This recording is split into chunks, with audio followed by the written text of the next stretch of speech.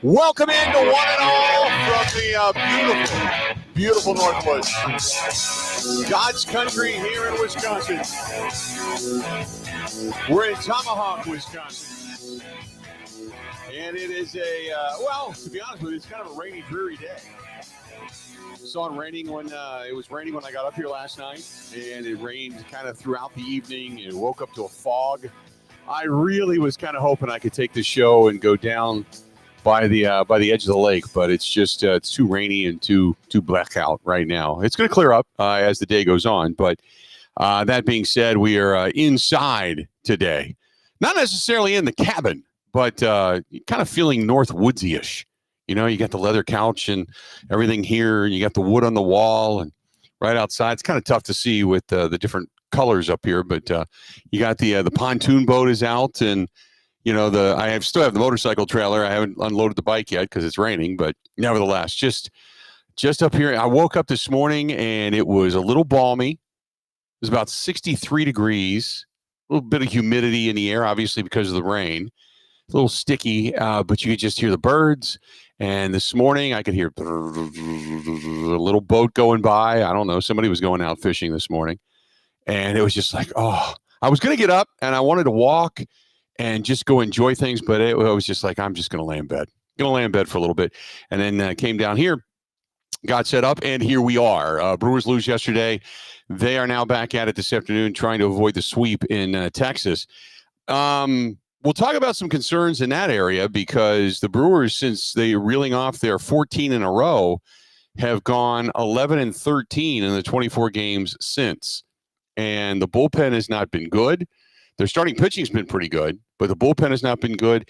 And some of the hits that were falling earlier aren't falling now. And yesterday, I mean, man, it was, they hit ropes. They were hitting ropes. They were just hitting them right at somebody. I mean, Bryce Terang got robbed of a 2-run home run that would have given them a much larger lead and probably would have won the game by the time, you know, you culminate the score as the game went on. But they were just hitting ropes. And then even Christian Yelich on that third out of the game, it hit a line drive to center. He smoked that thing. It was just right at somebody. So, you know, again, you got to be good. You got to be hot. You got to be healthy. And you got to be lucky. And right now, a little bit of the luck is not on their side because some of the things that they were doing early on that were falling just aren't right now. So they'll get back at it. And if you keep swinging and keep hitting, you're eventually going to have those things start to fall. But right now, they are 11-13 in their last 24 ball games. A little bit concerning. Packers back on the practice field, and we'll talk about concerns and positives going into tomorrow night. Tonight, we do have the Bill Michaels Huddle. We were up here in the Northwoods, and we're still going to do the huddle this evening. I'm looking forward to that. Heck yes. So we got that going on. We're going to take a look around the NFL today. Mark Schofield makes his weekly appearance with us from SB Nation, the NFL writer, and I think this is 5 or 6 years with us now. So Mark Schofield, great to have him back, and we'll be running around the rest of the National Football League today.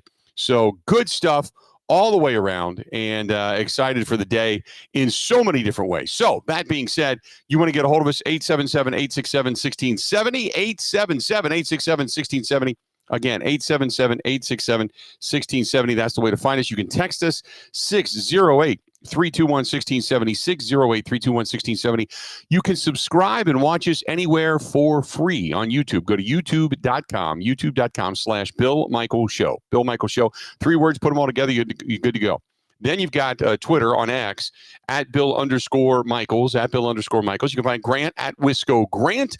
You can also find us on Instagram, Facebook, and TikTok in those fashions. The Bill Michaels Show. Same thing on the Twitch app, the Kick app. LinkedIn, you can find us there as well. You also have the app, which is Wisco Sports Zone.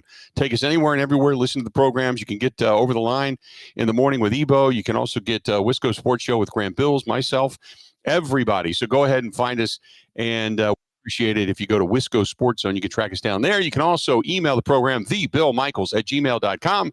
The website, simply thebillmichaels.com. After the fact on Spotify, Apple, iTunes, Google Podcasts. And then we are a television show each and every Saturday night, 8 o'clock Central Time. You can find us in Milwaukee on My 24 TV.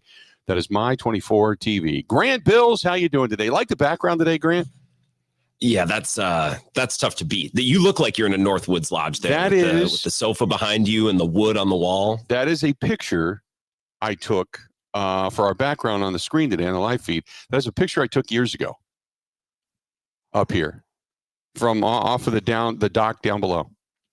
So you heard a little boat putting by, little tiller motor going by this morning. Suck my the weight. Windows open, yeah, and it's it's serene, it's peaceful, So it's great to wake up like that. Very well. What's really funny is I come in every morning, I'm amped up, I'm ready to go. Today, it's not that I'm not amped up because I am. It's just like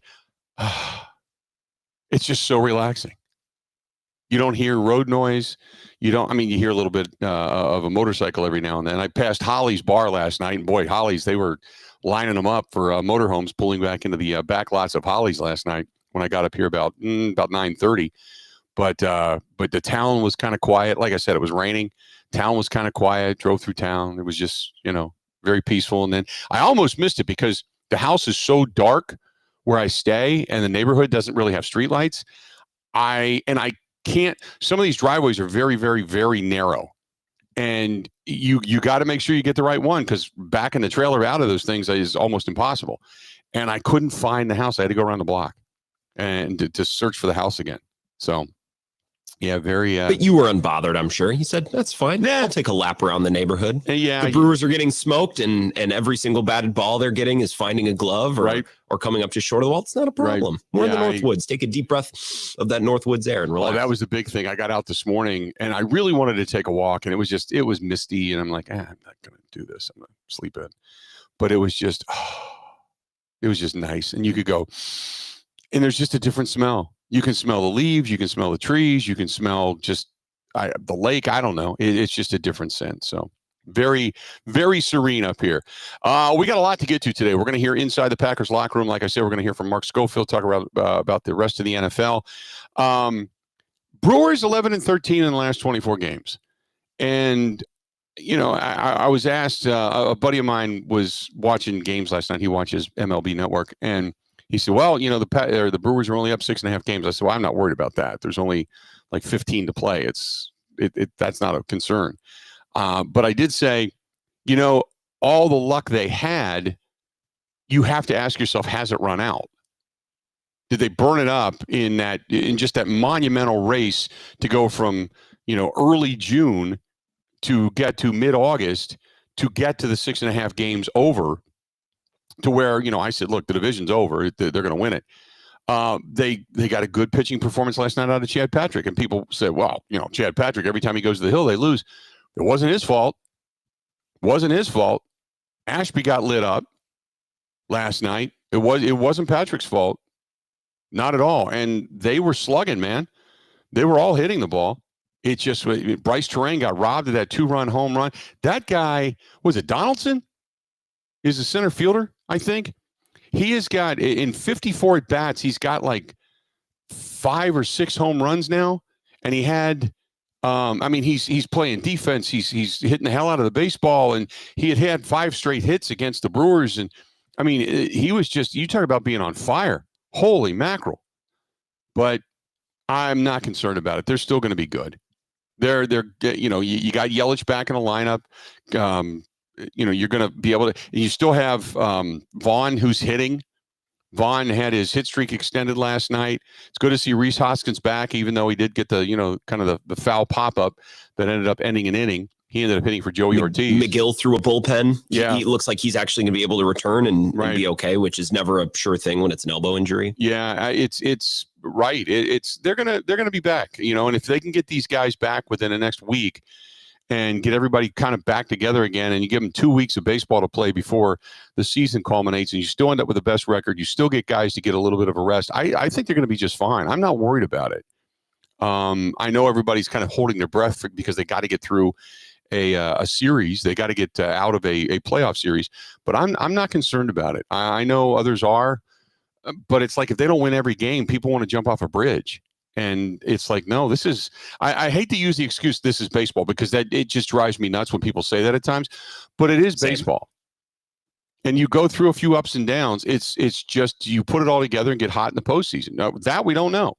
They could win a World Series. They could get bounced in the first round. I don't know. Couldn't tell you. Hitting's contagious, defense is contagious, energy's contagious. We do know that they're going to play that first series with home field advantage at American Family Field. The crowd's going to have to bring it. There's going to have to be an electricity in the air. I get all of that.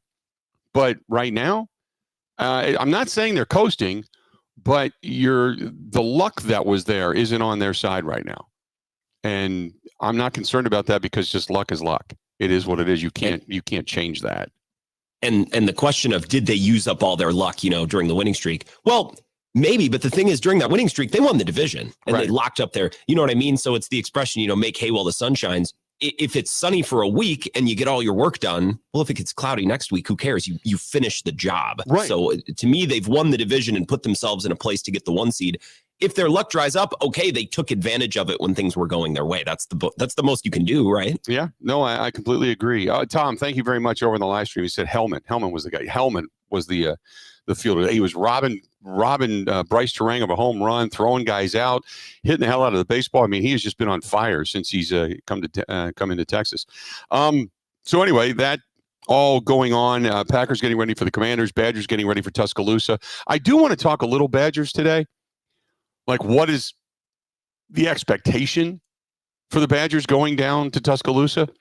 I know that at halftime, some of the leaders on that team stood up and got in some people's asses.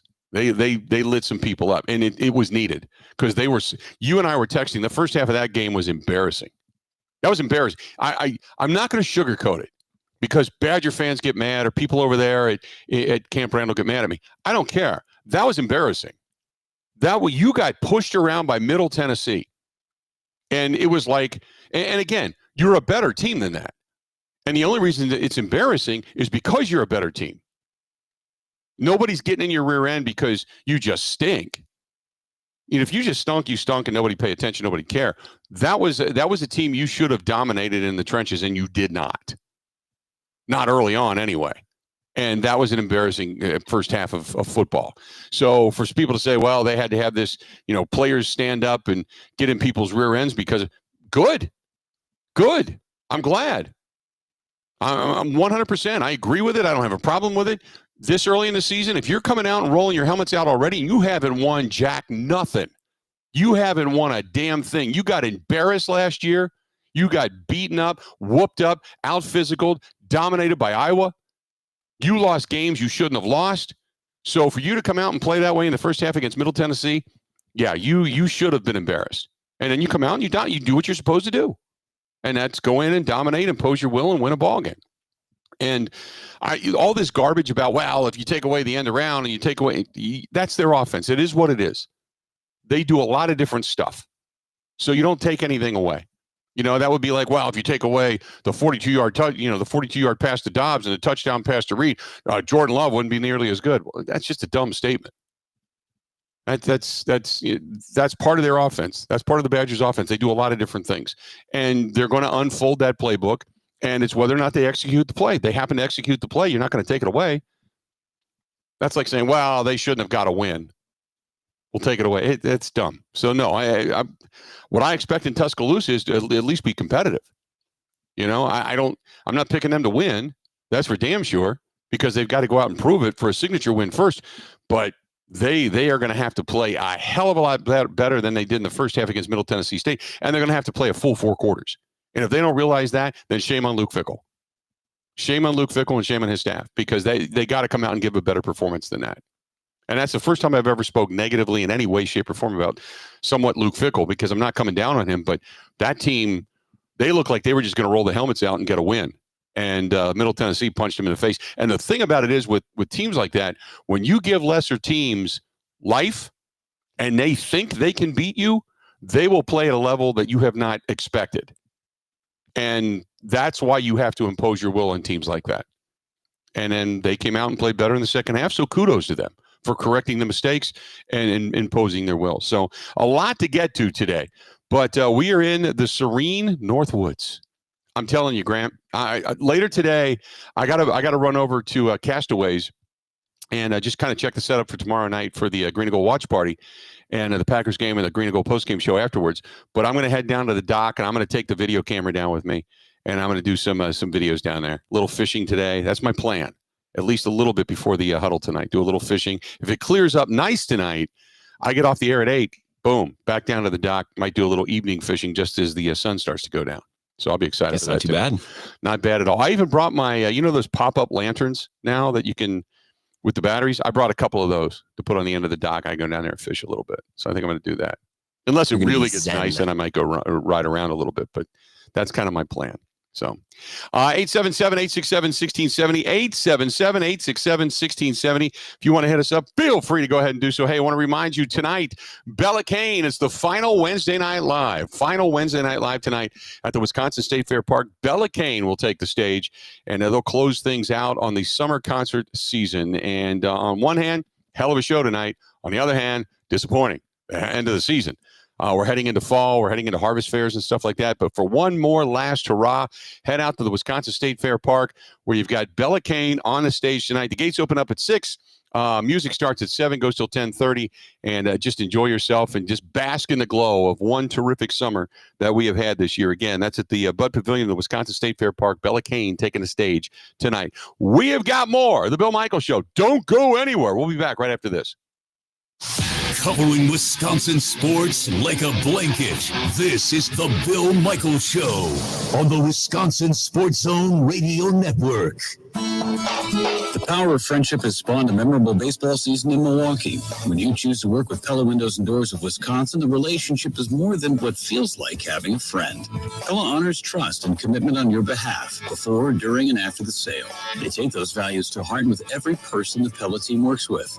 It's natural to feel a little apprehensive about having someone visit your home, but take it from me and my wife. The brilliant Pella designers immediately put you at ease with their experience and professionalism. We love that initial visit, along with how easy they made it to envision bringing our project to life.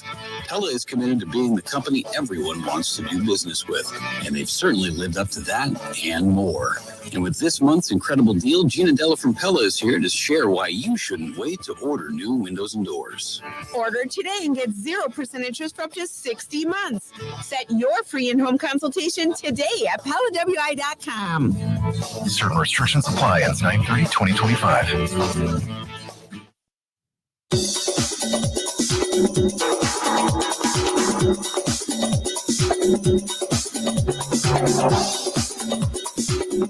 Bill Michaels will resume in 3 minutes.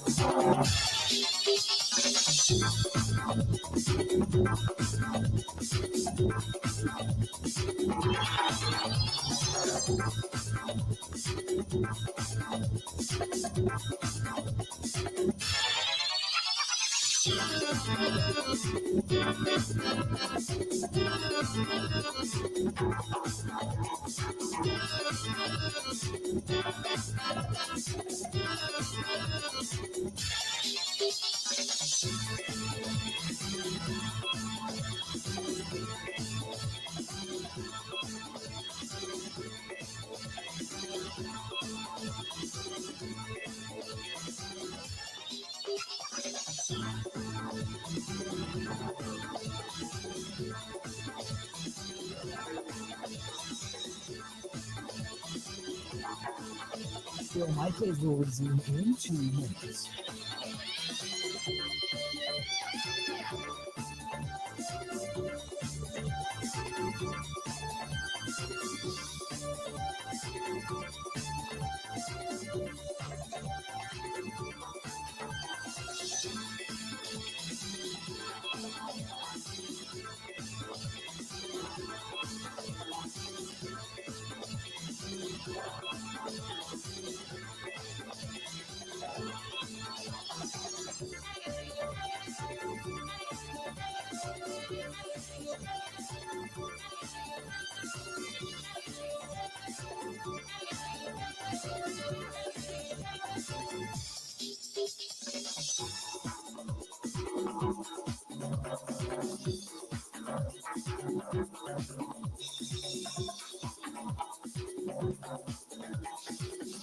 Bill Michaels will resume in 1 minute.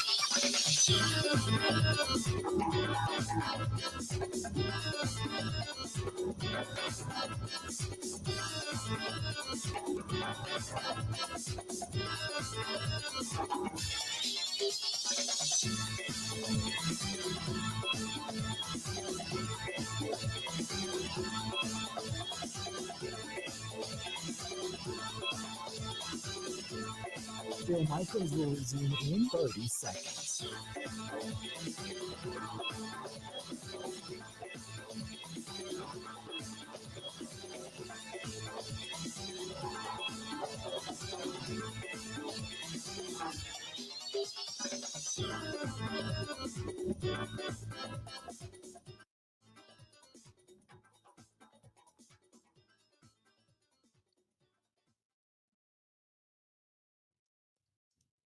Well, this is one of those ones that I know guys, had circled for many reasons, right? Obviously, the way things went last year, but also for the idea, like, look, there's nothing more that you want to do as a competitor than be in the biggest games and the biggest competition out there, and to go to Alabama to play in front of that crowd, to go down there to play, in the SEC country. I think that there's not a guy within our program that isn't say that's one of the reasons why they're here. The words of Luke Fickell. His team heading to Tuscaloosa, Alabama this weekend. Nationally televised game on ABC, and they're looking to impress. Might be the understatement, to be perfectly honest with you. They now you obviously would like to pull off the upset, but you want to impress. And I think what you want to do for Badger fans, you're looking for a signature win. Could this be it? Could this be it? This portion of the program brought to you by our friends at the Water Doctors, the best water softening system out there. That is the Connecticut water softening system. As a matter of fact, where I am staying here in the Northwoods, a couple of years ago, they had an issue with obviously very hard water and iron and such in the water in the system here. And I recommended the Connecticut system, and they looked into it and ended up getting it. And one of the big things up here is you're not drinking usually a lot of tap water. You're mostly buying bottled water, and not here. It is awesome. They switched over to the Connecticut system and got an iron remover and all that kind of stuff. And they say this is fantastic. And this morning I woke up, did what I normally do. Go downstairs, got some ice, boom, got some water, and it's perfect. And it is an awesome system. No matter where it is you are in the state of Wisconsin, get a hold of our friends at the Water Doctors, 262-549-7733, 262-549-7733. That is the Water Doctors and the best water softening system out. Don't forget it. Don't forget, it's so good, so good. So, Grant, my expectation for the Badgers, I think this Badgers team, as I've stated, needs to impress. They need a signature win this season. I don't know if this is going to be it, but they need to impress. And if they go into Tuscaloosa and go toe-to-toe with Alabama, where let's just say they do lose the game, but it's a 24-20 loss or 24-21 loss or something to that effect, I'm okay. I don't want to say I'm okay with it because it's like a moral victory, but I hate to say this, but for Wisconsin, it kind of is. But if they go in there, look bad in the first half, play tough in the second, but the final score is, 42 to, 12, 42 to 10, something like that, I will be extremely disappointed for two reasons. One is that defense that we had witnessed the first couple of games, who's only given up 13 points in the season, would then be exposed. And the second thing would be the offense that we heard so much about, and that, for we've been waiting for this thing to take off, didn't and isn't. And so there's to the eyeball test, we'll know, but you got to keep it close. Defense has to play stout. Defense has to help the offense because the offense needs help. We all know that. But I look for this. They got into a rhythm in the second half of that game, whether it was Middle Tennessee or not. They got into a rhythm. I got to see them keep that rhythm and just stay with Alabama and don't get dominated and or blown out down there. And what we want to see is the physicality in the trenches that we've heard so much about this offseason. That's my hope. I would like for this, unlike last year's Bama game, to be a game at halftime. You know what I mean? Like, I would like halftime to arrive and think, okay, let's see how this thing goes in the third quarter and in the fourth quarter, right?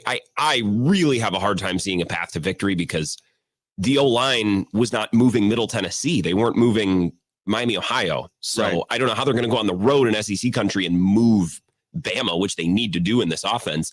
I'm with you on the topic of a moral victory for this program.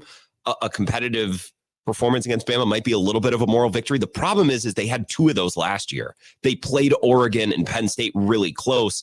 And at a certain point, like, just playing teams close isn't enough. Right. You know what I mean? Like, you do need to break through and win one of these. I don't expect it to be against Bama. That's why I reluctantly say that. Because where is the signature win? Now, when we had Jesse on, we'll have him on tomorrow.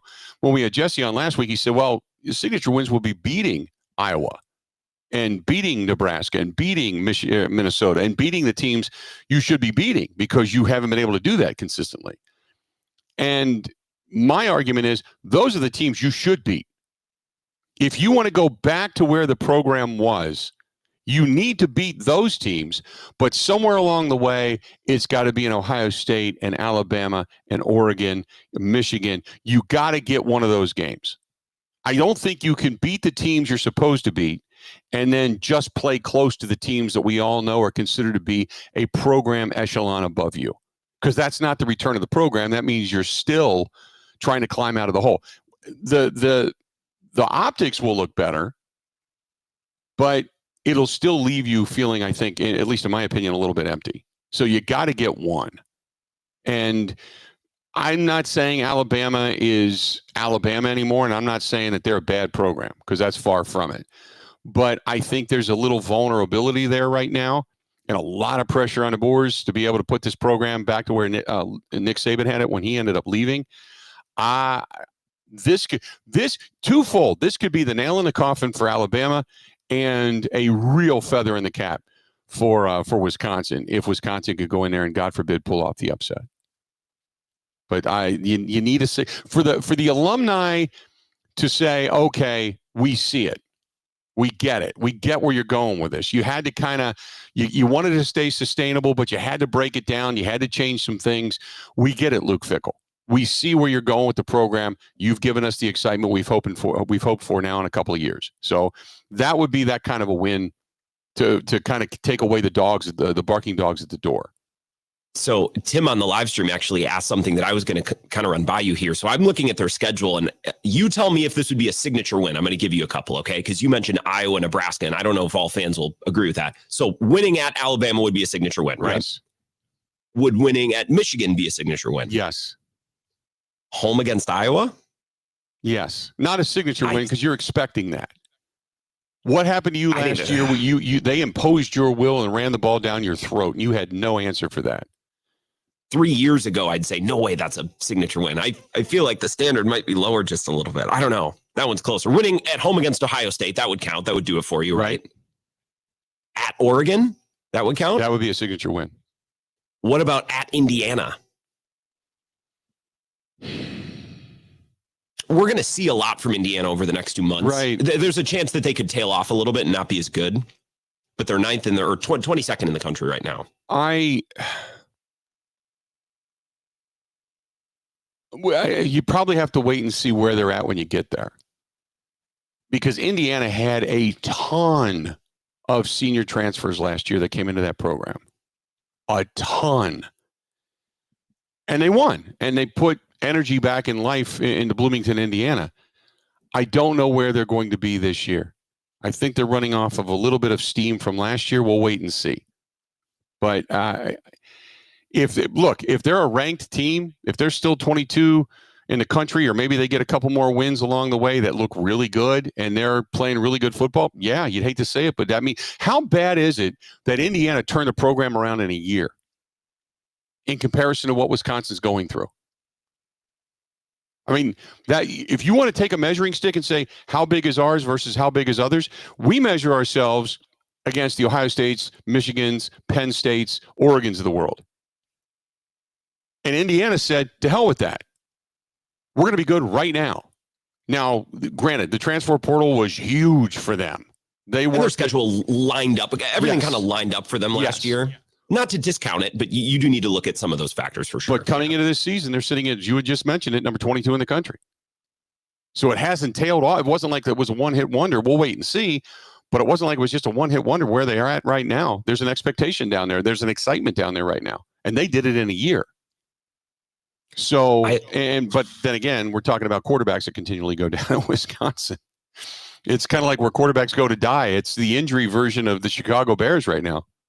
I think beating Illinois, the last one at home on the 22nd, like I think that would be a signature win too, beating Bielema. And this is what's scary, Bill, and you can quabble about Iowa or Illinois, whatever. I gave you just about half of their schedule there that would be considered a signature win, which means if it's a signature win, that's not a game that I'm expecting you to win, which when you lay it out like that, I start to look at the whole season. I'm like, man, how many games are they actually going to be able to like, what's their record going to be? I know we've talked about how difficult the schedule is, but when 2/3 of your schedule are potential signature wins, that means you're not expected to win a whole lot of them. Right. And that's true. You're also playing bigger, substantial programs. And you have not been that for a while now, from the end of the Paul Chryst era into the Luke Fickell era. So that's where you're trying to get in that sense. So, they need... if they become bowl eligible, that means they got one of those signature wins along the way. If they're bowl eligible, that's a heck of a season and the upcome turnaround for the Wisconsin Badgers. Probably more than one signature win if they're bowl eligible. Right. Just because their whole schedule is littered with these, and again, I think Iowa would be a signature win because they've been blasted by Iowa the last couple. I see the live stream. Not everyone agrees with that, but whatever. I'll concede on Iowa. Who cares? Let's do this. We'll step away. We'll take a quick break. We'll come back. We got a lot more to get to. Don't go anywhere. They are hoping to reopen here in about 2 weeks. That's our friends down there at this Nice Ash Cigar Bar. During the flooding, they had their own flooding issues, as a matter of fact. They had a boiler that broke, or not a boiler, but a hot water heater that broke in one of the apartments upstairs. And in that old historic building, just water flowed unfettered for hours. And it went down through the ceiling into the bar in that historic wood floor down into the basement, flooded the basement. And it's been a lot of cleanup. I mean, a lot of cleanup. But finally, everything has been dried out. They're replacing the floors. They're putting in new floorboards and such. And it's coming along, but they just hope to get back open here in the next couple of weeks. Hang in there. But it's a place that I miss. I know others have as well. Nice Ash Cigar Bar. Just keep kind of checking back at theniceash.com. That's theniceash.com. And believe me, when they're back open, you'll know about it because I'll be back down there. But keep supporting local. Keep supporting those businesses downtown Waukesha because they've renovated and made it look like new. Great place down there. Theniceash.com. That is theniceash.com. Covering Wisconsin sports like a blanket. This is the Bill Michaels Show on the Wisconsin Sports Zone Radio Network.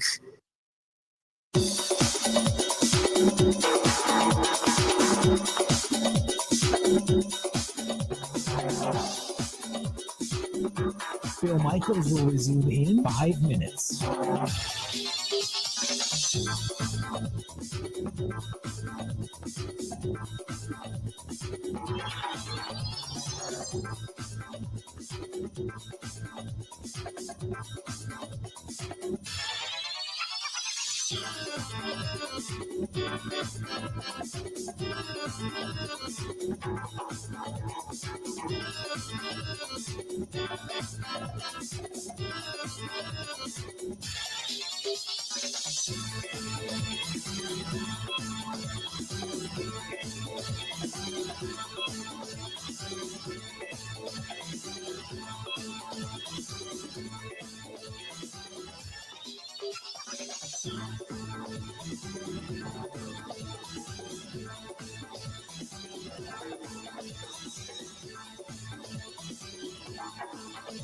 Bill Michaels will resume in 4 minutes.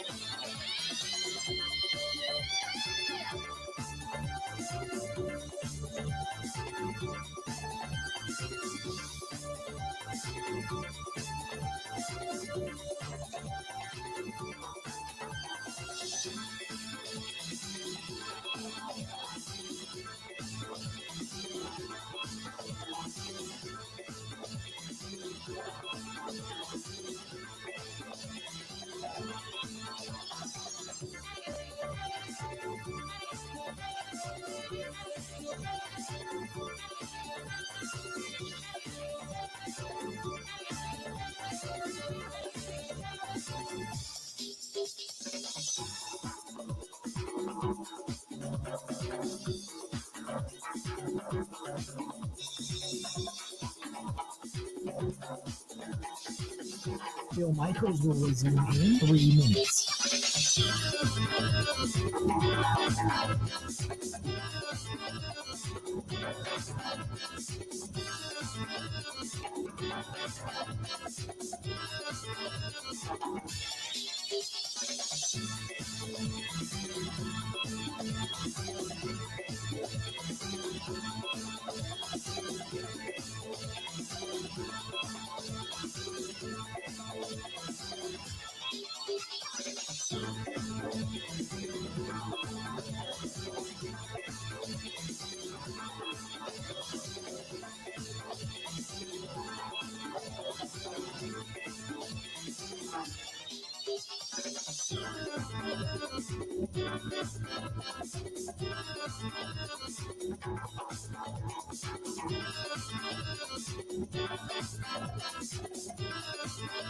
Bill Michaels will resume in 2 minutes.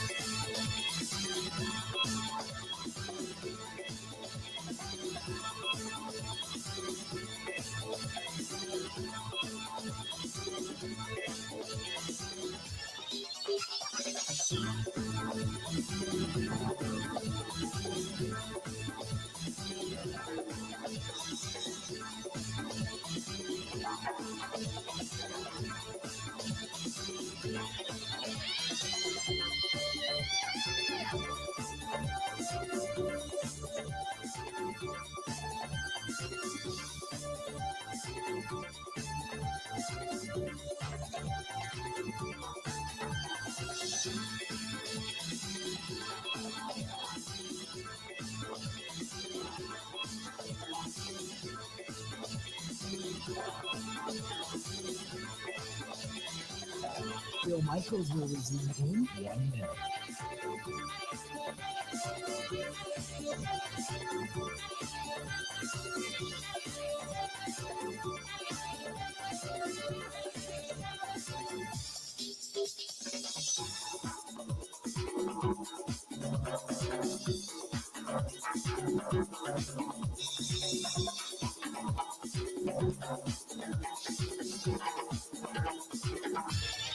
Bill Michaels will resume in 30 seconds.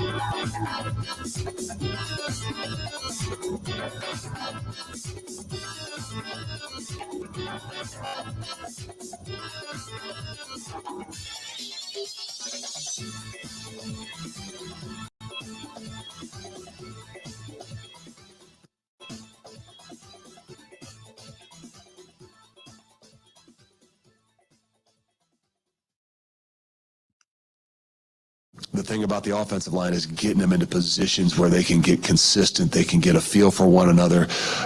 That's so much more about guys working in unison.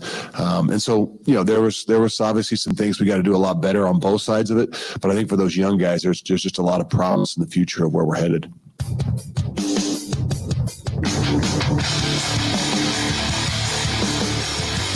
The words of Luke Fickell. A lot of promise in the future. And in some eyes, the future has to be now. Has to be now. 877-867-1670, 877-867-1670. You want to find us? Do it. We are heading out to La Crosse, Wisconsin, coming up the end of the month. We're going to be out there for Oktoberfest. Looking forward to that. And two places cannot wait to go, Buzzard Billy's and Starlight Lounge in the same building, one downstairs, one upstairs on that 1860s brick hotel right there on Pearl Street, La Crosse, Wisconsin. You have outside dining, inside dining. The best Wisconsin beer cheese soup ever is right there at Buzzard Billy's, along with a lot of good food. And then the craft cocktails and such upstairs. You feel like you've been transformed back in the 1950s, early 60s at the Starlight Lounge. It is a great night out, and I really look forward to going in there and seeing those guys, and girls for that matter, and just hanging out a little bit. Buzzard Billy's downstairs, Starlight Lounge upstairs, Pearl Street in La Crosse, Wisconsin. Cannot wait to get there. Cannot wait to get there. I got a couple of emails and text messages I want to get to. However, I want to get to Tony in Sussex, talk a little Badgers. Tony, how you doing today, man? What's going on? I'm doing good, Bill. Thanks for taking a call. You bet. I don't know. How is this Luke Fickell's third year? Yes. Yeah.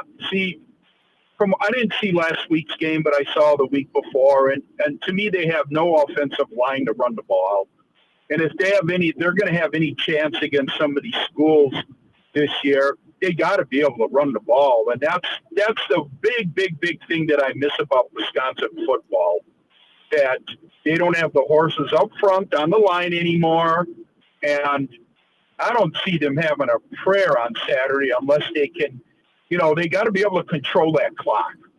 Okay, you can't keep turning that ball over after third down, on fourth down, and because you can't get the first down and you can't punch a hole in. But Right. I thought they were pretty pathetic the week before. Not last week, as I said, I didn't see it, and I've noticed that last year. He totally transformed that team, and I guess it was getting a little bit different before that, but I don't know. To me, you couldn't beat that old Wisconsin football where they would get these big guys on the line and they put all these running backs in the NFL. Yeah. Okay? Well, let me ask you this. And then you could have a manageable quarterback. Yeah. Well, let me ask you this. What do you feel would be a good performance for Wisconsin where you would walk away feeling satisfied this weekend? Kind of what you said earlier. Keep it under 10 points. I mean, to me, what are they, a 20-point underdog? Or it's pretty lopsided, and it's in, it's in Tuscaloosa where they play. Yeah. And, and they're a phenomenal team, good team. So they're there to run you out of the stadium, and that's what they're going to try to do. Right. They're going to try to run them right out of the stadium early, and they're going to do it right until the last kick.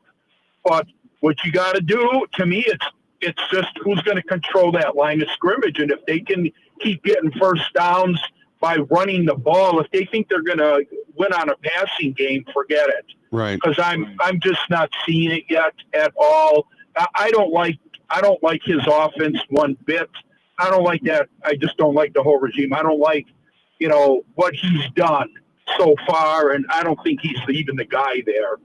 Or maybe I'm too old school and everything, but I like those big mooses up front that'll impose their will on a defensive line, get that first down, and drive down the field running the ball when they have to. Right. Because, the quarterback's a revolving door over there. And now with this portal, it's really everything's a revolving door. That's another thing I can't stand. It is what it is. I guess that's the nature of the beast right now until they change things a little bit up, because I think it's out of control. But that's how I look at it. I'd love to see them win, but I don't know. To be a realist, I think it's going to get real ugly pretty quick there. If they cannot control that ball, they can't do these 3 and outs constantly. Right. And because it's not going to go anywhere. But thanks for taking my call. Have a great day. All right, bud. Appreciate it. Graham, what is the line? Isn't it like 11.5? Correct me if I'm wrong. Isn't it? It's something I haven't checked it, and I know Zach was mentioning it in his updates. I can pull it up here. Line. I think it's like 11.5 is what the line is, if I'm not mistaken. I was just opened at 19, shifted to 20.5. It may have come back down. Okay. Let me dig here. I haven't taken a look at it. I thought it was a little bit less than that, but I could be wrong. I mean, I don't follow I don't track the betting sites consistently. Yeah, I don't either. That's the reason. I see 19.5 at open, and most of them now are 21, 21.5. Yeah. BetOnline.ag has it at 21, a 21-point spread. I just finally looked at it. They got an 11.5 spread in the first half alone. Interesting. The one thing that he said, and a lot of people go back to, is the horses up front running the football, Wisconsin football. I get it. I do, because that was a staple for a very long time. I guess I don't want to say the problem, but times have changed. There's first of all, you got to have the running back to be able to do it. And, you got to be able to get the giant horses up front. It just depends on, philosophically speaking, on what is your offense and what is your methodology. Are you looking for 320-pound guys that are road graders, that are okay at pass blocking, but more so run blocking, clock control and things like that? Because if you don't have the defense to keep up with a team that can just throw the football, because everybody's throwing the football today, then yeah, you're going to be able to impose your will in a line of scrimmage. But if teams are scoring quickly and you don't have a defense to keep up, I get it. I just don't think you can just say it's as easy. A lot of people go, well, Barry Alvarez did it. Well, times were different. There is no loyalty to your in-state school anymore. It is about the money. That's it. Now, there's going to be the exceptions to the rule, but it used to be, man, if you were one of these big kids in the state of Wisconsin, you could not wait to become an offensive lineman at Wisconsin. You couldn't wait for the knock on your door for Barry or one of the scouts to come in and say, hey, we want you to come and play Wisconsin football. And we want you to grow and beef up and learn and sit for a year and then come in and be one of either our backups, because we already have 4 road graders ahead of you, or work your way into a starting position, but the best will play. That's not it anymore. Now you're looking at scholarships for people going, this is what we're going to pay you, and you're going to come in and start right away. Or you're going to the transfer portal where you got to pay other players that, if they're not going to Tuscaloosa, if they're not going to Ohio State, if they're not going to Oregon, if they're not going to Michigan, if they're not going to Penn State, if they're not going to Clemson, if they're not going to those big schools like that in Oklahoma and Texas, then you're going to get them.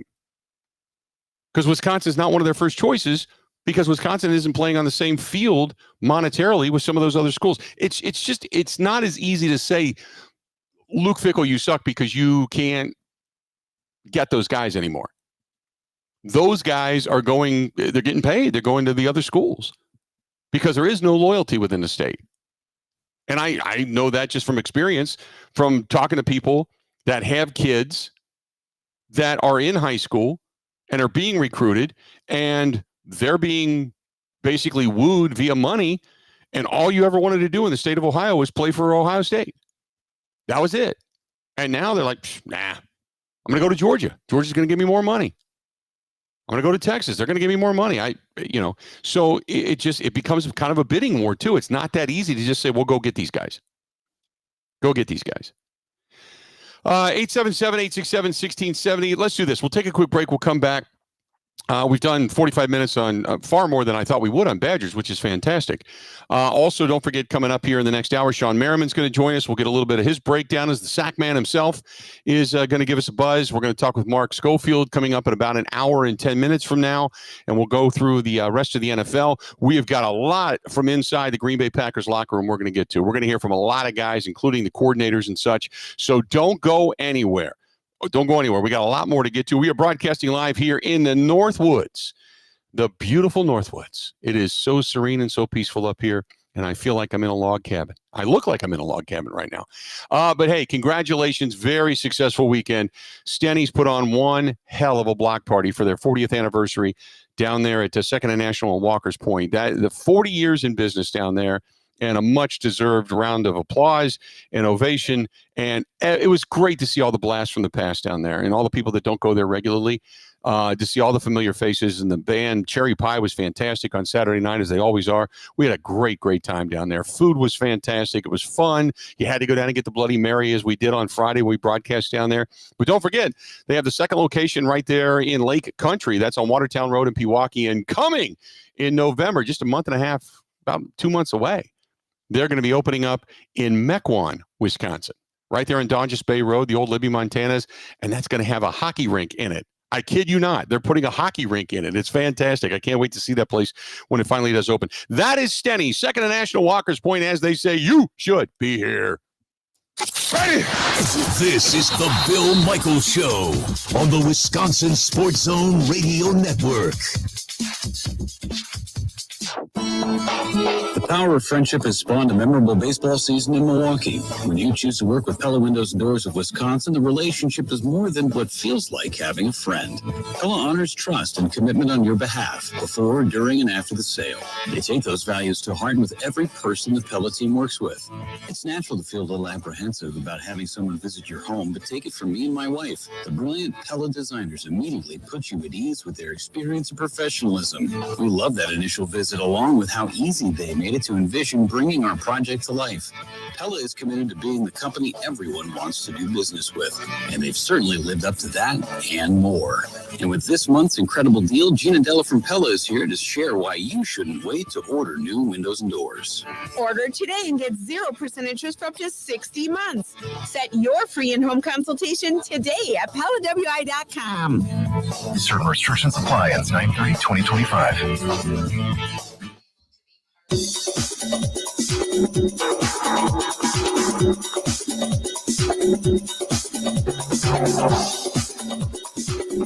Bill Michaels will resume in 3 minutes.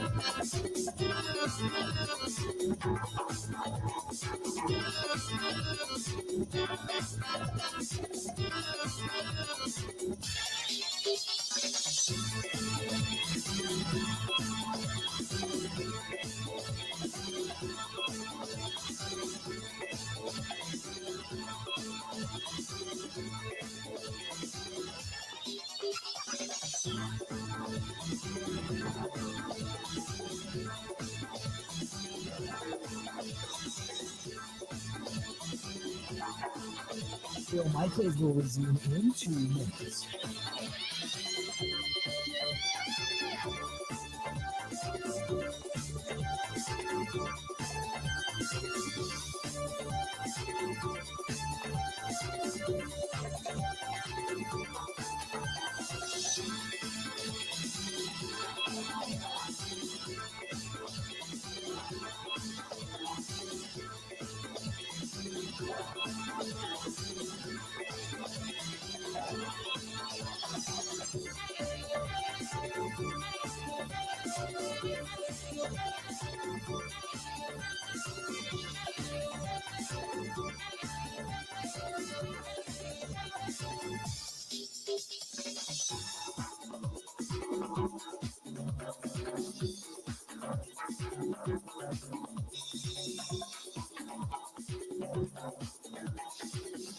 Bill Michaels will resume in 1 minute.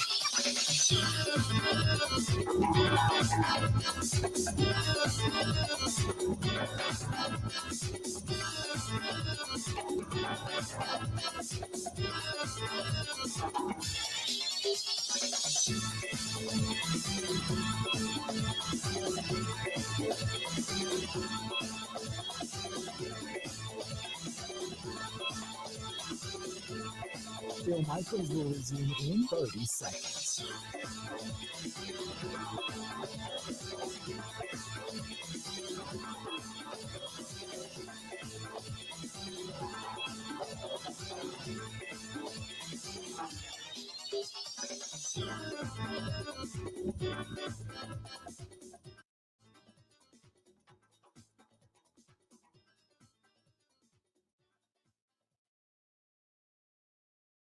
I think it's just one of those jobs that maybe a long time ago was a little bit easier in a different landscape and now is much more difficult. I mean, the financial kind of backing that clearly Ohio State, Michigan, watching the highlights of that quarterback, physical talents jump off the screen. Well, he's a $25 million kid. That's what it costs. Then you add Oregon and their money. USC has unlimited cash. I think it's really, really difficult because the amount of money you got to spend right now, it doesn't even always pencil.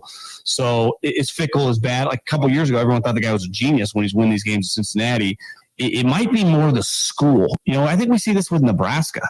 Like, that's a school that kind of has high hopes. You watch them. I was watching that first game. It's like, yeah, they're probably 7-5. I mean, these teams are hoping to be like 10, 11 wins and Rose Bowl bound. Like, those days in NIL, until there's ever some equal playing footing where everyone gets the money from the TV partners and everyone's on the same, the way it is right now, I think there are schools that have won in our lifetime, especially like Wisconsin, who's been really, when I was a GA at Fresno State, we went back there and played them with Bielema. They were really good. It's a lot different world because guys that would have been on that Bielema team in 2008-9 that ended up going in the top couple rounds. What if Ohio State or Florida or some of these Texas calls and like your best player or two, hey, we'll double the amount of money they can pay you. What are these kids supposed to do?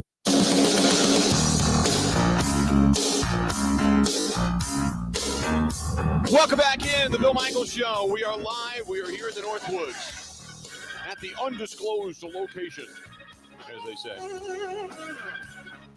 And a stone's throw away from beautiful Lake Nokomis here in Tomahawk, Wisconsin.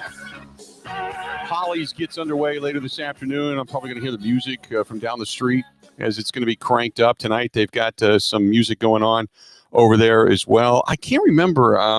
I think it's the 90s Jake Band that kicks it off tonight, if I'm not mistaken. I believe it's going to be the 90s Jake Band. So that obviously a lot of 90s music, but nevertheless. So they're going to be playing at Holly's tonight. They have got all kinds of different activities, festivities, and such here in the area. I did want to let you know the road that if you're coming up here, the road that the windmill, the windmill ice cream shop and Tilted Loon and all that is on. I think I can't remember what that is. I can't remember what street, what interstate that is, or not interstate, but road that is. But there is a bridge out, and that road is impassable. So if you're coming up here thinking you can just zip up and down, I don't know if it's or I'm going to have to go take a look. I'm completely discombobulated now. But nevertheless, there's a bridge out just above the windmill ice cream shop. So you're going to have to, figure out some alternatives. And my assumption is it's going to kind of create a little bit of a snafu for getting to places like Bubba's and going all the way up to just taking that street all the way up to, say, Bonnie and Clyde's and such. So if you're coming up here, just kind of be aware of that bridge is out right now. And it's not going to be repaired by the end of the week. It's done. They're replacing the bridge. So it's going to be a little while. 877-867-1670, 877-867-1670. And the voice that you heard there was John Middlecoff. He is from The Volume and just talking about what I was discussing. He was on Grant's show last week talking about the ability to be able to retain key players and bring players into your system that are going to be bigger, better, and better than anybody else. So there you go. We got an hour down. We got a lot more to go. We're going to talk some Packers when we come back. Don't go anywhere. A lot more of the Bill Michaels Show coming up here in the Northwoods right after this.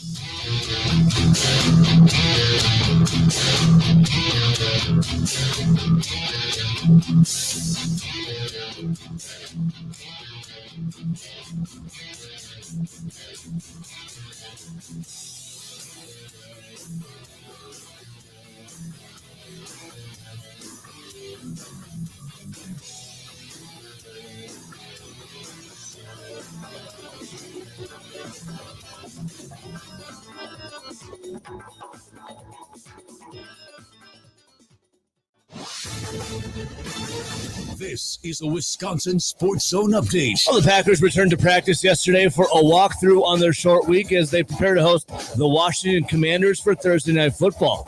Not practicing yesterday was guard Aaron Banks, defensive end Brenton Cox Jr., cornerback Bo Melton, and right tackle Zach Tom. Quarterback Jordan Love was asked if prepping for Thursday night is more mentally or physically challenging. It's not the norm. It's not a normal week. And then, you add in trying to game plan and watch as much film as possible in a short week. It's tough. So it's both mentally and physically challenging. But I think, coming off a week one game, it's not later on in the season where your body might be a little bit more banged up. It's a little easier on the body, but, it's always both mentally and physically challenging. Kickoff is tomorrow night at 7:15. Turning to Wisconsin, they're preparing for their toughest task so far this season as they get ready to face number 19 Alabama in Tuscaloosa on Saturday. Now, whether the Badgers will have their starting quarterback remains to be seen. Billy Edwards Jr. missed last week's games with a knee injury, and the status for Saturday is up in the air, according to head coach Luke Fickell. Kickoff is Saturday at 11 a.m.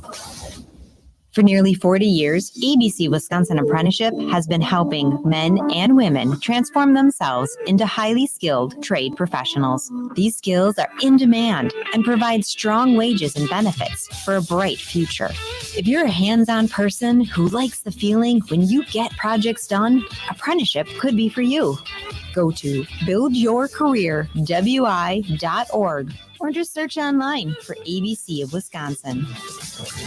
Well, the Brewers would fall again to the Texas Rangers, this time 5-4 last night in Arlington. Milwaukee now sits 89-57 on the year, good for 6.5 games above the Cubs for first place in the NL Central, and they'll look to avoid getting swept this afternoon. First pitch against the Rangers is today at 1:35. For the Wisconsin Sports Zone Network, I'm Ebo.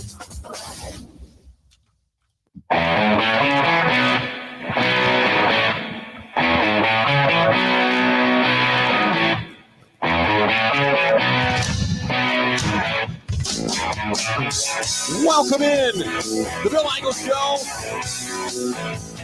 here in the Northwoods. Tomahawk, Wisconsin got here last night. Love this place.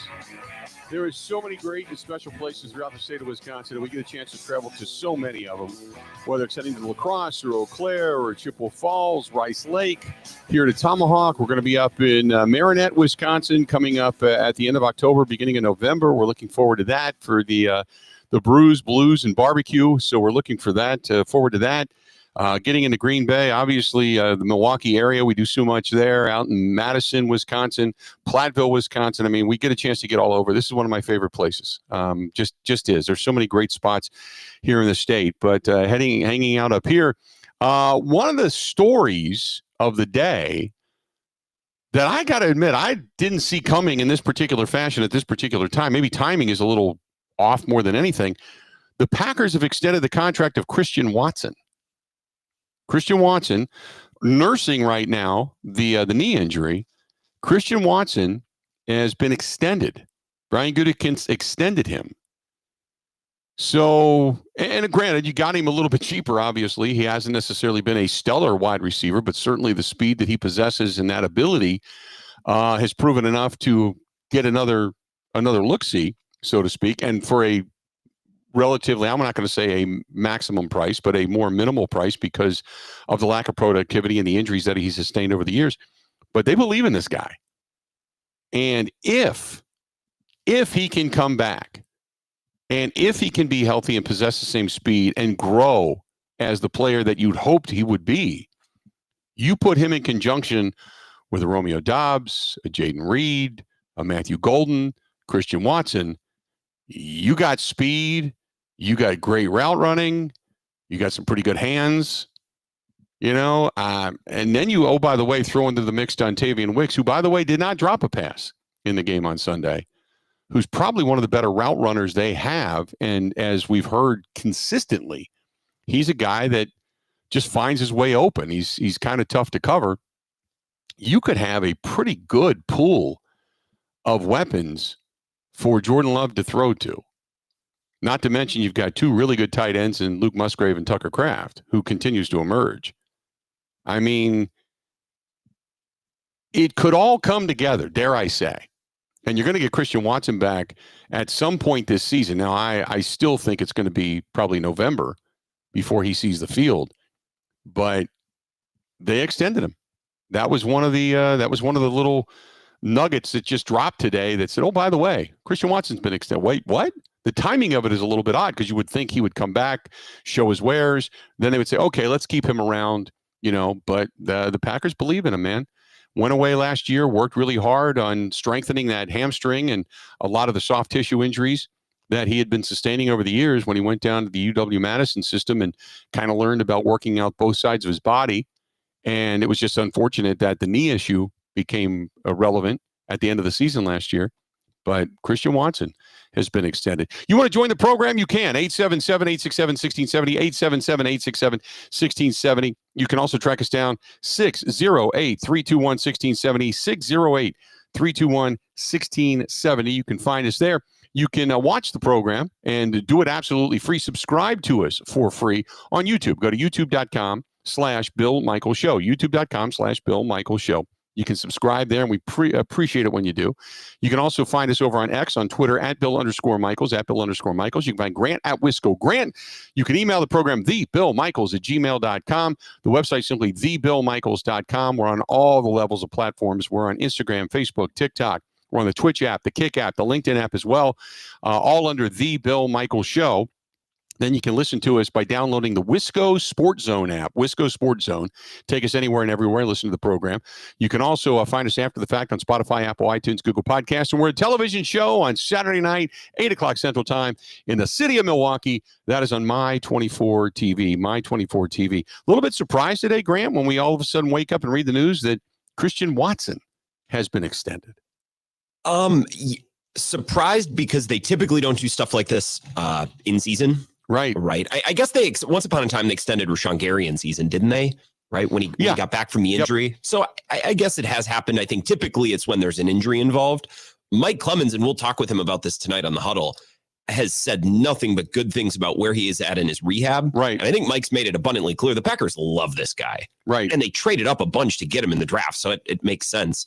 Basically, you're just extending his rookie contract one more year to give him a chance to come back and to play football this year and next year. And if he looks great, maybe he earns a big, deal here or elsewhere. But it kind of reminded me of the way they handled Jordan Love before the big extension. It's like, we need to see a little bit more from you. You need to show a little bit more to everyone else. We'll just give you a nice 1-year extension and we'll just push the decision for everyone involved out a year, which I think makes a lot of sense. I think it's a good deal for both sides. Which again, they got him.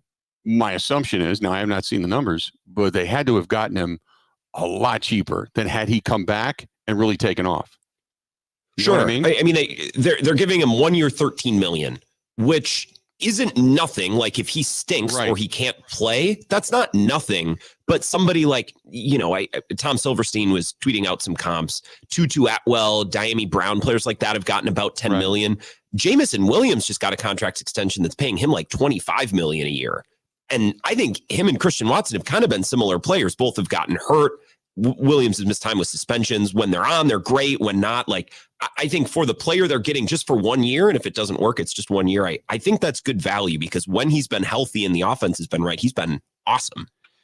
This was from Terry, who said, hey, Bill, do you think if the Packers would consider trading one of the deep wide receivers that they have on this team, they could pick up a first-round pick from the Kansas City Chiefs? Kansas City needs wide receivers right now. No. Tell me who in this roster right now is worthy of a first-round pick other than Matthew Golden.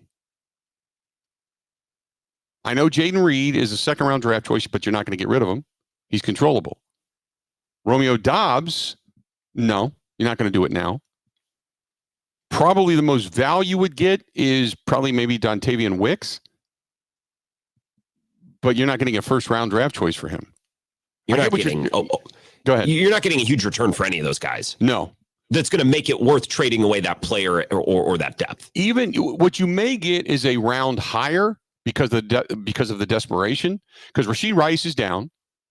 So we know that he's suspended right now, so he's not going to be around for help in any way, shape, or form. And obviously injuries in that first contest with Xavier Worthy going down, that's problematic for them. They still have Juju Smith-Schuster and Hollywood Brown, but you're not getting a first-round draft choice because of their desperation. They're not going to be that stupid. That's just not going to happen. You can maybe get a round higher than what you would expect. So if you're looking at a fourth round, maybe you get a third round, but no, you're not gonna get a first round pick. I get philosophically what you're trying to do. You're trying to give them a receiver plus for the one you just gave up for Micah Parsons. You're trying to get back into the first round, but no, I'm not going to go there. And even if you do, I'm not saying Kansas City. I think the window's closing on Kansas City, and I said Kansas City's not even going to go to the AFC Championship game again this year. I think this is a year in which Kansas City, maybe they make the playoffs and then they find an earlier exit. But even if you do, you're still going to get one in 26th, 27th. That's not going to happen. So no, you're not going to do that. Easton Butler reported last night, Packer Report. He had some really good juice during the draft and during the Micah Parsons saga. Reported last night that multiple teams have called about Dobbs and a couple have even put concrete offers on the table. I think Romeo Doubs is their best receiver right now. You just traded 2 firsts for Micah Parsons. So even if you could get a third for Dobbs, like, is that worth it? Right. I'd just rather have Romeo Doubs. I'd rather have all of these good young players than a middling draft pick, especially given that you kind of push some chips into the middle of the table to go get Micah Parsons. I don't want to start, trading away other players now. I don't want to go in that direction. Yeah. And you just got it together, and you think you're on the cusp of something here. So you're not trading away pieces of what you just put together. That's not going to happen. Not unless somebody came to you with one ridiculously stupid offer, and then maybe you do that. But that's not going to happen. It wouldn't make sense on the Packers' behalf unless it was an extremely high draft choice, a package you just couldn't refuse. But no, you're putting all the pieces together. You don't want to start dismantling things now. So no, Exactly. I don't think that's going to happen. And Jaden Reed has a broken foot. Right. Dontavian Wicks missed most of camp with a calf injury. Like, if they were all perfectly healthy and performing like studs, maybe we could have this conversation, but that's not how this is shaken out through the first couple weeks of the season. Yeah, I would agree with that. Let's do this. A couple of things. We're going to go ahead and take a quick break, but when we come back, I want to listen to Jeff Hafley from yesterday. I want to hear what Jeff Hafley has to say. Sean Merriman, by the way, coming up here at the bottom of the hour, so don't go anywhere. But I want to listen to what Jeff Hafley has to say about that defense and about what he saw and what he thought, being able to use Micah Parsons in his first game as a Green Bay Packer. So all of that coming up. Don't go anywhere because you're going to want to hear it. Stay tuned. More of the Bill Michaels Show. It's coming up next. This is the Bill Michaels Show on the Wisconsin Sports Zone Radio Network.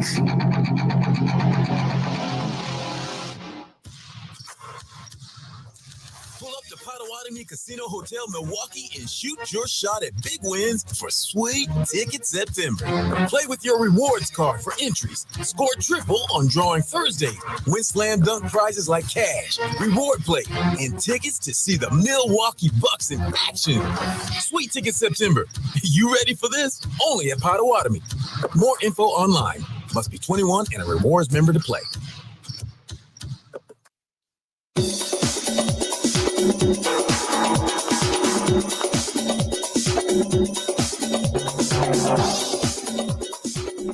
Bill Michaels will resume in 3 minutes.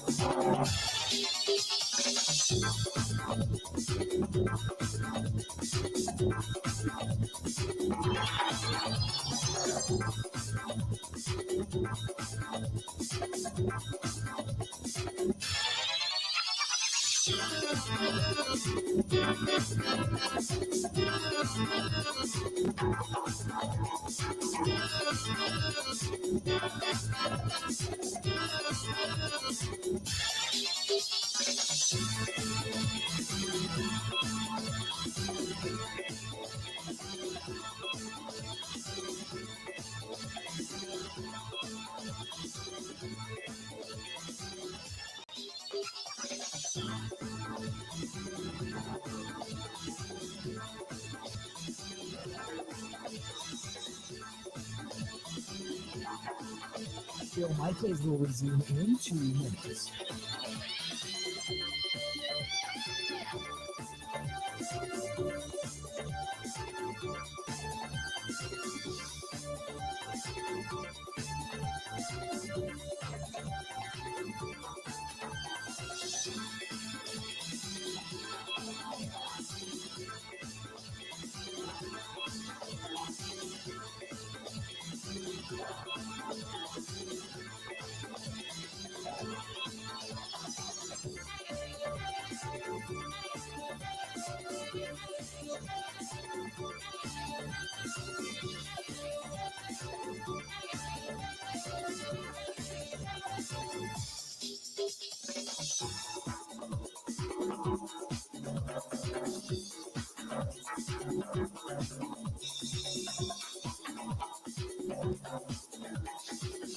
Bill Michaels will resume in 1 minute.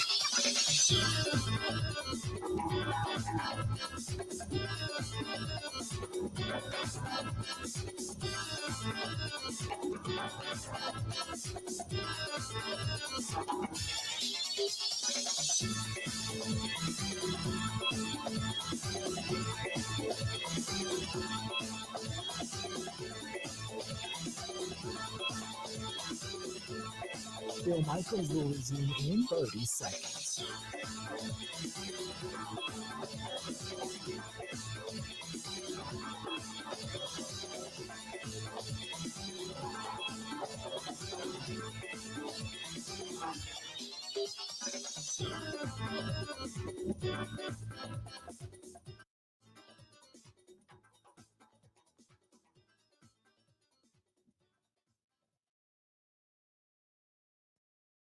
Yeah, he threw some in last week, threw some in this week. Obviously, won't get into everything because situational football, just where we're out in the field, things like that. But, I think, this might be a game where some might come out and things like that.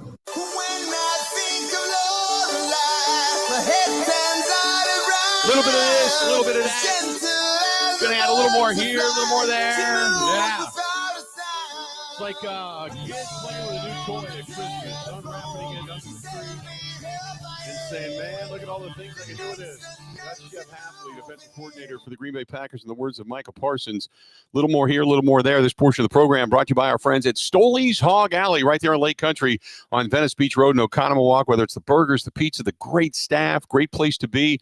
Go in there and watch the game on a weekend or a weeknight for that matter. Stoles 0109 on Watertown and County Road R, which did a fantastic job getting everybody through there for the Big Unit Poker Run, the 18th annual, and it was just a joy to work with Jeff and Alicia and their entire staff as they just killed it behind the bar, getting everybody served in and out the door. It was a great place, a great experience. Stoley's Hog Alley in Lake Country, Stoles 0109 on County Road R in Watertown. Jeff Hafley, defensive coordinator, he's got a new piece to the puzzle. He's giddy. Take a listen.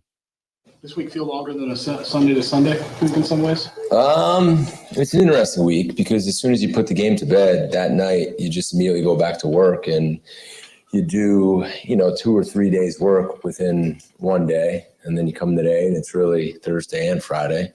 So you kind of you have a lot to do in very little time. So you just go. And here we are.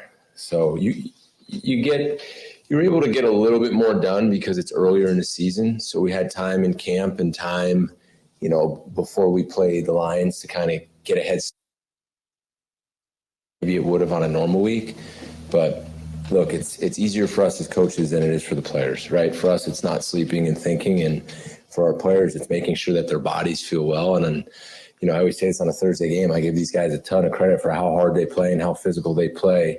To go and do it again in such a short period of time. I have a ton of respect for them. And, for that, I'll stay up and do everything that I can possibly to help them play their best and win the game. When you get to Thursday, are you just trying to clear your mind at that point, or are you still going over your play sheets and call sheets? Like as far as this Thursday? Personally, yeah. Yeah, for the next 2 days, I'll kind of go back now that everything's been installed to the players, and I'll just kind of watch film and go through it again just to make sure it's clear-headed and, catch my breath a little bit and go through it again, make sure that I like everything that we installed. And there might still be some tweaks up to the game. But in all honesty, I think you always kind of work to the game and then through the game. I've never been a big believer in the haze in the barn on Friday and you just go. You work through the game, you get new ideas. I mean, something might come in the third quarter of the game, so you just never stop. And that's how we'll be, and that's how I'll be studying it until the game's over.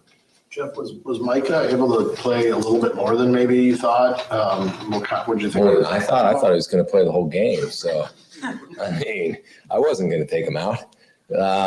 Maybe. I'm not sure. To be honest with you, when I was up there, I wasn't counting his reps. I was just hoping that he would continue to go back out there. But I know they had a range they wanted him to get to because the guy, we've barely known him for a week. He hasn't practiced much. So, we had to take care of him too. Who monitors that, keeps track of that stuff so you don't have to? We have coaches in the booth who are doing that. We have other support staff that's doing that. And DeMarcus is down there too. Just kind of keeping an eye on that. I certainly was not keeping an eye on that. And if anybody asked me, I would have told them it was 10 less than it was. Go ahead. I was just saying, what'd you make of his impact? Just him changing the game like you thought he would? Yeah, for his limited snaps. The way he ran the ball, the pressures, the sack. It's kind of what I was hoping he would do. And hopefully he'll do more and we'll be able to use him more the more we have him in practice and the more reps that he can play. And, the more comfortable he is with the guys in his room to play off each other, to run games together, to really learn the defense. So I thought he did an awesome job. And the more I'm around him, the more I'm impressed with him, not just as a player, but as a person and the way he approaches it, the way he's trying to have relationships with his teammates. He's a fun guy to be around. He loves ball and he's smart, and I respect him a ton. And I'm glad he's on our team. So given just how little you actually practice in a week like this, would it be hard to expect him to play much more than he did the other night? I hope he plays more than he did the other night. But we'll see. And I know that's what Matt kind of said the same thing. It all depends on how he feels, right? And then we'll kind of go from there. And then hopefully pretty soon we're talking about him not coming out of the game. So hopefully hopefully this will be one of the last weeks for that. But we got to ramp him up. And I get it, guys. Big picture. I mean, he had an impact on the game for sure. And so did the rest of our D-line, and so did the rest of our team. I mean, that was one of the – I told the guys after the game, just being up there and seeing how fast they played and seeing how hard they played, and they ran to the ball and they tackled and they're punching at the ball, and the excitement, and then watching it on film the next day. I mean, that's probably one of my proudest moments as a coach. Just like, I mean, they were relentless for the entire game, and it was everybody. Like everybody who stepped foot on that field, I mean, they just played so hard. And I appreciate that so much as a coach, and it's a credit to the staff. It's a credit to the players, and we got to do it again. Mike had told us this afternoon, when he got to the fourth quarter, he's still feeling pretty good. And he wanted those snaps to get into football shape, right? To be out there and get that. I mean, you have to account that this is almost his time to condition for the rest of this season. Yeah, that's what practice is for. But so he didn't have practice, so he's getting that in the game. And he was tired. I mean, he knows he's got to get in football shape. I mean, and he's trained so much and he plays so hard. It's just his play style, he's going to get tired. But, this week we really didn't practice, so it's going to continue to be an ongoing process. So he just showed up the other day, and he ends up playing the game. He's playing defensive end. He's playing defensive tackle. A, how are you able to pull it off? And then B, what's the benefit of him moving to different positions? We pulled it off by meeting extra with him. And then again, I give him a lot of credit. I mean, he's sharp. I mean, he retains stuff really quick. He asks good questions. He meets extra. Give credit to DeMarcus, him. He did a great job preparing. As far as, I think in football, you try to take advantage of certain matchups. If you feel, and this is never disrespect to any other player on another team, it's just not how I am. But if you feel like there's a guy that you want to attack with a certain player, then let's move him around. If there's a certain protection look we can get by putting him in a different area, let's move him around. If there's somebody else we can free up by putting him over there so they all go this way, let's put him there. So I think we have to continue to figure out how to win games and figure out our matchups. And if we feel like we have a mismatch or we feel like there's something in protection that we want to kind of exploit, then that's our job to do that. Like I've always said, I'm not just going to put a guy because he's a DN. I'm not just going to put him at DN and let him go. I mean, that's our job to help him and help our team. When you're going against a quarterback like Jaden Daniels, the adage is to contain him in the pocket, right? Just because there's not a lot of big guys that can run with him. When you have Micah Parsons, are you able to be more aggressive in your pass rush and try to affect him as a passer to not just contain him? Yeah, sure. I mean, yeah, he's impressive because he'll stay in the pocket and throw the ball just like he'll run and run to throw. And I mean, for what he's done in a short period of time in this league, I mean, it's incredible. I have a ton of respect watching him. I've never coached against him. I've never met him, but it jumps off the tape. You talk about Micah's speed. And again, Micah's got speed. You saw him running sideline to sideline in that game, but we have other guys who have speed too. I mean, all of a sudden you got Coop out there, Quay out there. Watch how fast Van Ness and RG were running around. I mean, we got guys that can roll, and we're going to have to because he's fast. But we played fast as a defense. And again, I can't tell you, how can I explain this? When I'm watching film, when I hit the pause button at the end of the play and you see 11 guys all in the clip, I mean, that is like the greatest thing in the world for a coach. One, it shows they're bought in. Two, it shows that they love each other because they're playing hard for each other, right? And they're giving everything they have to each other. I mean, that's one of the greatest things as a coach. It's you find out a lot about your team when you hit the pause button. You find out how much they love football. You find out how much they love each other and how hard they're going to play for each other. I mean, that's what we're going to have to do again Thursday night because that's a fast player and it's a fast team. What percentage did you see that from Sunday's film when you paused and saw? I saw it more than I've ever seen it since I've been here. And I am hopeful that continues to get better and better each week. And that's not easy. That's hard. And we're going to keep pushing each other, coaches and players, to make sure that happens again. What's you attribute that to? Because we've heard you talk about it from the moment you got here. And it's not like your guys haven't done it, right? They have bought in and they have rallied 11 hands to the ball. But if it's to that degree, why do you think it was different? Well, I think you really started to see it at the end of last year. And remember, I told you the most important thing was how could we get back to where we finished the season? And the challenge was where we finished the season last year. I thought our play style was really good. I thought we played hard. That goes back to guys knowing what they're doing, guys having confidence, and guys not being afraid to make a mistake. Those are the most important things we talk about all the time is taking the ball away and how hard we're going to play. In order to do that, you have to have confidence. And that's what you earn on the practice field, and you practice that hard. In order to do that, when you get into a game between you and your coaches, and our coaches have done a wonderful job, I thought, in that game plan last week to get them ready, they got to know what they're doing. And they can't be afraid to make a mistake, so they're kind of tiptoeing into things. And you're not worried about missing a tackle. You're going to go run as fast as you can and take a shot, and you're not going to break down because you know there's 10 other guys following you, right? So I think it started at the end of last year. It continued in OTAs. It continued in training camp. And then I just think they let it all out. It's a confident group that loves to play football, that loves to play with each other. They're coachable, and they just kind of got together, and that's how hard they played. But that's the standard now. And if they're not doing it, then they shouldn't be on the field, and someone else should go in the game.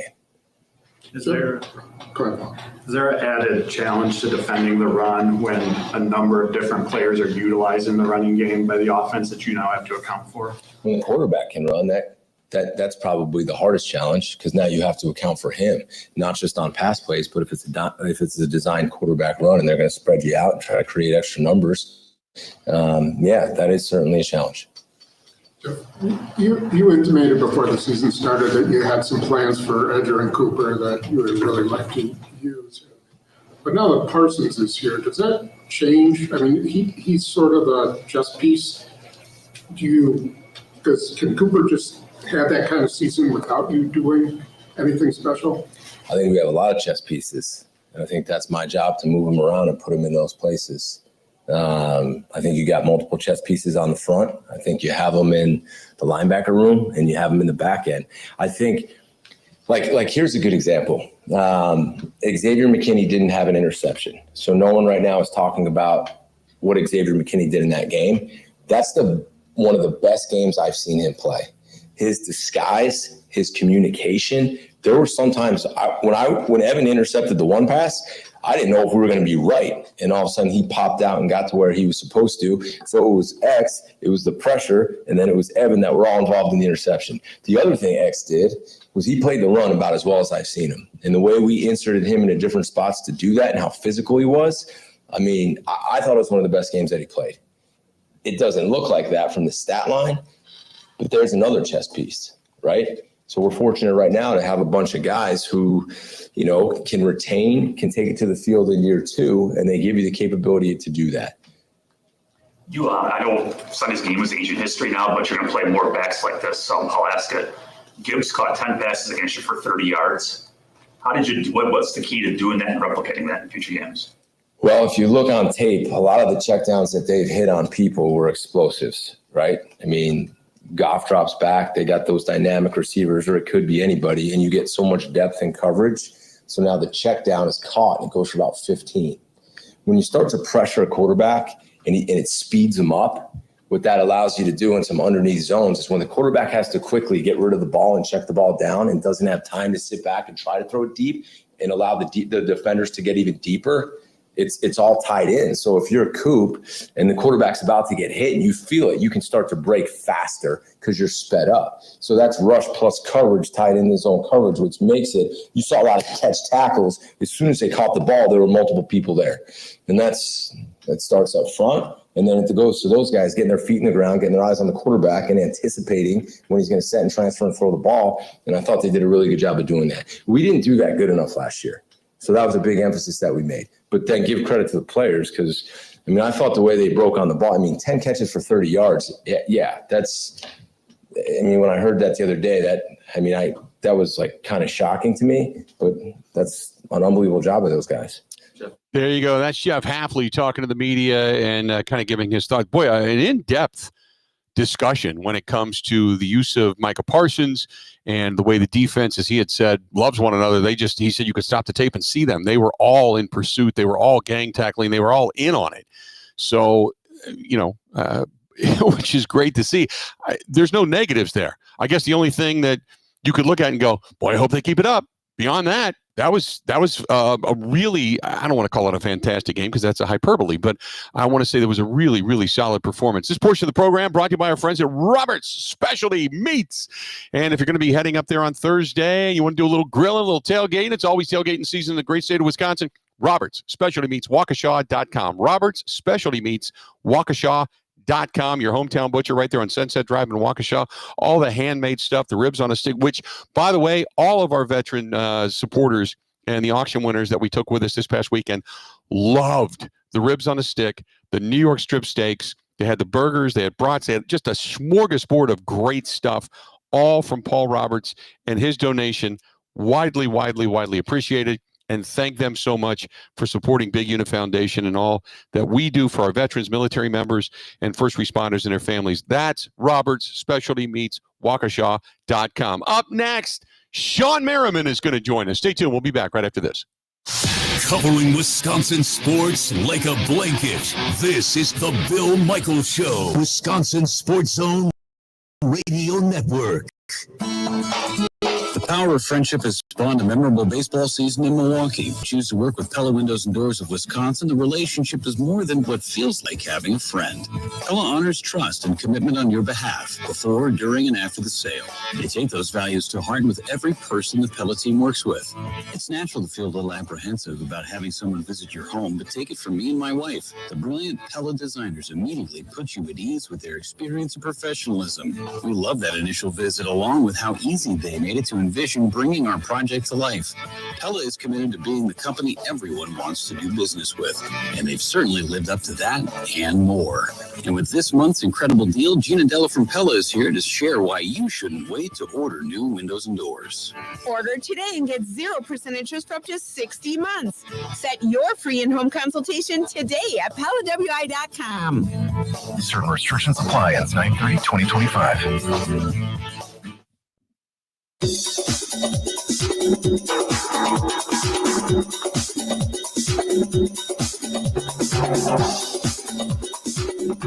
Bill Michaels will resume in 5 minutes.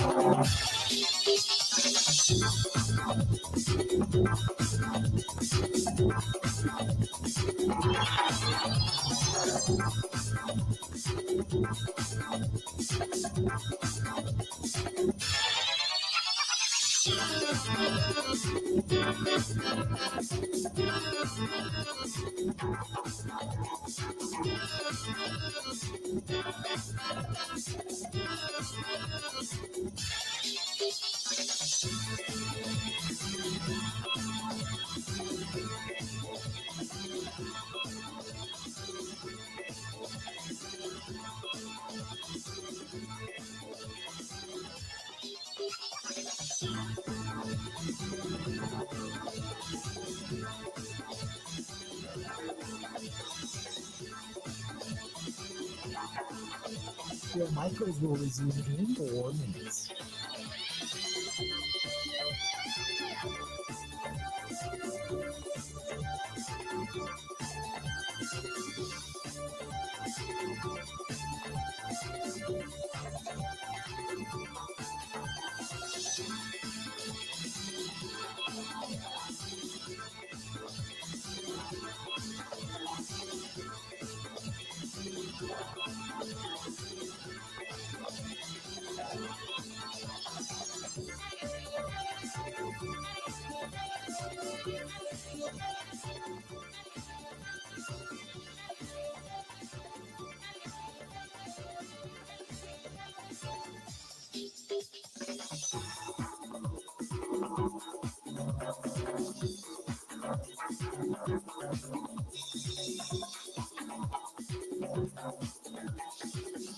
Bill Michaels will resume in 3 minutes.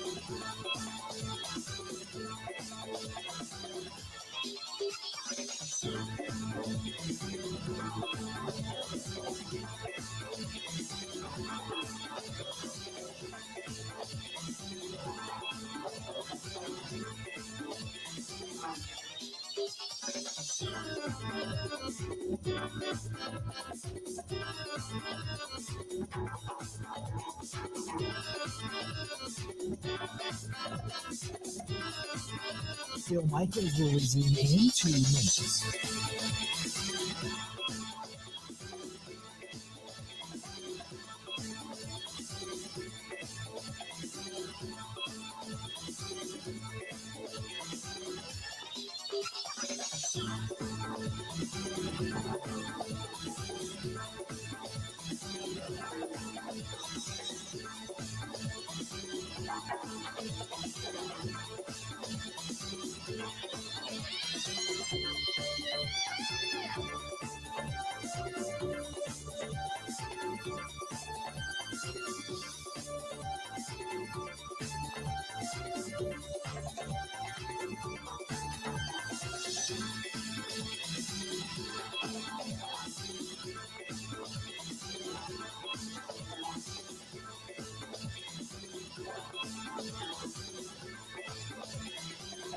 Bill Michaels will resume in 1 minute.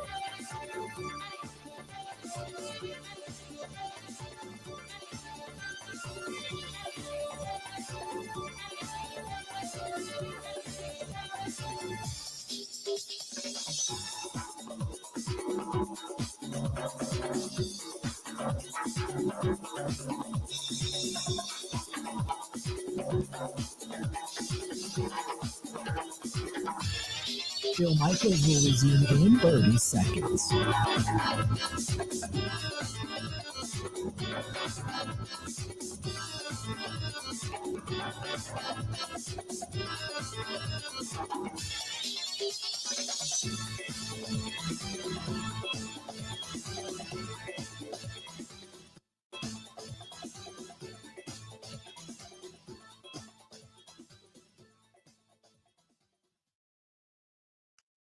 Fourth and 2, Goff in the shotgun, moves Gibbs to his left, slot right, single receiver wide left, St. Brown motion, snap to Goff, rush on, Goff looking, he's hit, he's sacked, and there is your dagger, delivered by Devontae Wyatt.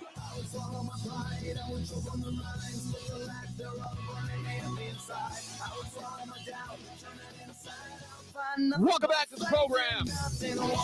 We are here in the beautiful Northwoods of Wisconsin, Tomahawk, Wisconsin.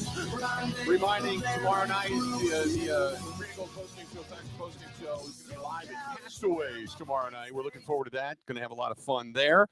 And the Green Bay Packers playing host to the Washington Commanders coming up on Thursday night. But what is the effect? What is the Micah Parsons effect on this team, on this division, on, we'll say, just the Packers in general and their hopes of getting deep into the postseason? Joining us now on the hotline, lights out himself, Sean Merriman makes a return to the program. Sean, how you been, pal?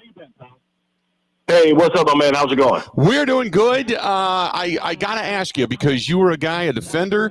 You were a guy that, like a lot of guys around you, relied upon. What is the Micah Parsons effect on this Packers defense? Well, you see what he's doing instantly for the team, right? He, just by his presence and his playmaking ability, he's giving everybody confidence. When he made that sack, chasing the quarterback from behind, look at the sidelines. Look at the impact he has on the rest of the guys. And that is what great players do, man. They make other people feed off of them. And now you got somebody else out there that wants those plays, and they feed off of them. And it's very infectious. And so, I'm not surprised at all, him going out there making plays.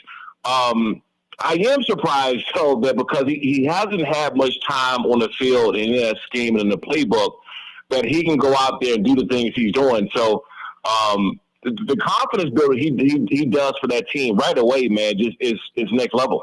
I saw they lined him up at nose tackle and stunted him with Devontae Wyatt. They lined him up on both sides. They move him all over the place, and it's something that you saw Jared Goff come to the line of scrimmage, and they had to account for where he was at. So you talked about, kind of high tide raising all ships, but how is it to be that versatile? How difficult is it to play all over the field like that as a guy that's going to be just more so a rusher? It's exactly what they should have done. And even when, when they line him up at defensive end, they put his hand in the dirt and keep him on one side. That's such a disservice. What they did to him last year in Dallas by just having his hand in the dirt and lining him up where you know where he's lining up, is such a disservice, not just to him, but that defense. When you can line him up over the center or you take him off of the ball and he starts in the B gap and he comes around the other side, that whole entire offensive line is sliding and protecting based off of where he is. And so when you don't know where he is, it's a problem. And that's one thing. I played for Wade Phillips. Wade Phillips was great at doing that. You never knew where I was going to line up, if I was going to be on the strong side, weak side, if I was going to have some stunt coming down the middle, if I was going to be off the ball and it came up to the line of scrimmage. You had no idea. And with players who can do that, and by the way, can drop in the flats or drop in the space and cover if he needs to be, or run with a tight end down the seam if he needs to, you have no idea what he's doing. So, Dallas last year did him a disservice by putting his hand in the dirt, lining him up over a tight end, or lining him up on offensive tackle. They're just going to slide, protect, chip off the edge, fan block, everything that you can imagine to make sure he doesn't get to the quarterback. So Jeff Hafley, a little Wade Phillips in Jeff Hafley is what you're saying, right? No doubt about it. And I used to talk to Wade all the time about it. And we had this 80-20 rule, where you're going to do 80% of the time what you're great at doing and 20% what you're not, right? So if he knew that you're a hell of a pass rusher, but you're okay in space, you can drop in coverage if you need to, but it had to be an 80-20 rule. Any guy who just lines up and put his hand in the dirt and is versatile, you're shooting yourself in the foot out the gate.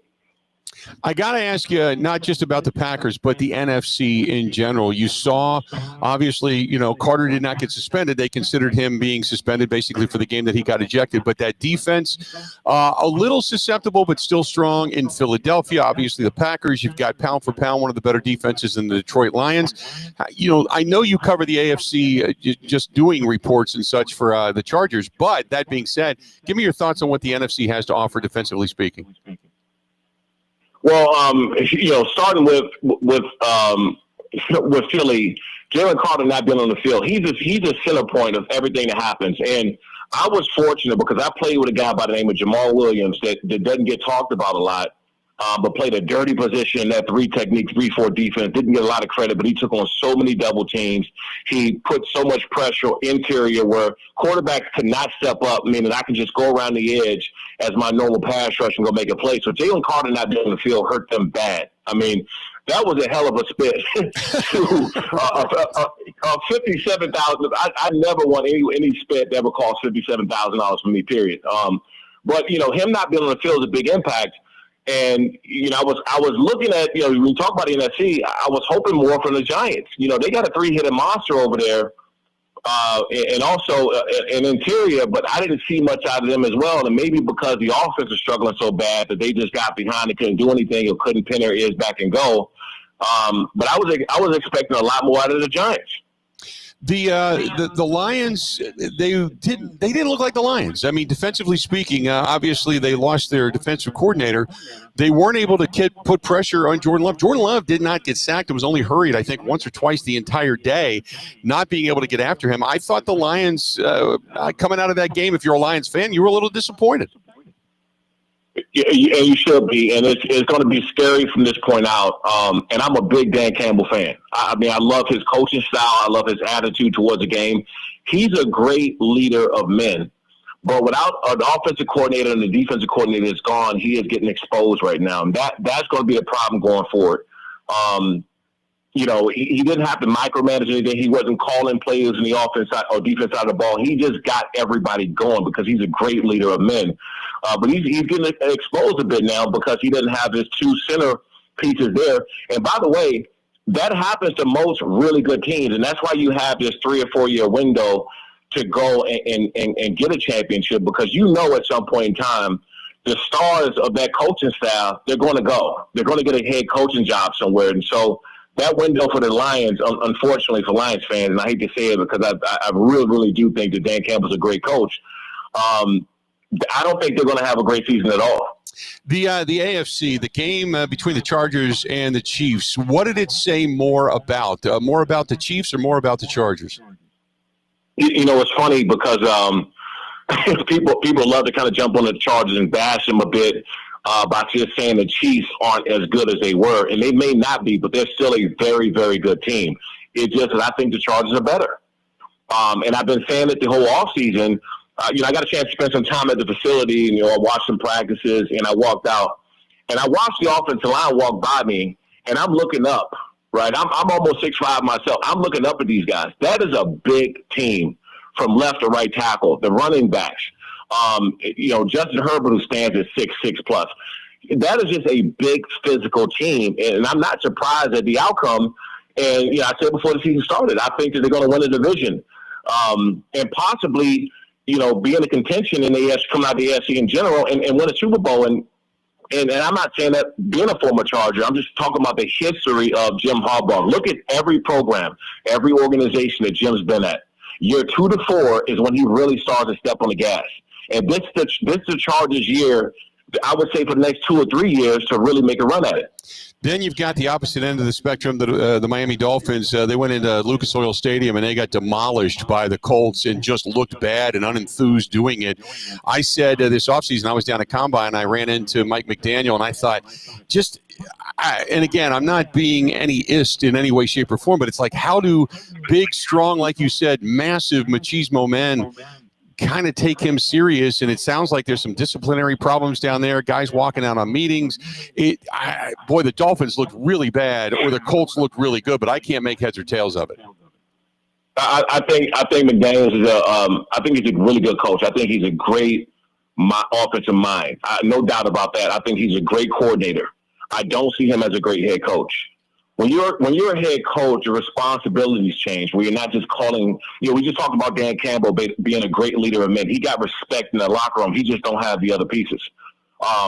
McDaniels, he doesn't have the respect of those guys in the locker room. I mean, I'm not just talking about Tyreek Hill, blowing up on the sideline.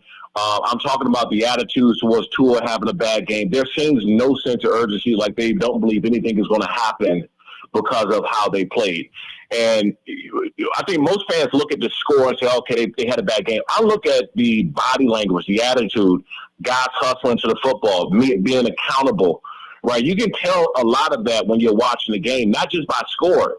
So that's what I'm basing it on. I'm not basing the bad loss that they had. I'm basing it on the attitudes and guys being okay to lose. That is a losing formula when you have those type of guys in the locker room that's just okay with how they played. A lot of stuff going on in the NFL, but you got a lot of stuff going on with Lights Out right now, the Extreme Fighting, and coming up here in about 10 days, as a matter of fact. Thunder Studios out in Long Beach, California. You got some matchups going on with your own promotions. Yeah, Lights Out Extreme Fighting 27. We got a huge fight in Long Beach, California. It's September 20th.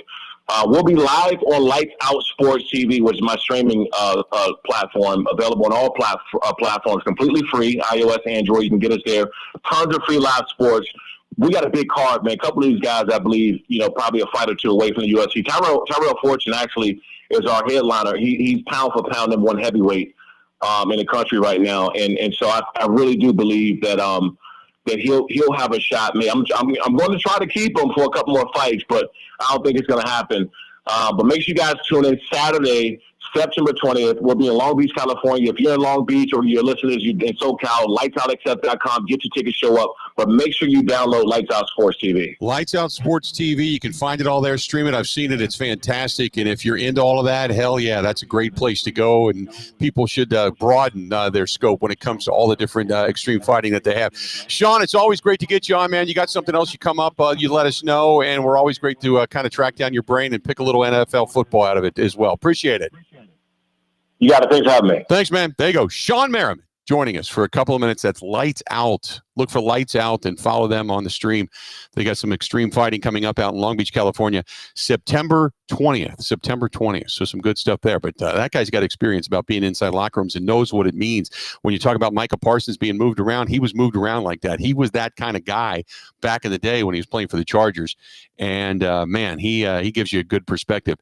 And I love the fact that he kind of drew a conclusion, a little, maybe a parallel, if you will, between Jeff Hafley and Wade Phillips. Wade Phillips was considered always one of the best defensive minds in the game. And he draws that to Jeff Hafley by saying, look, moving this guy around, doing a disservice to Micah Parsons down in Dallas last year, expect maybe bigger and better things even out of Micah Parsons in Jeff Hafley's defense. Think about that. Going to go ahead and take a quick break. We got a lot more to get to. Don't go anywhere. Coming up top of the hour, Mark Schofield, SB Nation's going to join us. We're going to go all around the NFL and get his thoughts and opinions. So we're not done yet. We're going to hear more from inside the Packers locker room, more from, say, guys like Matt LaFleur, more from players in the locker room as well. Don't go anywhere. A lot more of the Bill Michaels Show here in the Northwoods. Stay tuned. We got more right after this. Covering Wisconsin sports like a blanket. This is the Bill Michaels Show on the Wisconsin Sports Zone Radio Network.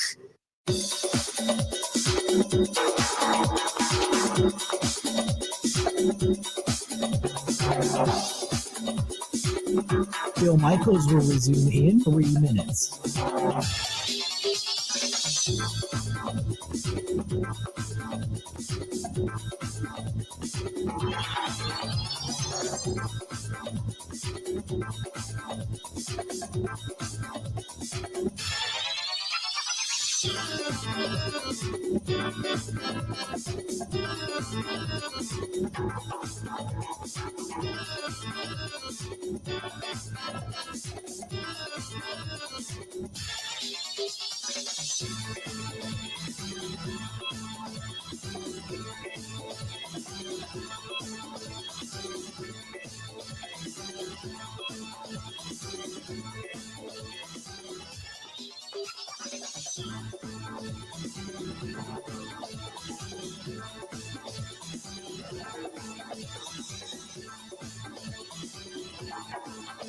Bill Michaels will resume in 2 minutes.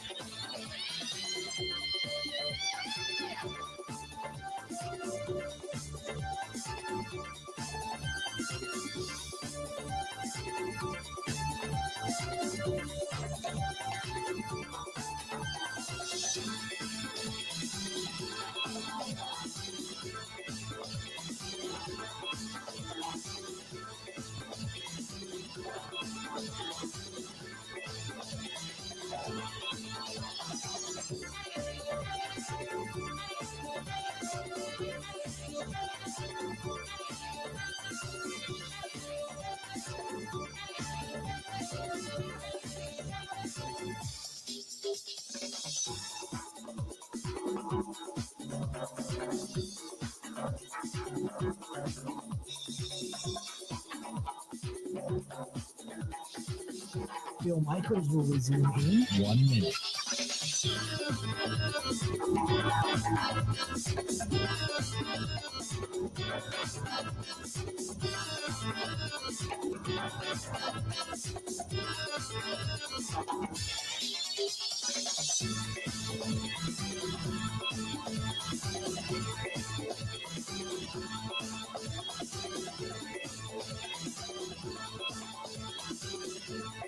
Bill Michaels will resume in 30 seconds.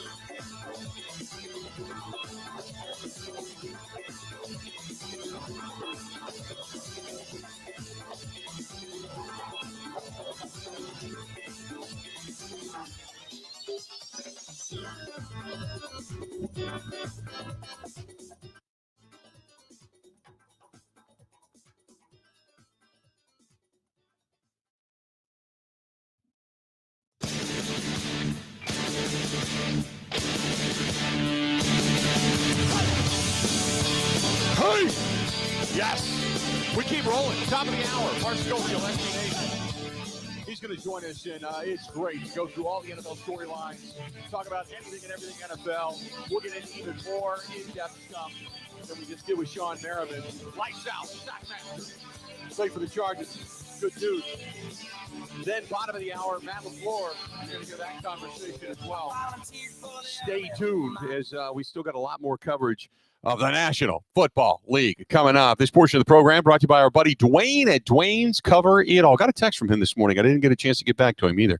But DUANES, Dwayne'sCoverItAll.com. And what was really cool is there's some people up here in the Northwoods that are that listen on our WJJQ Tomahawk station. And that got in touch with me and said, hey, do you think he has room if I take my pontoon down there and get the seats redone, or if I get a bimini top or a travel cover? I'm hell yeah. And whether it's stuff like that or maybe an awning out in front of your business, you got a nice business, you want to dress it up. Heck yeah, you want to look good, presentable, professional. That's the way to go. Or how about office furniture?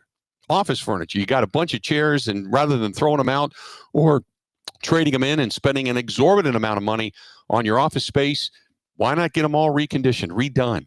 Put them back together. He makes them like brand new. You save yourself a lot of money. Go to Dwayne's, D-U-A-N-E-S, Dwayne'sCoverItAll.com. That's Dwayne'sCoverItAll.com at 715-870-2119, 715-870-2119. There you have it. My name is Buzz out of the 920 on the text line, and said, where are you in the Northwoods? We're in Tomahawk, Wisconsin. I'm in a home on Lake Nokomis. And later today, I'm going to be cruising around downtown a little bit. Going to stop over to Holly's Bar and Grill. We got the huddle coming up tonight. Then tomorrow, we're going to have a Green and Gold, a Packers watch party. Packers Commanders tomorrow night. Packers watch party over at Castaways, which is just south of the city over by the river. Castaways Bar and Grill. Going to be there for the Green and Gold postgame show coming up tomorrow night as well. So I cannot wait. Out of the 608, Bill, your analogy regarding Parsons being like a Christmas toy for Hafley is spot on. The toy that came immediately to mind was a transformer. Micah is a transformer. There you go. No doubt. Oh, by the way, out of the 715, the road that I was talking about, Highway L, he said, that's from Rod up here in Tomahawk. Highway L, they got a bridge out. And so if you're going to be up here riding this weekend and you usually take Highway L, which a lot of people do, Highway L, the bridge is out and you cannot get through. There's no through passage through there. So you got to make some alternatives. They've got markers, detours and such on the roads. But if you're coming up, Highway L is going to be the highway that's got some issues because the bridge is out just north of the Windmill ice cream shop. I'm glad I can still get to the Windmill. I'm glad I can still get to Bootleggers. I'm glad I can still get to the Tilted Loon. I'm fired up about all that stuff because that's right here by me. Holly's Bar and Grill and then downtown Tomahawk. I'm good to go. I'm fired up. I can't wait. So after the show today, going to get out a little bit, enjoy myself up here, relax, take it easy. So let's do this. We're going to take a quick break. When we come back, Mark Schofield, SB Nation, lead NFL writer, is going to join us, and we will talk with him about all the storylines in the National Football League. And we'll get into the discussion about things like, the Miami Dolphins, what we talked about a little bit earlier. We'll talk about the Steelers. We'll talk about the Jets. We'll talk about the Philadelphia Eagles. We'll get into that. Obviously, some other NFC thoughts regarding the Vikings and the Bears and the matchup that they had on Monday night and the Packers' place in all of it. Don't go anywhere. We got a lot more of the Bill Michaels Show live here in the Northwoods coming up next.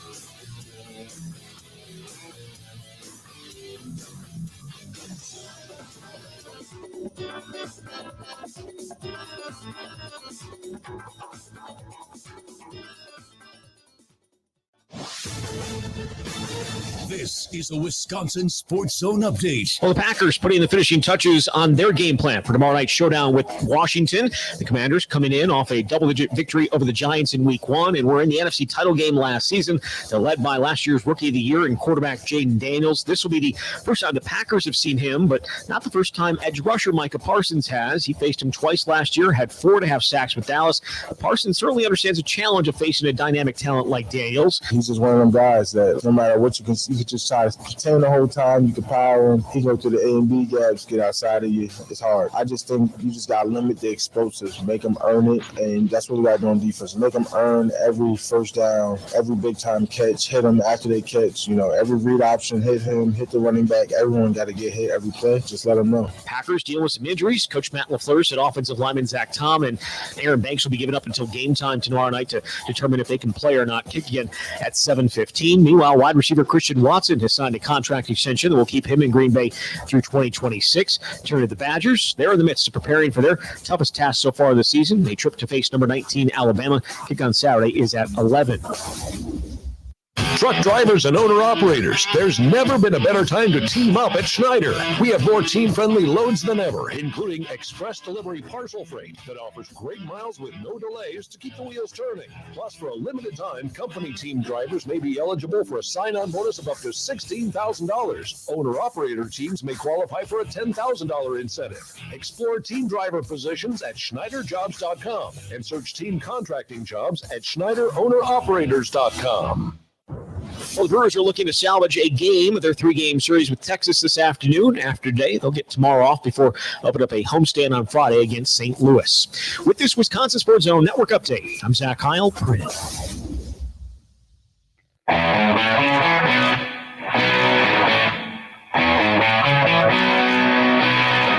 Welcome in.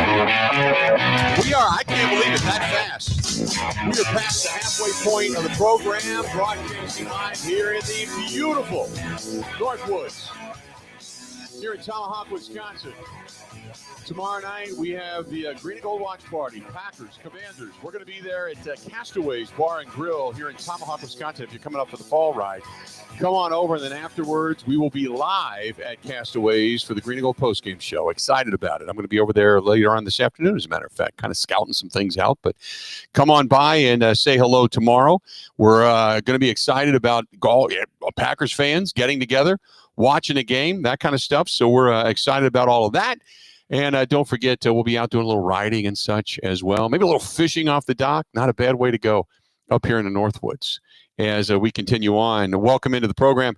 Joining us now on the hotline, he makes his Wednesday appearance, Mark Schofield, NFL writer and analyst for SB Nation, joining us on the hotline. Mark, how you doing?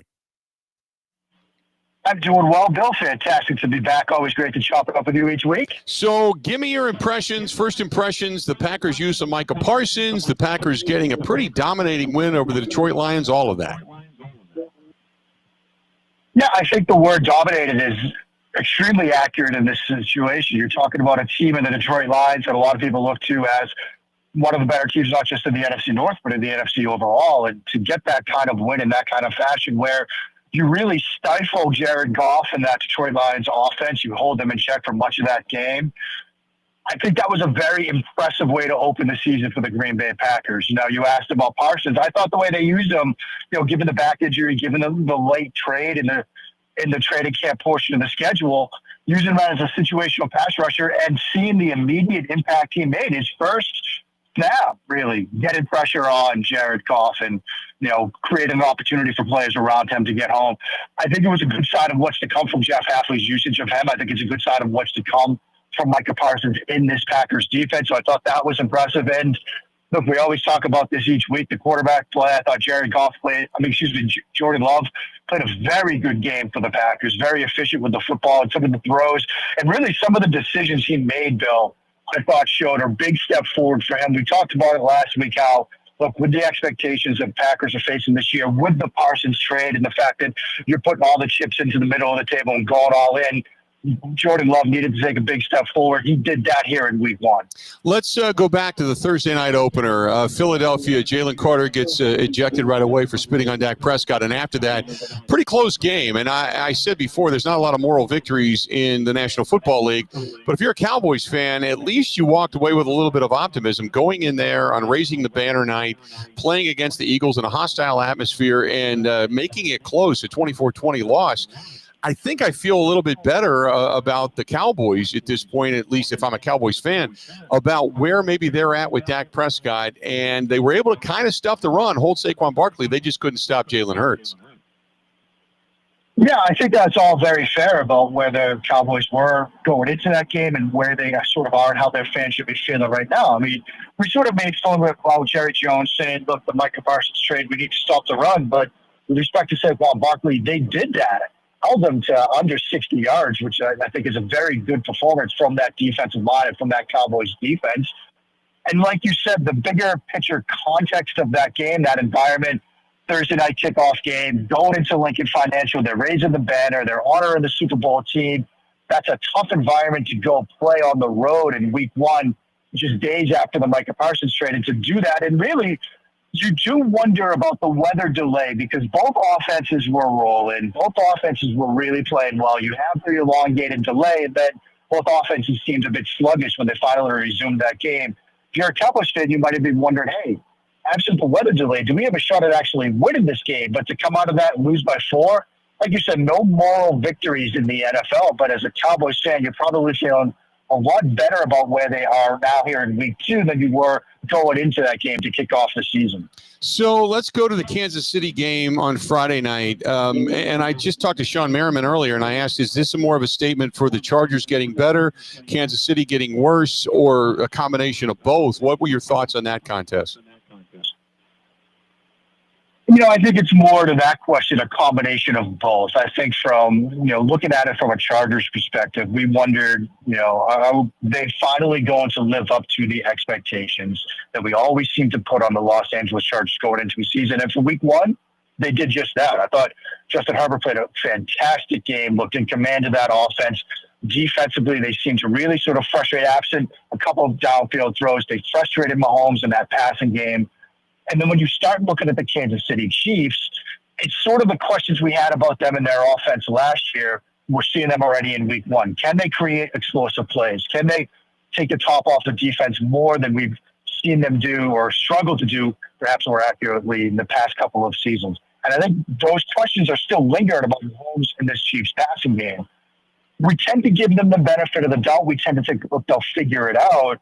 But I'm still wondering, are we going to see more explosive plays in the vertical passing game? Are we going to see Mahomes be aggressive a little bit more this year than he has been in seasons past? Or are they still going to struggle to create those explosives in the downfield passing game, which then open up so much of what they've been doing well, which is the underneath horizontal element of that playbook? So those are some of the questions I still have about Kansas City after that loss in week 1. I got to admit, Tampa Bay and the Falcons, I thought for sure the Falcons would get that win at home. Baker Mayfield impressed the hell out of me. 5 carries, 39 yards. He threw for 3 touchdowns, no picks in that contest, and looked really good. And they that defense stymied the running game of Bijan Robinson. Only 12 carries, 24 yards.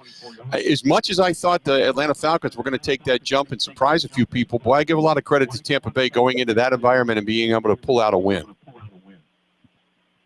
I think it was a very impressive performance from Tampa Bay. And, Baker had a slow start. I think he started from like 0 for 4, 0 for 5 in that game, but really sort of came on. Abuka looked fantastic. He had the 2 touchdowns. Their first connection, Baker to Abuka, was one of the better throws I saw all week. Getting that throw in over the safety that buzzed down in a sort of inverted coverage suit look. But I also think, and you were right to bring this up, their defense, I think, is going to be a problem for teams, not just Atlanta, but league-wide. That defense is going to cause some problems. They can get after you up front. They can stifle the run. And, as we've seen the NFL become a bit more run-heavy, it's not the NFL of old, certainly not by any stretch of the imagination, but the run game is playing a bit more of an element for a lot of teams, especially Atlanta. But for that defense to slow down Bijan Robinson was huge. I think it speaks well to what they'll be able to do this season. So I thought a very impressive win from Tampa Bay. I do think Tampa Bay is one of those teams to watch in what is a crowded NFC. We've talked about it a lot, but I do think they're a team to watch here as we start getting into the season, getting into October. That's a team that I think could put together a very good season. Got to ask you about the Monday night contest. You saw the Bears look good in that game. Offensively, they still weren't on point, and certainly what Caleb Williams did in the second half was a very booable offense if you're a Bears fan. But for J.J. McCarthy to stand tall and just not let that moment get away from him, because it could have after the pick 6, and he didn't, I thought showed a lot of character on his part. I think Caleb Williams, his 3rd coach in a year and a game, I'm going to give him the benefit of the doubt because I think he's still an uber talented quarterback. But man, what a tale of 2 halves for the Vikings and the Bears.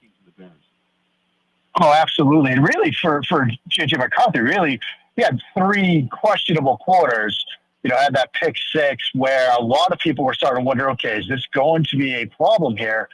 But full credit to him, and like you said, to bounce back from that. And what I really loved about what J.J. McCarthy did, particularly starting in the 4th quarter, was the way he learned from that pick 6. You can see on that pick 6, the velocity wasn't there on that out route to Justin Jefferson. He got baited into making that throw. Credit to Dennis Allen for dialing up that 0 blitz, knowing he would throw the out route to Jefferson. They jump it for the pick 6. You think the game's going away from them. Then he hits early in the 4th quarter at an out route, basically the same exact route to Justin Jefferson. He's got pressure in his face. hangs in there in the face of pressure, absolutely rips it, high velocity on the throw, takes a big hit, but bounces up. And I felt like watching that live and then rewatching it on Tuesday morning, that's when he felt like, okay, I can do this. And from there, he was a completely different quarterback. And so a very impressive performance from J.J. McCarthy in that fourth quarter, in that comeback. And he showed that, look, he can learn from. And let's not forget, and he mentioned this postgame, it was his first competitive game in over 600 days. Last time he played a competitive game, he was wearing a Michigan uniform in that national championship game. So I think he deserves a little bit of leeway there, too. It's been a while since you suited him up for real. As for Caleb Williams, you're right. We'll give him some time. Third coach in 3 years, new coach with Ben Johnson. I think they can figure this out. But what's worrying to me, if I'm a Bears fan, not just the misses, but the misses on big play opportunities. He had a couple of chances in that game, one in particular to DJ Moore on the left side of the field, where he's wide open by 10, 15 feet, nobody near him, and he can't keep the throw in bounds. And that's a pretty clean pocket. Those are the throws that you have to be able to make if you're going to be a good quarterback in the National Football League. Caleb Williams didn't do that on Monday night. Can he get there? Yes, like you said, very talented quarterback, but he's got to hit some of those throws. Sticking in the NFC and talking about quarterback play, a lot of screams right now to bench Russell Wilson. Like it's time to go. We saw it in the last 4 or 5 games with Pittsburgh. He did not look good in the game against the Giants again. He was inaccurate, trying to run around, hanging onto the football. Do they make a change sooner rather than later? I think it's going to be sooner rather than later, but I still think it's going to be a couple of weeks just because of their schedule and the way it sets up. There is sort of a natural early October opportunity where they play the New Orleans Saints down in New Orleans. Like that might be an opportunity where you see the switch to Jackson Dart. Yes, it's a road game. You probably don't want to, all things being equal, maybe you don't want to start a rookie on the road, but that's a game you can win. That might be the opportunity for it. Absent that, it's probably not till New England in December because of the way their schedule is so tough. Because after that Saints game, they've got 2 out of 3 of their next games are against the Eagles. You probably don't want to put them against that defense in Jackson Dart. Now, with respect specifically to Wilson, I think the offensive line, with Andrew Thomas out, that was a patchwork unit in front of him. Washington got a lot of pressure on Russell Wilson early in that game, and you saw the impact of that. This was still a 14-3 game deep into the second half. The Giants had some chances to get it to a one-score game, but early pressure in the down that had rattled Wilson early in the game in the first half started to really take its toll in the second half. He was playing with happy feet. He was running around, like you said. So I think they'll probably give it a couple of weeks here, but I do think you're right. We're going to see Jackson Dart sooner rather than later, perhaps that Saints game in early October. 2 more quarterbacking situations. Let's go to the AFC. You got a lot of money wrapped up in that tandem, or I should say that trio over there in Cincinnati. All they were able to muster was 17 points. Their offensive line is going to get Joe Burrow killed, and it took a couple of missed field goals for them to even win that contest. If I'm a Bengals fan, am I sitting here going, what the hell did we just pay for? We got good talent, but they've skimped everywhere else, and now it obviously shows. Yeah, I think you're a little worried because let's not forget the plan this summer from Zach Taylor was we can't have another slow start. 1-9 over the first couple of games these past few seasons, right? So they play Joe Burrow, they play Jamar Chase, they play their starters. You win by 1 point against the Browns, who are playing a quarterback in my age bracket. That's not a good win. That's not a good look. And look, like you said, you have a missed field goal, you have a missed PAT, you've got 2 interceptions from Joe Flacco. Like, that's a game you should have won going away. You were favored by 5.5 by most books that I saw it. To win that game by 1 point after this new and improved plan to get those guys ready by playing them in preseason games, that's not a win that inspires any level of confidence right now. So I think, look, if you're a Bengals fan, you have to be a little bit worried about the way you started yet again here. Yes, you get a win, but you were expecting, at least a touchdown win over this Browns team. And this is a game they seriously could have lost. Then we set our sights in New York, and that was the Steelers facing the Jets. First of all, I thought Justin Fields probably played his best ball ever in the National Football League. But Aaron Rodgers reminded everybody, hey, I still got gas left in the tank, and don't count me out. That was a hell of a performance by both quarterbacks. quarterbacks played extremely well in that game. I think, like you said, Justin Fields, that might have been not just his best game in the NFL, but his most comfortable game in the NFL. And what I mean by that is how he looked in the pocket with his eyes, with his feet. He looked in command of that offense. We expected him to have some success running the ball, and certainly he had the rushing touchdown, but he looked good throwing from the pocket. But Aaron Rodgers, to his credit, played some of his best football we've seen in recent years. One of those touchdowns on a fly sweep, jet sweep designed to John Smith. Okay, maybe that wasn't a high level of difficulty type play, but some of the other reads and throws, it was a vintage Rodgers type performance. And so my main takeaway from that game is, hey, a lot of people were down on the Jets, wondering about how good they might or might not be this year. People had questions, but you still had it. I think you come away from that game thinking, okay, maybe the Jets, maybe Rodgers still has something left in the tank for us.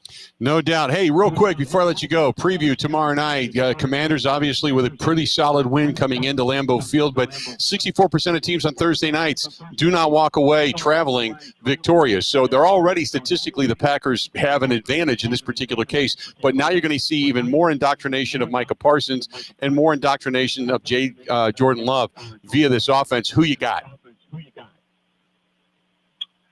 No, this is going to be a fascinating game. I mean, you look at these two teams, these two young quarterbacks. I mean, I think it's going to be a fascinating game to watch. But I think with, as you said, working Parsons in a little bit more, getting him some more snaps, I think the better this defense is going to be. And yes, look, Washington going to win in one, but it didn't really instill a lot of confidence.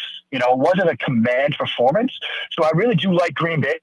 I think that from what we saw with these two teams and how they played against the different levels of competition they faced in week one, I think you have to be pretty confident if you're a Packers fan going into Thursday night. Mark, great stuff as always, man. Appreciate it. And can't wait to talk to you again next week with all the storylines that unfold in the National Football League, okay? Already looking forward to it, Bill. Enjoy the games this week. Thanks, bud. Talk to you soon. Mark Schofield, SB Nation NFL lead analyst, joining us on the Schneider Big Orange Hotline. Going to go ahead and break. We got a lot more. Bottom of the hour, you got Matt LaFleur. You're going to hear his comments coming up in the next hour. We got some NFL buy or sell. We don't go anywhere. We're loaded. We're loaded today. And we keep on rolling coming up after this. Stay tuned. We got a whole lot more of the Bill Michaels Show coming up, this portion of it. Brought to you by our friends over there at Dream Vacations. If you are thinking about following the Packers on a sport trip, there you go, Dream Vacations. Maybe you want to go travel internationally. We're already starting to look into a trip for my birthday in a couple of years, and we're now talking about Italy. I've never been. I've always wanted to go. I've got heritage over there. And that's one of those things I'm thinking about, and getting a hold of Michael and Melissa from Dream Vacations to put something together for us, whether it's visiting cities or maybe a cruise in that direction, but already thinking about that. And they've already put together our trip to Exuma coming up next year, as a matter of fact. And they did our trip down to Puerto Rico or down to the Dominican this past year. They've done some great stuff, whether it's a cruise, a resort, a sport travel trip. Let Michael and Melissa help you plan and book and advise you on your next amazing getaway. 414-208-4221, anywhere in the state of Wisconsin. 414-208-4221. 414-208-4221. They are your travel experts. More of the Bill Michaels Show coming up next. Ready? This is the Bill Michaels Show on the Wisconsin Sports Zone Radio Network. The power of friendship has spawned a memorable baseball season in Milwaukee. When you choose to work with Pella Windows and Doors of Wisconsin, the relationship is more than what feels like having a friend. Pella honors trust and commitment on your behalf before, during, and after the sale. They take those values to heart with every person the Pella team works with. It's natural to feel a little apprehensive about having someone visit your home, but take it from me and my wife. The brilliant Pella designers immediately put you at ease with their experience and professionalism. We love that initial visit, along with how easy they made it to envision bringing our project to life. Pella is committed to being the company everyone wants to do business with, and they've certainly lived up to that and more. And with this month's incredible deal, Gina Della from Pella is here to share why you shouldn't wait to order new windows and doors. Order today and get 0% interest for up to 60 months. Set your free in-home consultation today at PellaWI.com. Certain restrictions apply as 9/30/2025. Bill Michaels will resume in 3 minutes.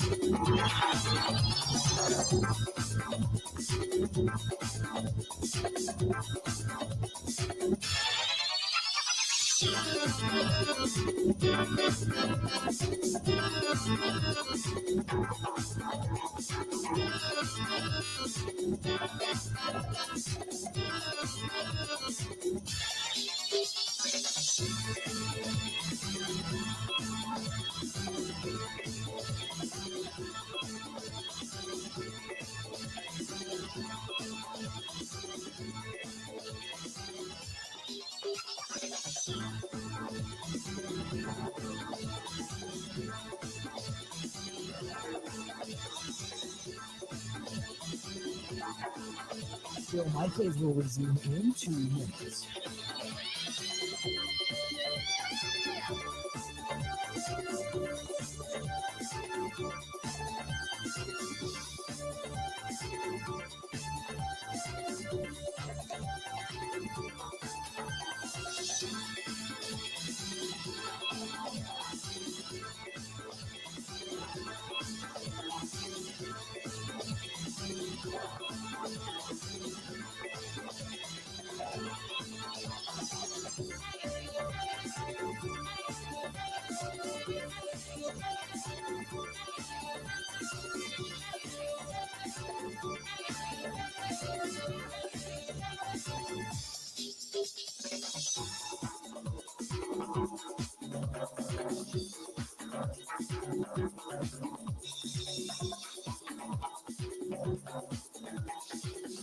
Bill Michaels will resume in 1 minute.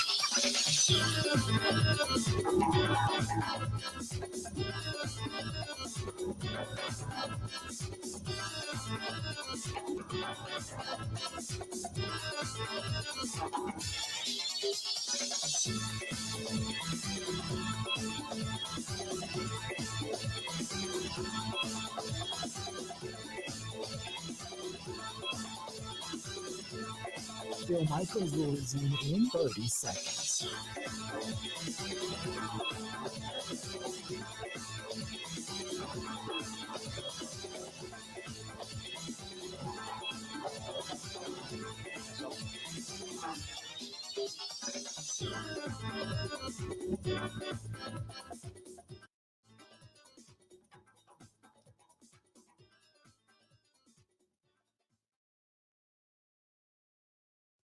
Oh man, it's hard. He's just one of them guys that, like, no matter what you could just try to contain the whole time. You could power him.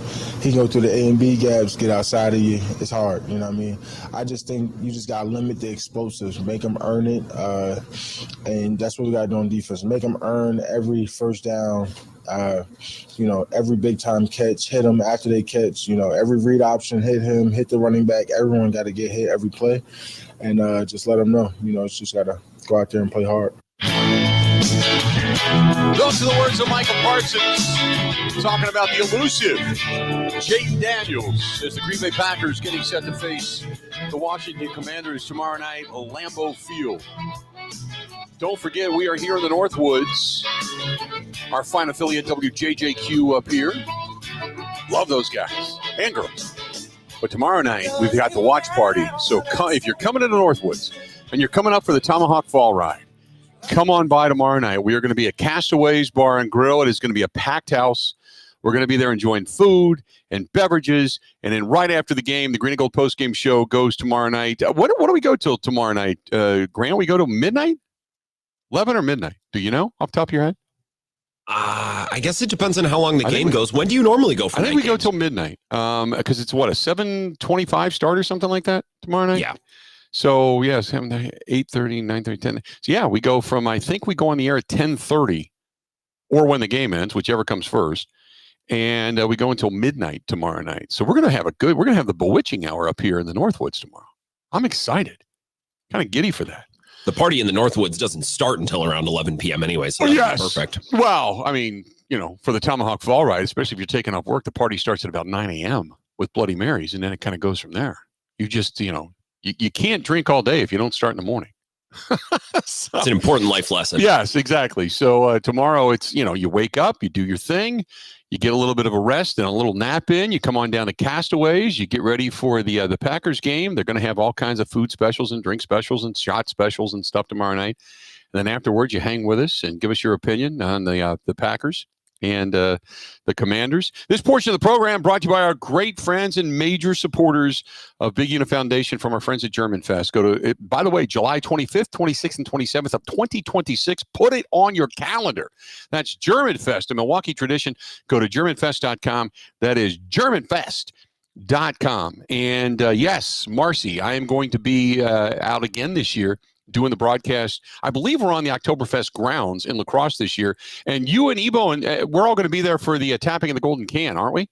So the order of operations is I will do my show Thursday night at Flipside to kind of get the place going. Okay. Friday morning, we'll tap the Golden Can with Michelob Ultra. Ebo will lead the charge on that. I'm just going to hang out. And obviously, you're welcome to as well before your show. And then you're going to be at the grounds. Yeah, Friday, correct? Where you always are up in the tippy top in the headquarters. I don't know where I'm going to be. I told him, I said I want to be there, but last year that was their command post for security, so it kind of got awkward because you had security people up there and people counting money up there, and then me off into a corner.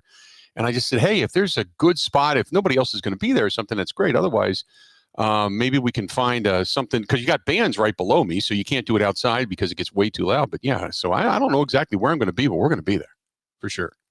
Hanging out. I can't wait. I'm looking forward to that too. Let's do this real quick. Derek is our buddy Derek in Albany is on the line. Derek, how you doing, pal? What's going on? Hey, Bill, you and Grant are exuding good karma all the way here to the East Coast. I was just thinking while I was on hold, there's two players that from our area that played on the Packers, one briefly just for a year, and the other one was Eric Torkelson. Eric Torkelson played high school at a place called Burn Hills High School and then played at Connecticut. And Eric Torkelson, was a venerable kind of player that played for the Packers. And then we had a guy named Charlie Lee, who his history was that he was the first guy, Bill, that went right from high school to the pros. He wrote a letter to Commissioner Pete Rozelle and explained his family situation and was newly married, and I think he might have had a kid at that point. He was only 18 or 19. Good guy, and was kind of a journeyman player. Played for the Miami Dolphins for a few years, and ended up in his last year for the Packers. And then he was an administrator at my high school way back in the 70s. So that was kind of cool. But I wanted to say about Jeff Hafley. That guy is inspirational. Okay, he's inspired himself, and you can tell the players he's inspired by their play, and they're inspired by him. Mm-hmm. And it just goes back and forth, man. The chemistry that he's developing, I'd want to run through a wall for the dude. And yet he's measured, he's level-headed, he's articulate. You don't detect any BS coming from him. I mean, the good and bad of us winning the Super Bowl, and I think we can do it, and I think we're going to do it this year. Finally, we're not going to be able to keep Jeff Hafley. I was talking to Grant off air, and I think we're going to have a top 5 defense. And just Hafley, his interview, he's going to ace every interview he gets, man. Right. And it's unfortunate the way that goes, but unfortunately what happens. And lastly, could you comment on before you go to break, whatever, on Christian Watson and the contract? I didn't know about that. I just heard it from you guys. Yeah. I think it's a good move on the Packers' part. It's got to be a discounted move at this point. Yeah, I appreciate the phone call, Derek. But yes, and Grant, you had some of the numbers on this, but basically it's just the extension of the 1-year deal. It's kind of like picking up that extra year, making sure that he's good to go. It gives you an ability to not only get some money and get paid, but it also gives the Packers an opportunity to evaluate you post knee injury for one more full season before they want to make a decision as to what they want to do with you. But for all intents and purposes, if he's able to come back, still has the speed and has figured out the hamstring issues, then you look at the speed between him and Matthew Golden, plus Jaden Reed, Romeo Doubs, Dontavian Wicks. You've got really 5 solid depth of pool wide receivers that you're going to be able to utilize, depending on what they do with, obviously the guys that are upcoming for contracts, Romeo Doubs specifically. But when you look at these guys, you go, whoa, they may have just stacked, not necessarily, 4 unbelievable, wide receivers, 5 unbelievable wide receivers, but you got 1 or 2 that can be really elite. And then you got some guys that are really good that have already learned how to win games and work with the quarterback and in that system. Plus, like I said, you've got 2 weapons in your tight ends. You got Josh Jacobs out of the backfield, and eventually you're going to get Marshawn Lloyd back. God forbid he can stay healthy. you might have plus a bigger, better offensive line. You might have the makings of a really emerging, solid offensive unit that if Jordan Love can play solid and not turn the ball over, man, it's like the sky's the limit. It's almost scary to think about because you don't want to get into that 2011 aspect of the Green Bay Packers. When Jordy came of age, you already had Greg, you had James, you had Donald. You start going through that whole list. Plus, you had your Michael Finley at the tight end position. And they didn't even have as good a run game with Josh Jacobs like they do today. So you don't dare to dream. You don't want to get out over your skis. But the signing of Christian Watson gives them a good opportunity to kind of evaluate where he's at.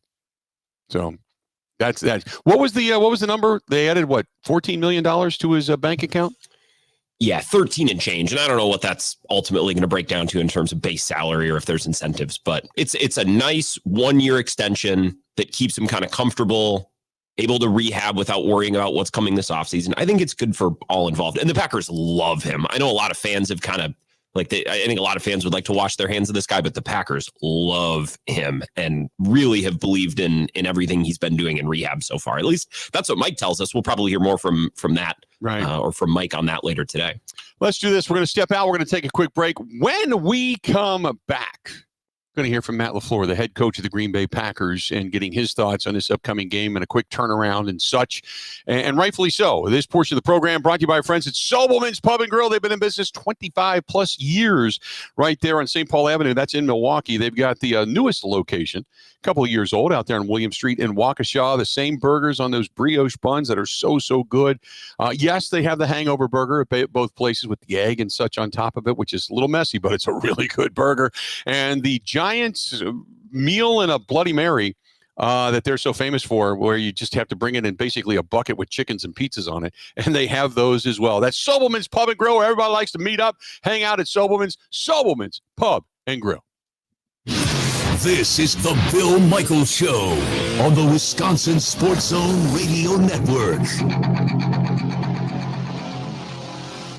This summer, your wishes take center stage at Wish Fest at Potawatomi Casino Hotel, Milwaukee. Play your favorite games with your Potawatomi Rewards card all summer for over $1 million in prizes and earn entries into the Wish Fest prize drawings on Friday, September 26th. Your entries from July, August, and September all count. Plus, 5 lucky winners will have their ultimate wish granted. Wish big, win big. Only at Potawatomi. More info online. Must be 21 and rewards member to play.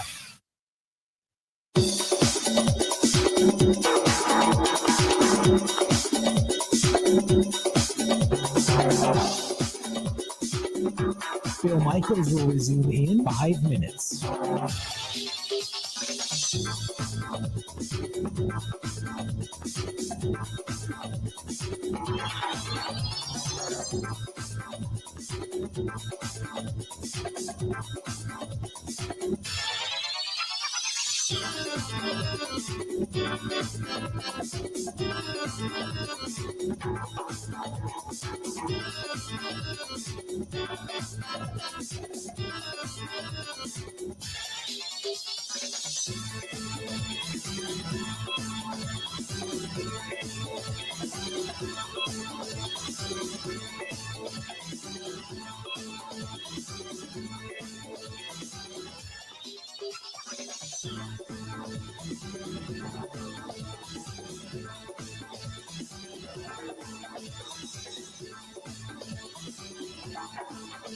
Bill Michaels will resume in 4 minutes.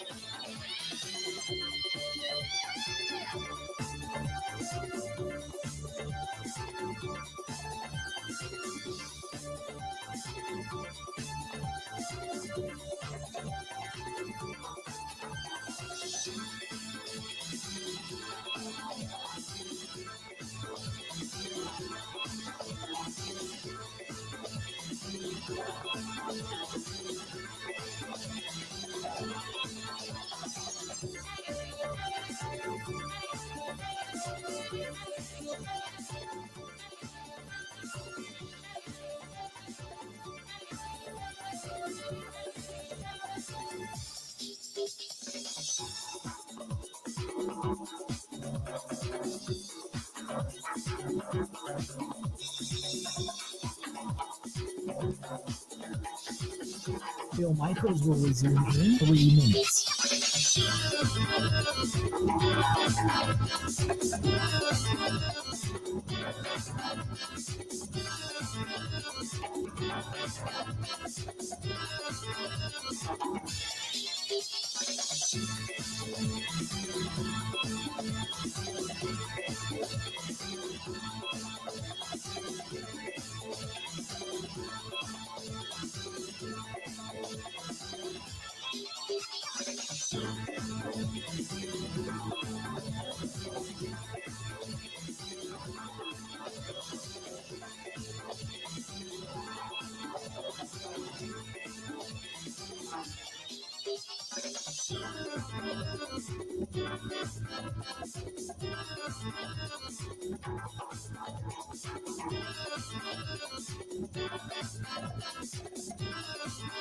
Bill Michaels will resume in 2 minutes.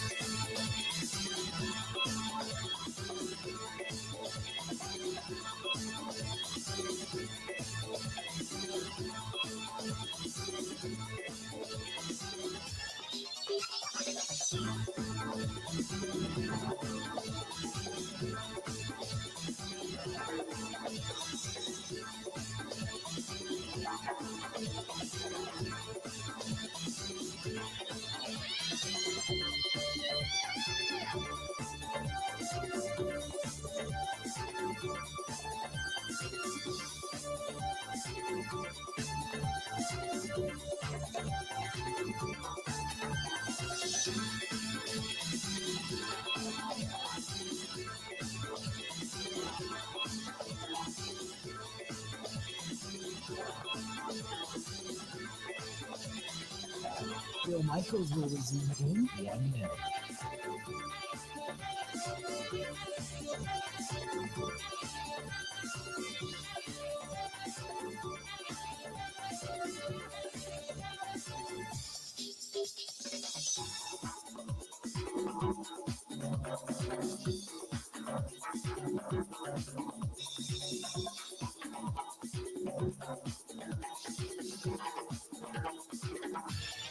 Bill Michaels will resume in 30 seconds.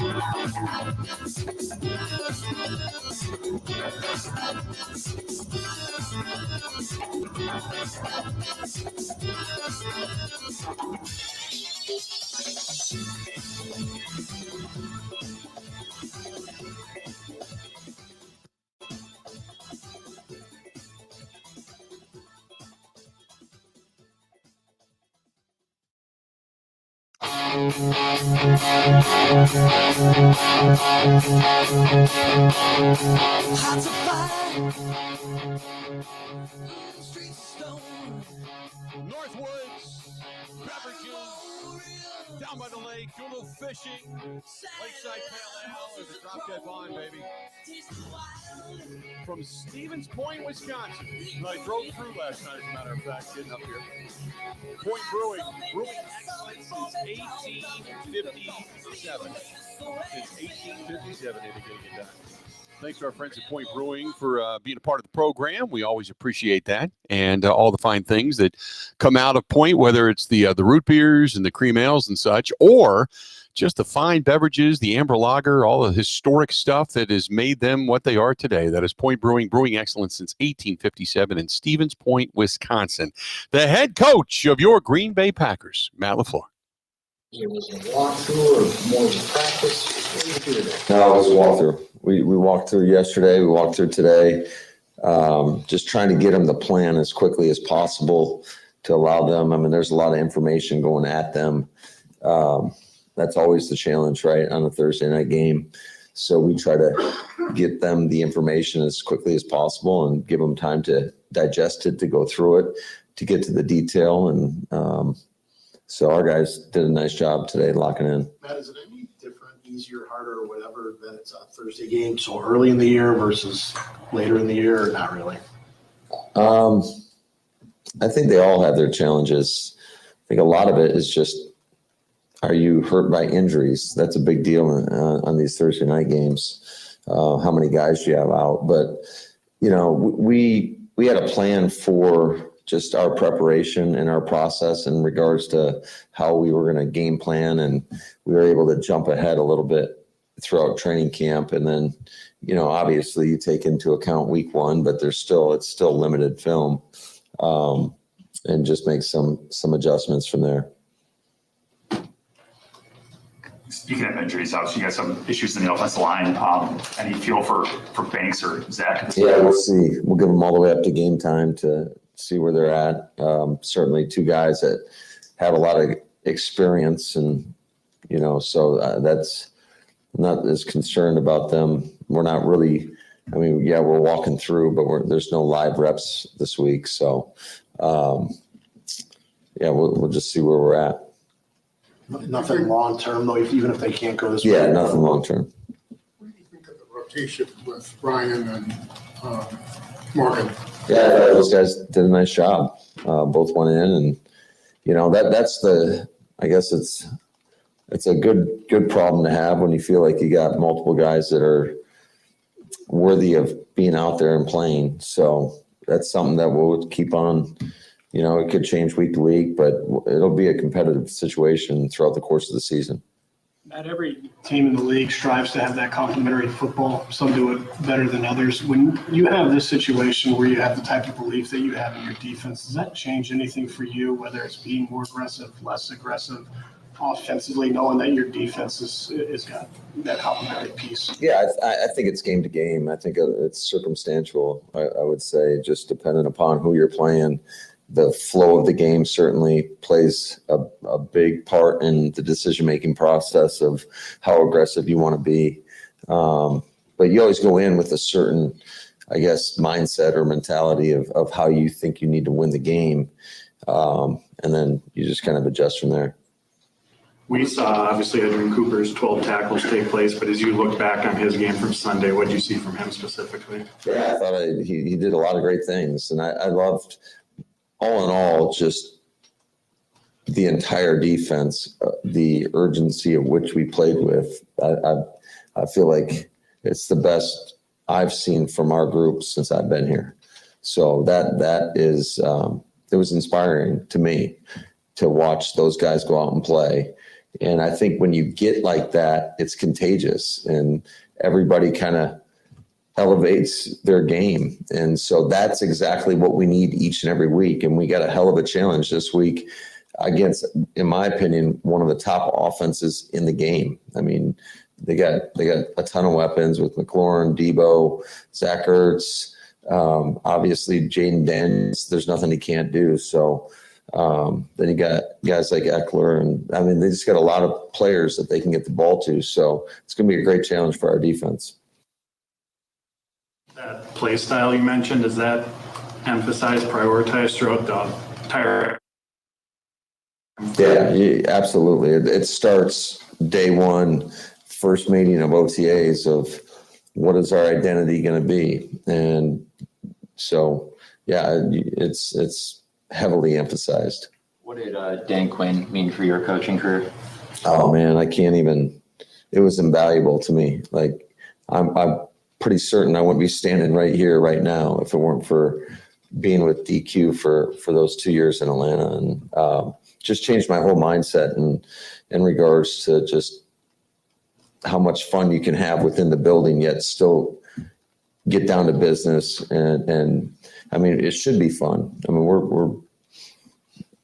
we're coaching ball. These guys are playing ball. And it was a great environment. And I thought it was a true brotherhood that we had. And that's something that we certainly try to instill here as well. Why did you guys decide to bring back the captains, and what do you think of the 7 players elected? Yeah, I thought, first of all, it was, we formed a leadership committee, and I told those guys, I feel like these are our captains, but those guys wanted to vote for it, and there's got to be a cutoff point at some point, but I certainly think those guys are worthy of that recognition. They've all done the little things and holding the high standard. And, I told them that the eyes are always going to be on them, and there's no off switch. Both in the building and out of the building. So you got to be on point all the time.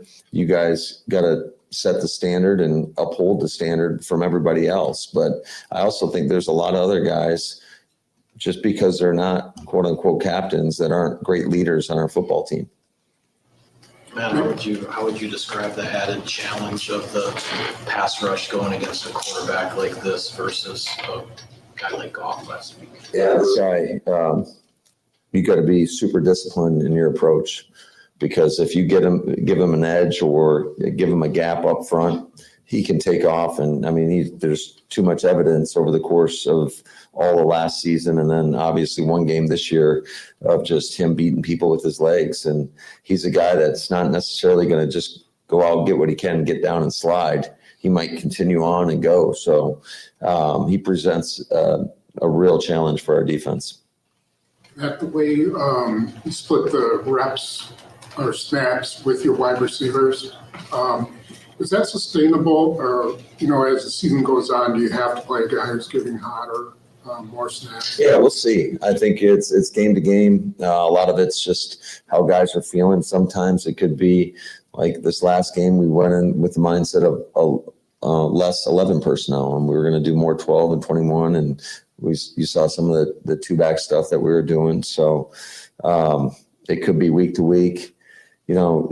I would say with some of the guys that hadn't practiced, we were trying to keep them within a range of a certain number of snap counts. From an offensive play calling perspective, what's the challenge when you face guys like Micah or Lucas, who maybe they'll be an one play, maybe they'll be a tackle, and you're just never quite sure where you're going to find them? Well, you just said the answer. Well, I don't know what it means for you, though. I mean, what's the challenge as far as preparing for that? Well, because if you don't know where somebody's going to line up, if you know that somebody's always going to line up on the right side at defensive end, well, we can do things to try to eliminate them as much as possible, whether it's always putting a tight end, a receiver, or back, or somebody there to chip them on the way out, or always sliding your protection that way. It gets more challenging when you start moving people around, and now we got to ID and find them. And then it's just all the complements off that. A lot of it is just what type of front structures are you getting in, whether it's you're getting into 5 down looks. Now it's a little bit harder to slide your line to a certain guy. So I would say there's a lot of layers to your question. Do you think the Parsons effect, beyond just his production or just beyond what he influences other guys being able to do, just the excitement that's created in your locker room, is that real? Can you feel that? Yeah, I think so. I also think we just talked about style of play and just watching him run to the football. I thought that was pretty special and pretty inspiring as well, both in the run game and in the pass game. Were you similarly inspired by your running backs picking up blitzes the way they did? That was the best that I've seen in my time here. So those guys saved a lot of plays. They did a great job because that does a really good job of getting into the gaps and just getting penetration. So you got to get on those guys quickly, and they cause you. There are a couple times when we have to pass it off between the guard and the halfback, and now the halfback's on a 3 technique, which isn't always great, but our guys did a really good job. And it's going to be the same thing this week. When you look at Bobby Wagner and Frankie Luvu, those guys are hard to block. And I think, Washington does a really nice job of running a lot of different pick games and stunts and putting their backers on your backs and sometimes not the best situations. So we've got a work cut out for us. Did you think your line was really in sync in terms of picking those type of things up, stunts, not pursuing or overreacting? Yeah, I thought our pass protection was really solid last week. And I think we got another great challenge in front of us. You guys put so much emphasis into each opponent each week, 1-0 each week. From a human nature standpoint, when you're opening against division rival, when you have the Commanders now coming in and they're fresh off an NFC Championship game, does it heighten anything in terms of urgency when the opponent kind of speaks for themselves? I mean, from a coach's standpoint, I would say no, but I don't know about from the players. I think you'd have to ask those guys. I'm sure there's some natural effects of that when you have a really good football team coming in here and we have a primetime game, Thursday night football, short week, that automatically ups the level of urgency in regards to just getting not only your body right, but your mind to go play ball against a really quality opponent. So I think all it's just a cumulative effect. Jordan mentioned that you guys got an early start, at least in the game, scoring early, and not necessarily dwindled out, but it wasn't as complete of a game as he would have wanted it to be.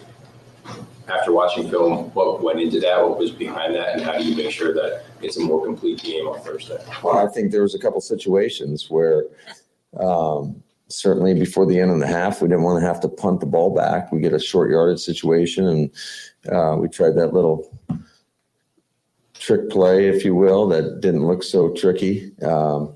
It didn't look so good, but we allowed too much penetration in the backfield and couldn't get our runner going. And then we had a couple other short yardage situations where we didn't convert. And I think that leads to just, the desire to want more. I mean, we go out there, we have a 3rd and 1, and we got stuff for like I don't know what we lost on the play, but there's definitely room for improvement, I would say. Good. All right. Have a great night. There you go. That is Matt LaFleur. Have a great night. Talking to the media members about his team and what he has to offer. And just so many different facets getting ready for this contest and a quick turnaround coming up tomorrow night at Lambeau Field. Let's do this. We'll step out. We'll take a quick break, come back. A lot more. Don't go anywhere. Coming up in the next hour, we got our buy or sell NFL around the horn discussion. Not to mention, we're going to hear just a lot more regarding the Packers, a little bit of Brewers. We got another hour of the Bill Michaels Show coming up. Don't go anywhere. Covering Wisconsin sports like a blanket. This is the Bill Michaels Show on the Wisconsin Sports Zone Radio Network. The power of friendship has spawned a memorable baseball season in Milwaukee. When you choose to work with Pella Windows and Doors of Wisconsin, the relationship is more than what feels like having a friend. Pella honors trust and commitment on your behalf before, during, and after the sale. They take those values to heart with every person the Pella team works with. It's natural to feel a little apprehensive about having someone visit your home, but take it from me and my wife. The brilliant Pella designers immediately put you at ease with their experience and professionalism. We love that initial visit, along with how easy they made it to envision bringing our project to life. Pella is committed to being the company everyone wants to do business with, and they've certainly lived up to that and more. And with this month's incredible deal, Gina Della from Pella is here to share why you shouldn't wait to order new windows and doors. Order today and get 0% interest for up to 60 months. Set your free in-home consultation today at PellaWI.com. Certain restrictions apply ends 9/30/2025.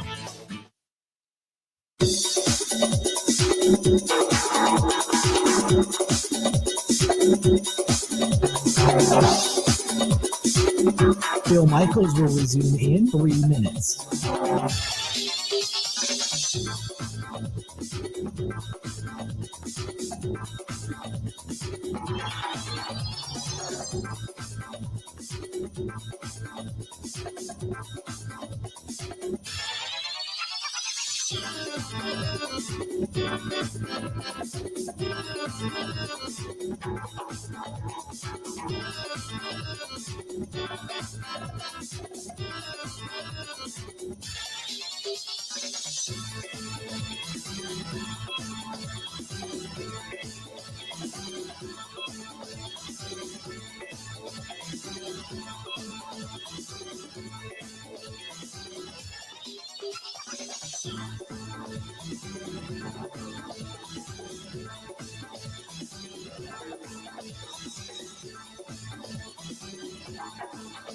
Bill Michaels will resume in 2 minutes.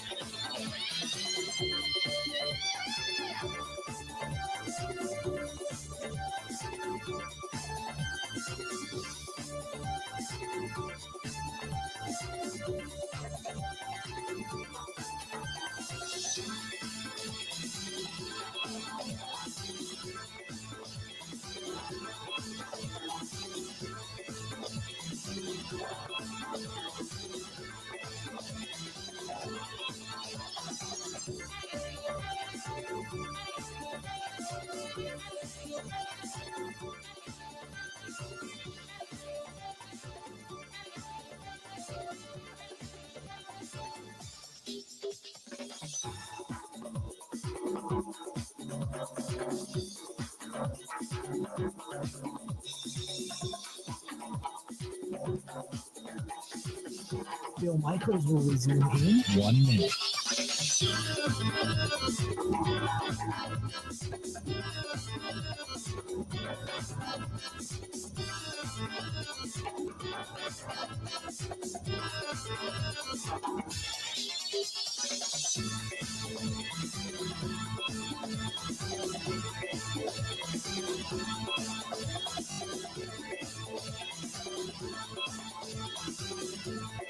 Bill Michaels will resume in 30 seconds.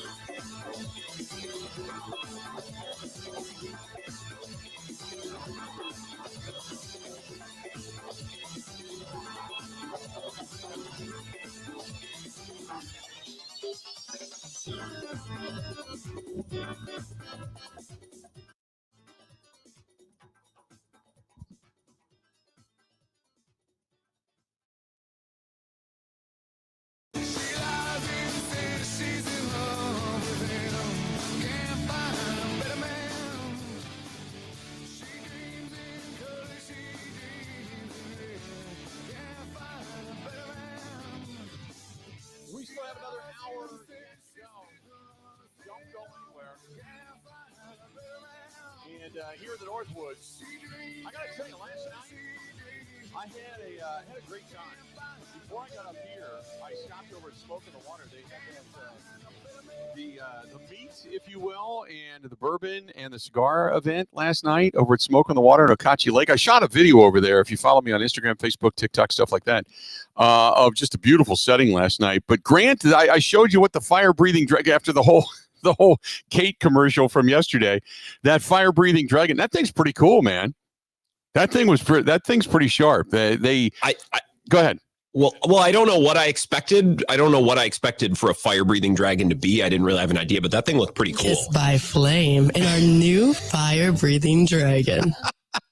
It was basically, they have these big, like 10-inch pieces of wood, and with like holders on each end. So they take full racks of ribs and full salmon and other fish. I don't know what all it was, but they strap them down, and it's down the middle of this thing is all oak wood, and these pieces like fold over the top like wings.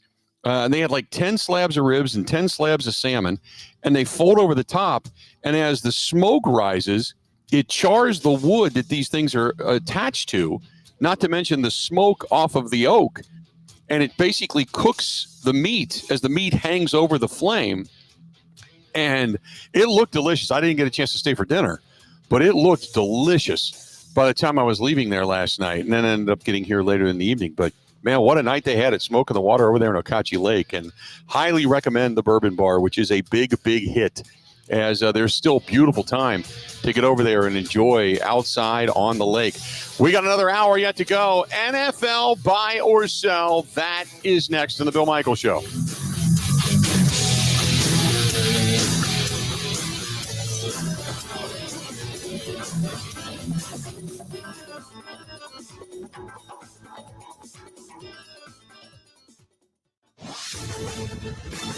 This is a Wisconsin Sports Zone update. Well, the Packers putting the finishing touches on their game plan for tomorrow night's showdown with Washington. The Commanders coming in off a double-digit victory over the Giants in Week 1 and were in the NFC title game last season. They're led by last year's Rookie of the Year and quarterback Jaden Daniels. This will be the first time the Packers have seen him, but not the first time edge rusher Micah Parsons has. He faced him twice last year, had 4.5 sacks with Dallas. But Parsons certainly understands the challenge of facing a dynamic talent like Daniels. He's just one of them guys that no matter what you can just try to pretend the whole time. You can power him. He go to the A and B gaps, get outside of you. It's hard. I just think you just got to limit the explosives, make them earn it, and that's what we got to do on defense. Make them earn every first down, every big-time catch, hit them after they catch. Every read option, hit him, hit the running back. Everyone got to get hit every play. Just let them know. Packers dealing with some injuries. Coach Matt LaFleur said offensive lineman Zach Tom and Aaron Banks will be given up until game time tomorrow night to determine if they can play or not. Kicked again at 7:15. Meanwhile, wide receiver Christian Watson has signed a contract extension that will keep him in Green Bay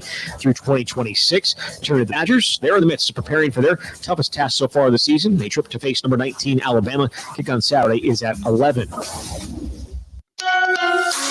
Rural Mutual Insurance, keeping Wisconsin strong. When a company only does business in Wisconsin, that's Wisconsin Strong. Rural Mutual provides all lines of insurance, including commercial, farm, home, and auto. And your premiums stay right here to keep Wisconsin strong. Local agents, local underwriters, local claims adjusters. Rural Mutual Insurance, keeping Wisconsin strong. Well, the Brewers are looking to salvage a game of their 3-game series with Texas this afternoon. After today, they'll get tomorrow off before opening up a homestand on Friday against St. Louis. With this Wisconsin Sports Zone Network update, I'm Zach Heil.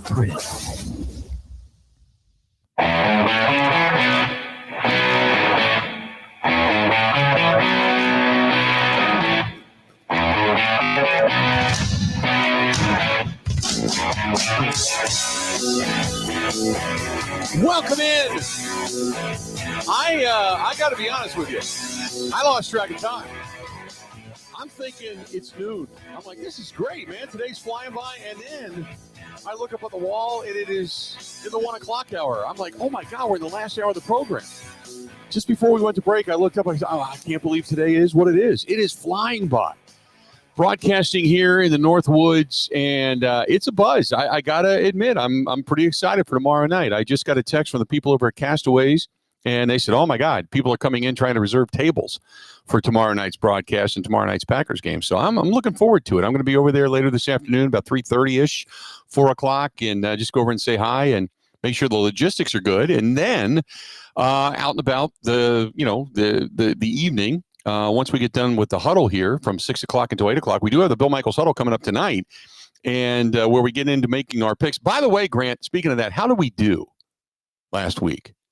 I haven't tallied it. I did, but I didn't write down the final numbers. Okay. I think we both had a fine week. You did a little bit better than me. I can give you exact percentages. And coming up, there was also a game or two that we were absolutely thinking along the right lines. We were just a point or two, short to one side or the other. So we did fine. You did a little bit better than me. Nice. Okay, well, we'll take it. As long as we're in the money. You and I, if you're a bettor and you've been just basically taking and putting money down on what Grant and I have stated, you're probably making a little bit of money. Now buying a second home, but right, exactly. You got maybe a renovation for a bathroom, but that's about the extent of it. It was funny. I was sitting here during the Matt LaFleur presser, and I'm listening, and I just love it up here. So I was looking, and the homes in the area up here. I'm just going to give you a quick real estate thing. When they always say buy property, so my friends bought this back in, I want to say like 2015. And I know what they paid for it. It was under $400,000. Okay. It is, and I started looking at properties up here. It is now worth $1.2 million because of the demand for property in the North Woods and on a lake. That is an investment. And this is a beautiful, beautiful home. But yeah, I'm like, wow. God, why didn't I think about buying property up here years ago when I was changing over? Oh, I'd have built the studio here and everything. You keep it for a few more years and then boom, sell it off and buy a bigger property or something. But man, they always talk about investing in real estate. That is the way to go. I was stunned. I'm thinking to myself, it's a good size house, 500,000, something like that. 1.2. Like, holy crap. Good gosh. And it's all people scrambling to find property here in the Northwoods. It's all over the state of Wisconsin because Wisconsin is becoming such a destination for people that just want to get away. But yeah, man, I was like, wow, that is. I was going to say it's so much cheaper down here where I'm trying to buy a house. I know, right? Believe the bargains that I've stumbled upon. Well, the funny thing is that I bought my house for, I think it was 380 something thousand, like 7 years ago, and now it's almost 700. I've been offered 700 for it. So it's not bad, in a few, 5, 6, 7 years to almost double your money. But, you for what I would sell it for, it's like, where the hell would I go? I'd be homeless. I don't have a place to go. Not to Rhinelander, apparently, or not to Tomahawk, unless you got a mountain of money, it sounds like. No, you can get a cabin in the woods in Tomahawk for next to nothing. But you want a cabin on the lake? Forget it. It ain't happening. man, it's gone crazy. So that's why we got to hit more of our picks. And to be clear, I always miss a couple every week just to make you seem, as the producer, I can't be showing up anybody on this show. So I miss a couple every week just to make sure that you stay in a slightly. I know, right? No, you beat me last year. I would probably actually pick better if I tried to miss picks on purpose. I would actually probably come out ahead then. Yeah, you beat me last year. So we were really close, but you were percentage points ahead. So you won last year, but we both won. We both won money. We were over 50%. If you get to 55, 60%, that's not a bad way to go. Speaking of that, in percentages, I just wanted to kind of throw this out there. CBS said late yesterday, I should say, that it averaged 20.38 million viewers for the overall coverage of the NFL opening Sunday and 23.89 million viewers in particular for the Lions and the Packers in the late afternoon.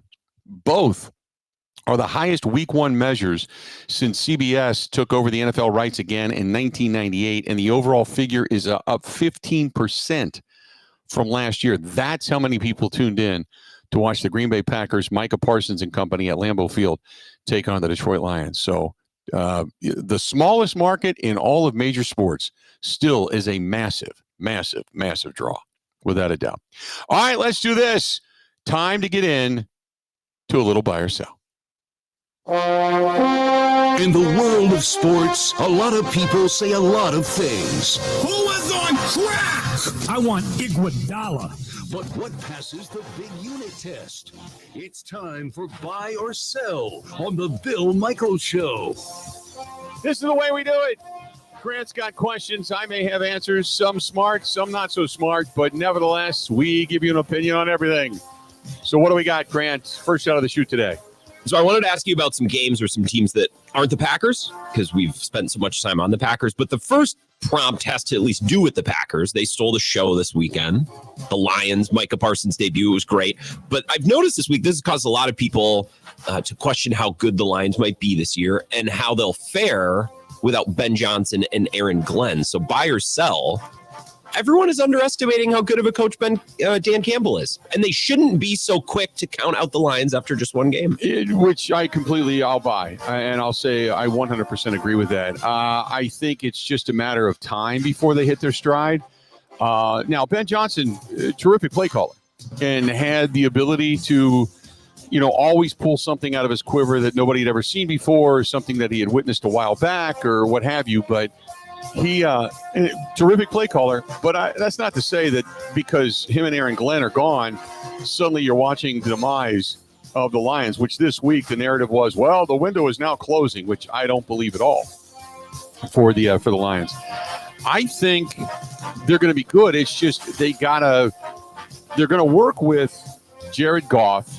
There's too many weapons on that between Laporta, Amar St. Brown, Jahmyr Gibbs, David Montgomery, plus getting your guard and your center kind of together and getting a little bit more familiarity there with those two new positions being filled on the offensive line. They're going to be fine. They got a lot of talent over there. They're going to be fine. And they still carry the mentality of Dan Campbell. I guarantee you he is in their rear ends this week, beginning today and getting ready for their contest coming up this weekend. So I'm not concerned about, if I'm a Lions fan, about suddenly them going south. I'm just more concerned about winning the upcoming game. They got a big one coming up. They got the Bears coming into Ford Field this week. And the Bears, with Ben Johnson and his return, are going to be salivating to try to get back what they lost on Monday night.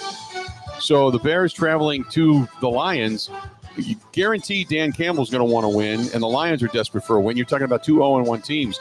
So now we'll wait and see. If this offense and Jared Goff and company really begin to click, then we'll say, well, it was just a matter of time before they got going, which is, like I said, the Packers got them at the right time, at the right place, before they really hit their stride and hit their rhythm. So I'm gonna buy that. Hey, don't panic and don't hyperbole the demise of the Detroit Lions just yet. And another great example of how good the NFL is week one was incredible. You're like, oh, but Bears Vikings on Monday Night Football. And then you're like, all right, who do they got coming up week 2? Oh, we got Bears Lions, Right. and this rematch of coordinator. Like, the NFL's just the absolute best. And I agree with you. Like, Dan Campbell's awesome. I think it's a little disrespectful the way that everybody's kind of counting him out after just one. Buy or sell. The highest scoring game of the weekend was, of course, at least in the early slate, Jets Steelers, because of course it was. That's how everyone expected it to go. Rodgers threw for 244, 4 touchdowns, no interceptions. Buy or sell. Sunday made you reconsider the Steelers' possibilities as maybe an actual Super Bowl contender. No, because they gave up 32 points to Justin Fields. Now, Justin Fields looked really good, and Aaron Glenn, their new head coach, had them fired up, but they still gave up 32 points. The Jets aren't supposed to be all of that. Justin Fields had a 119.1 quarterback rating, 16 to 22. Threw for 218 yards, had a touchdown on the day, that 33-yard pass that went to Garrett Wilson. But they moved the ball. Breece Hall had 107 yards. Justin Fields ran for 48. They weren't able to contain. So I still think they're third in that division in the AFC North. But I think they're going to make the playoffs. I still think it's probably going to be Baltimore, Cincinnati, then Pittsburgh. But it may have flip-flopped. If Cincinnati can't figure itself out, and they got Jacksonville coming to town down at, Paycor Stadium this weekend. If they can't figure it out, they're going to end up being the one game above the cellar dwellers, and they could find themselves not making the postseason again, because they got to figure out offensively to get better and protect Joe Burrow. And their defense, I don't have a lot of faith in it. So I think Pittsburgh's going to find themselves in the postseason. And Aaron Rodgers certainly proved to everybody, hey, there's still gas left in this tank. And now, remember, he's also a year removed from coming back from the Achilles injury.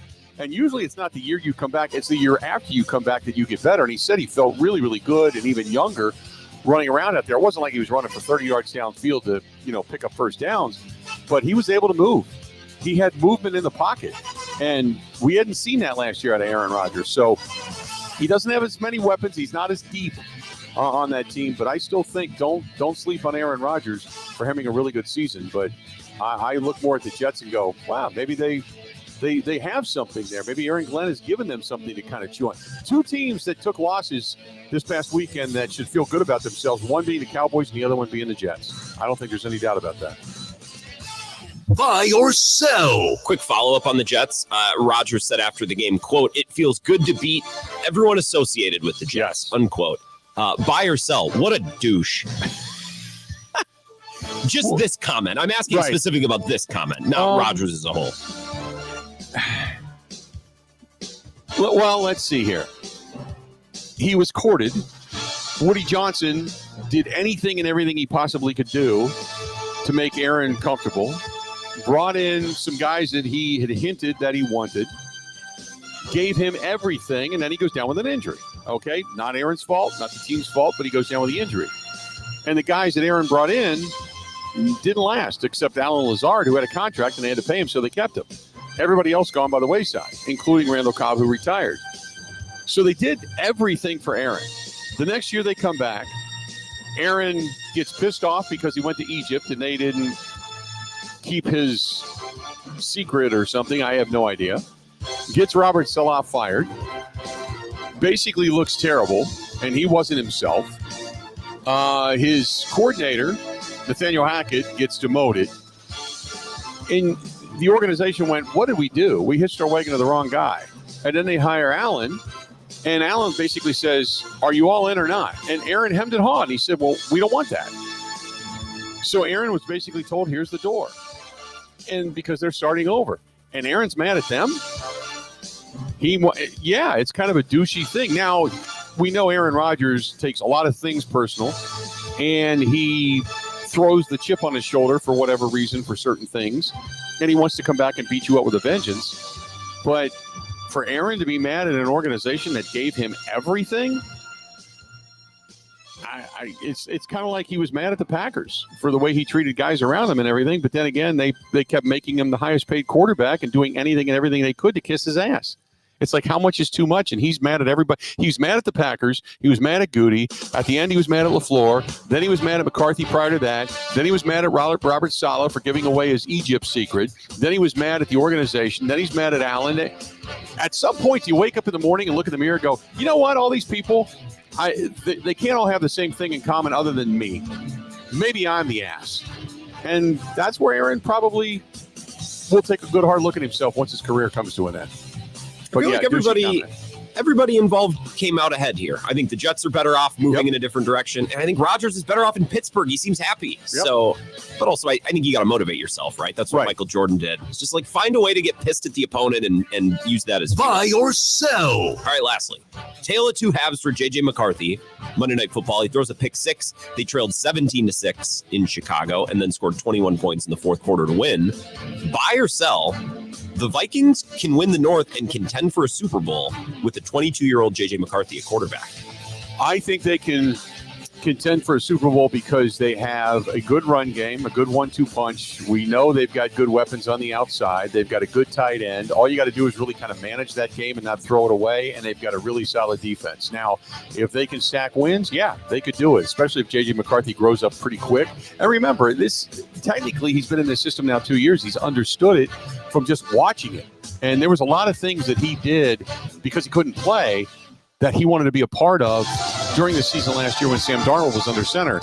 That is in studying film and calling, plays in his own head, he said. So I think he's fully engaged, and they call this guy like a gym rat, and he's happy and healthy. And so, yeah, why not? Now, I don't want to say yes because I don't want to see Minnesota win a Super Bowl, and I certainly don't want to see him win a Super Bowl over the Green Bay Packers.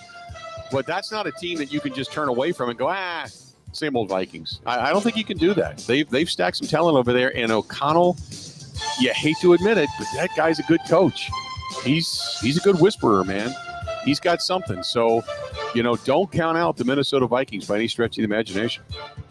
Well, that's it for buy or sell. Just a little bit of a whip around some of the other games that we saw, just to take a break from the Packers talk. That is the way we do it. That's the way buy or sell is done. This portion of the program, it's brought to you by our good friends over there at Quick Trip. And, man, thanks to the Quick Trip in Plover. Great people. Last night I walked in. I needed to get supplies for up here because I didn't have anything. And the young lady behind the counter pointed me over to the baskets, said you can go there. And then I was picking a few things up, and then the woman that was kind of checking me out, I went, and she goes, that's okay. Go ahead. If you need to run and grab something else, go ahead and grab it. I'll hold your spot. And she did.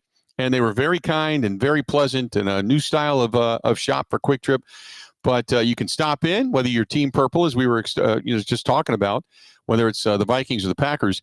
Don't forget, also pick up your Gatorade products, and you could get yourself some extra entries. And you could be watching the Packers and the Vikings over at U.S. Bank Stadium because Quick Trip is giving that package away in conjunction with Gatorade. So it doesn't matter what side of the fence you're on, you still have an opportunity to head over and see the green and gold take on the people of purple. All compliments of our friends over there at Quick Trip. But like me, I stopped in and grabbed a little bit of everything last night. They had the rib sandwiches on sale, grabbed one of those, picked up an Italian sandwich for probably later today or tomorrow. And then I picked up some things to drink, like my sweet tea and stuff from Arizona Tea. So great stuff, as always, over there from our friends at Quick Trip. More of the Bill Michaels Show next. Covering Wisconsin sports like a blanket. This is the Bill Michaels Show on the Wisconsin Sports Zone Radio Network. The power of friendship has spawned a memorable baseball season in Milwaukee. When you choose to work with Pella Windows and Doors of Wisconsin, the relationship is more than what feels like having a friend. Pella honors trust and commitment on your behalf, before, during, and after the sale. They take those values to heart with every person the Pella team works with. It's natural to feel a little apprehensive about having someone visit your home, but take it from me and my wife. The brilliant Pella designers immediately put you at ease with their experience and professionalism. We love that initial visit, along with how easy they made it to envision bringing our project to life. Pella is committed to being the company everyone wants to do business with, and they've certainly lived up to that and more. And with this month's incredible deal, Gina Della from Pella is here to share why you shouldn't wait to order new windows and doors. Order today and get 0% interest for up to 60 months. Set your free in-home consultation today at PellaWI.com. Certain restrictions apply ends 9/30/2025.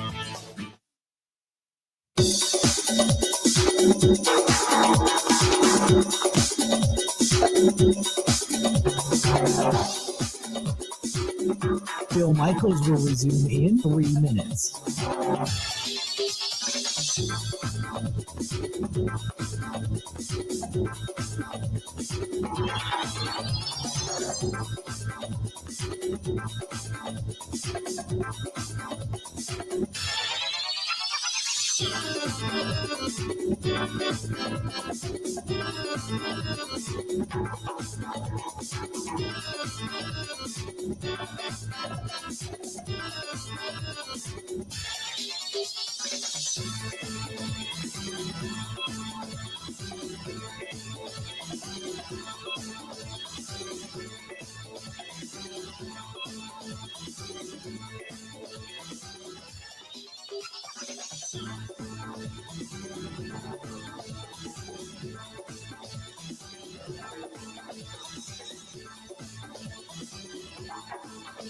Bill Michaels will resume in 2 minutes.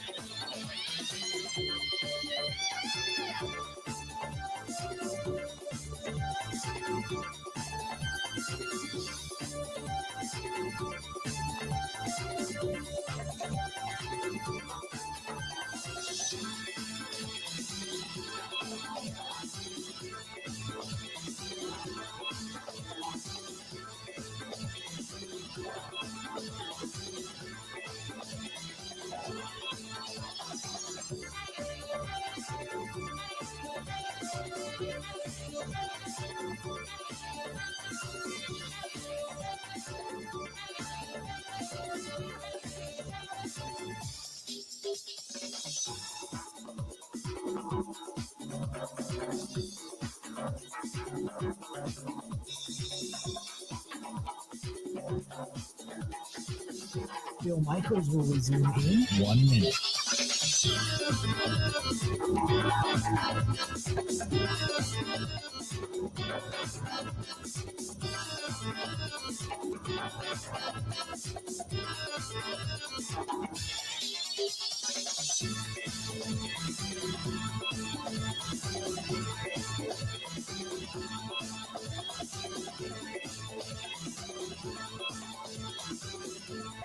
Bill Michaels will resume in 30 seconds.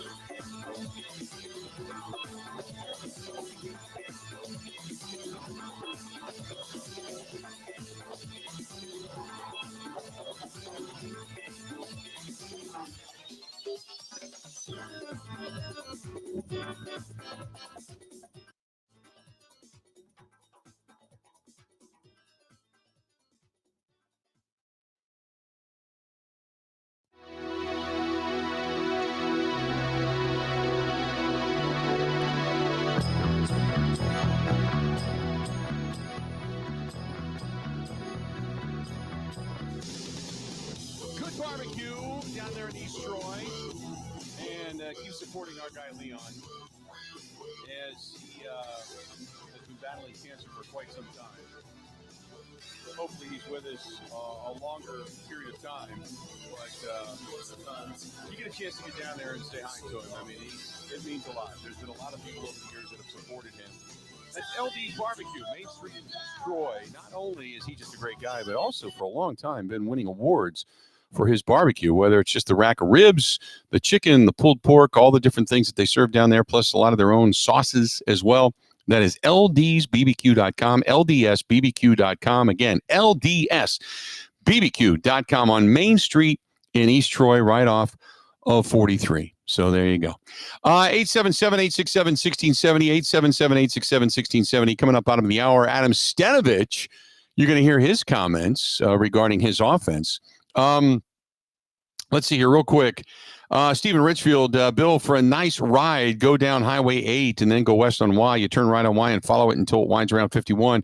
Gorgeous ride, takes you through the woods and past the willow flowage here in the Northwoods. I might do that.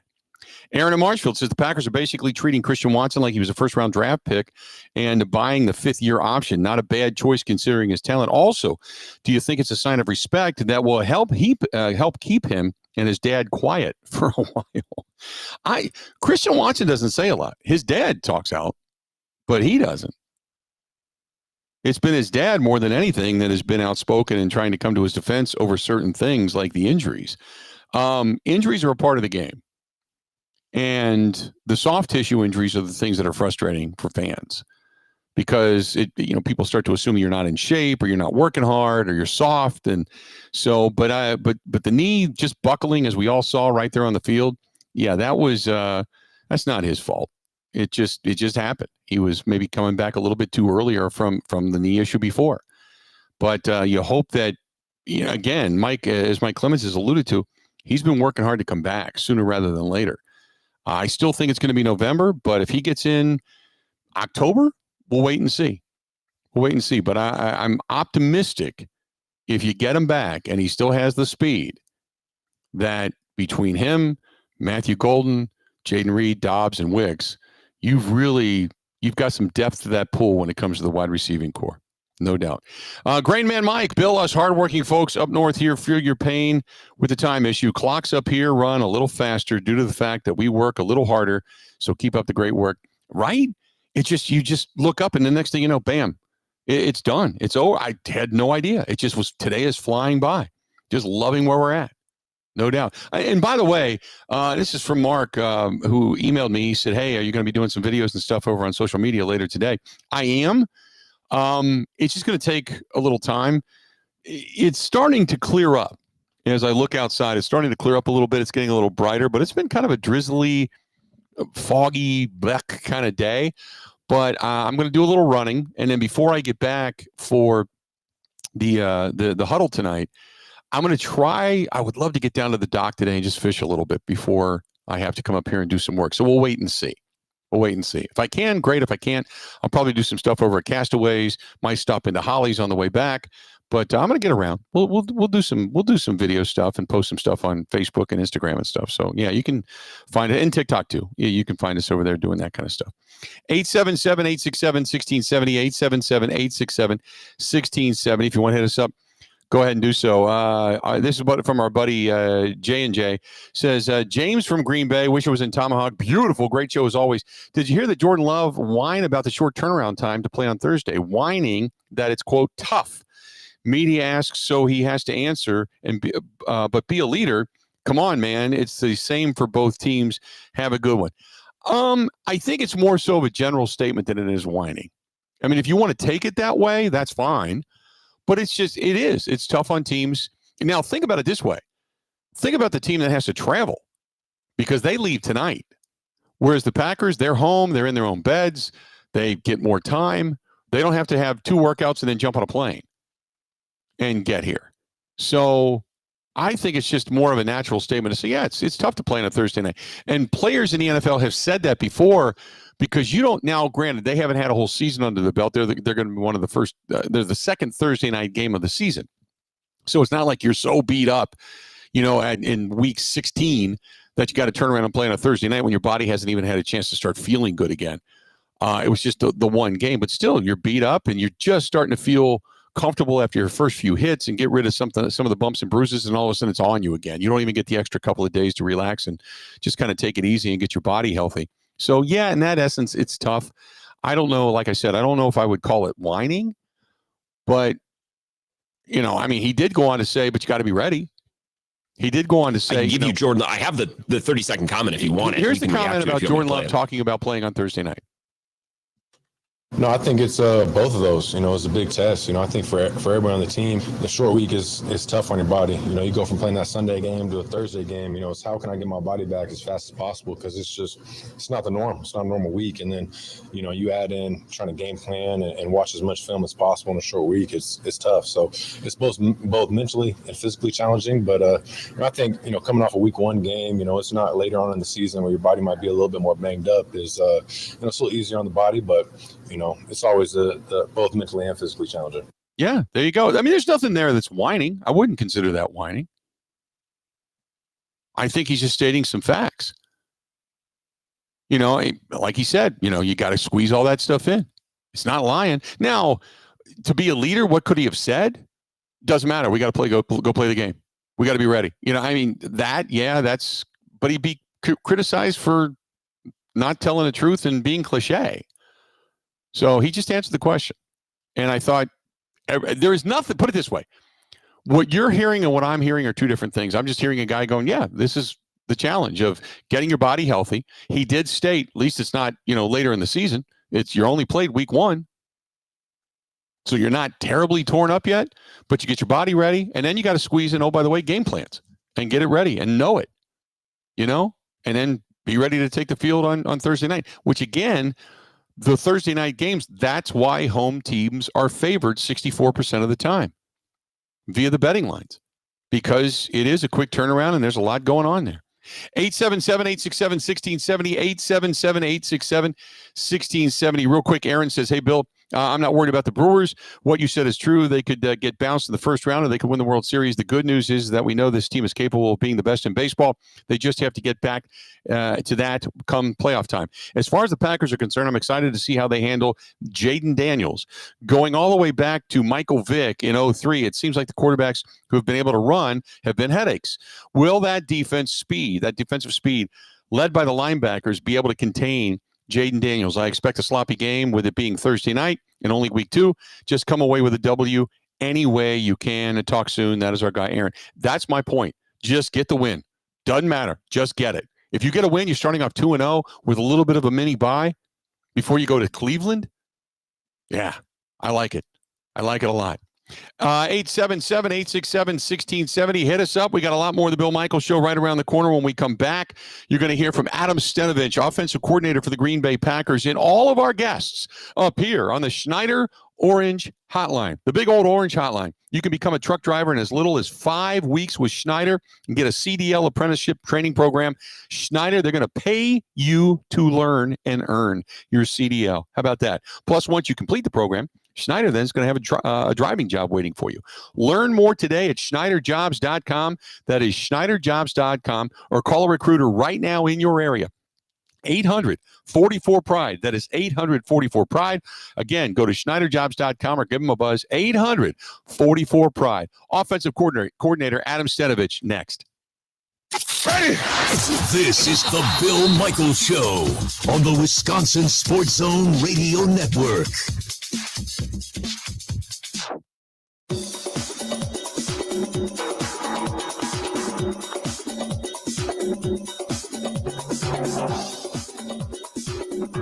Bill Michaels will resume in 5 minutes.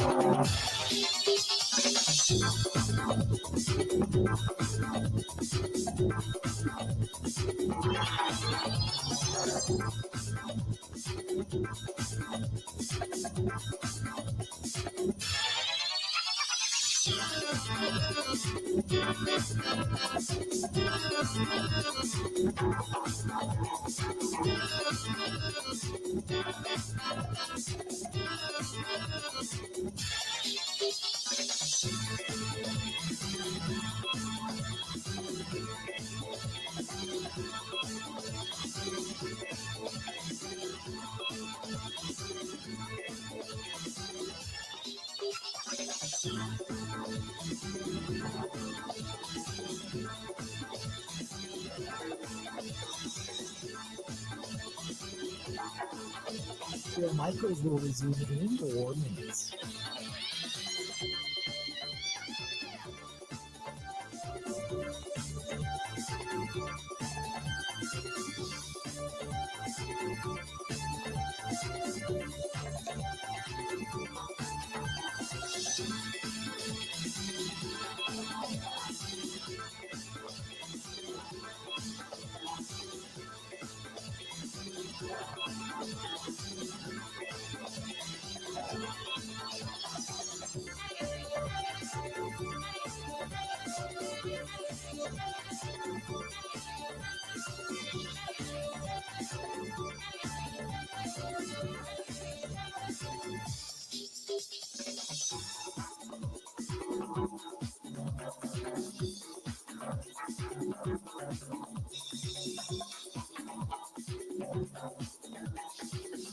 Bill Michaels will resume in 3 minutes.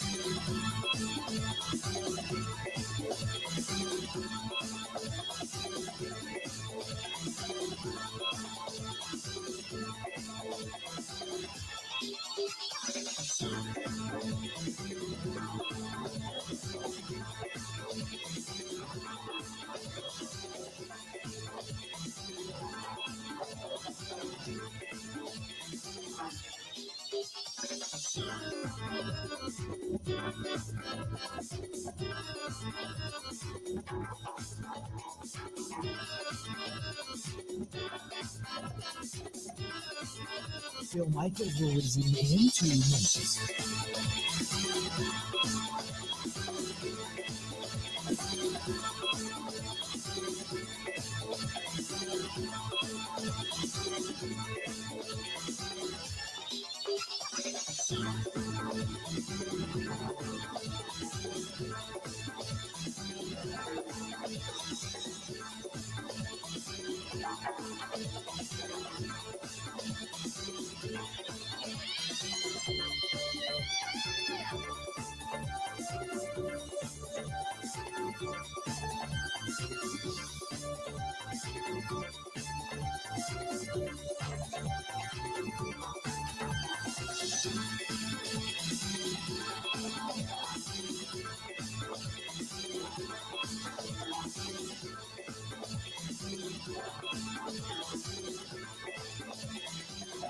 Bill Michaels will resume in 1 minute.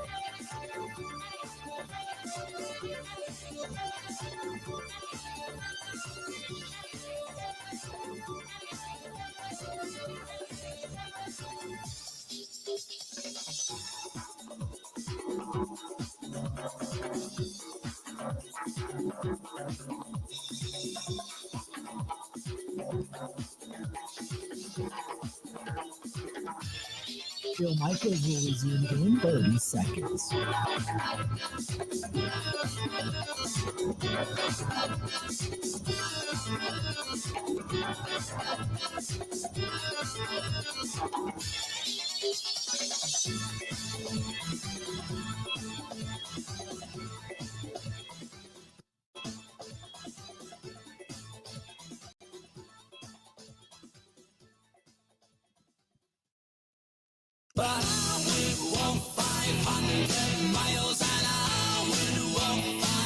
On a day like this, in the Northwoods, you'd be moving inside, back in the Milwaukee area. It's not a bad day. But we know fall and winter are going to be upon us, and you're going to be taking your golf game inside. That's Birdie Boys, B-O-Y-Z, Birdie Boys Indoor Golf Facility right there on Pilot Court in Waukesha, just south of the Waukesha County Airport. You can see it there, 6 different simulators. And this is the kind of weekend where you go, you watch games, you got football on both days, you can swing the sticks, get your game in line, or just go have fun. Plus, they're going to have fall leagues and scrambles and stuff inside. That's Birdie Boys, B-O-Y-Z, Birdie Boys Indoor Golf Facility, 407 Pilot Court in Waukesha, Wisconsin. And stop in and tell Brandon and the entire gang over there, the entire staff, that we said hello. They were just really, really good people. Really good people. All right, let's do this. Adam Stenovich, offensive coordinator for the Green Bay Packers. Take a listen.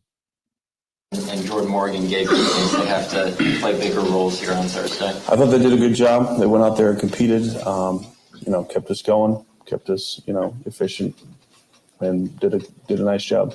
What have you learned about Kennard just in the short time he's been here? He prepares hard. He's one of those guys that came in and in a short period of time had to play. So kudos to Buckus and Coach Gordon getting those guys ready to go. But yeah, he went out, he competed. I liked it. It's been a long time since Jordan's gone out there and not felt any pain in his lower half. You obviously dealt with that all last season. Did you tell a difference just in terms of his accuracy, just feeling better? Yeah, I mean, I've seen it all off season, basically from, just him running around and doing stuff. But yeah, he looked good out there. He looked comfortable. Obviously, our O-line did a really nice job protecting him and our running backs. So yeah, it was good to see him out there just making plays and running around. Stutto Matt was saying that that's the best he's seen the running backs in protection. What do you attribute that to? And I assume you agree with that assessment. Yeah, no, they did a phenomenal job.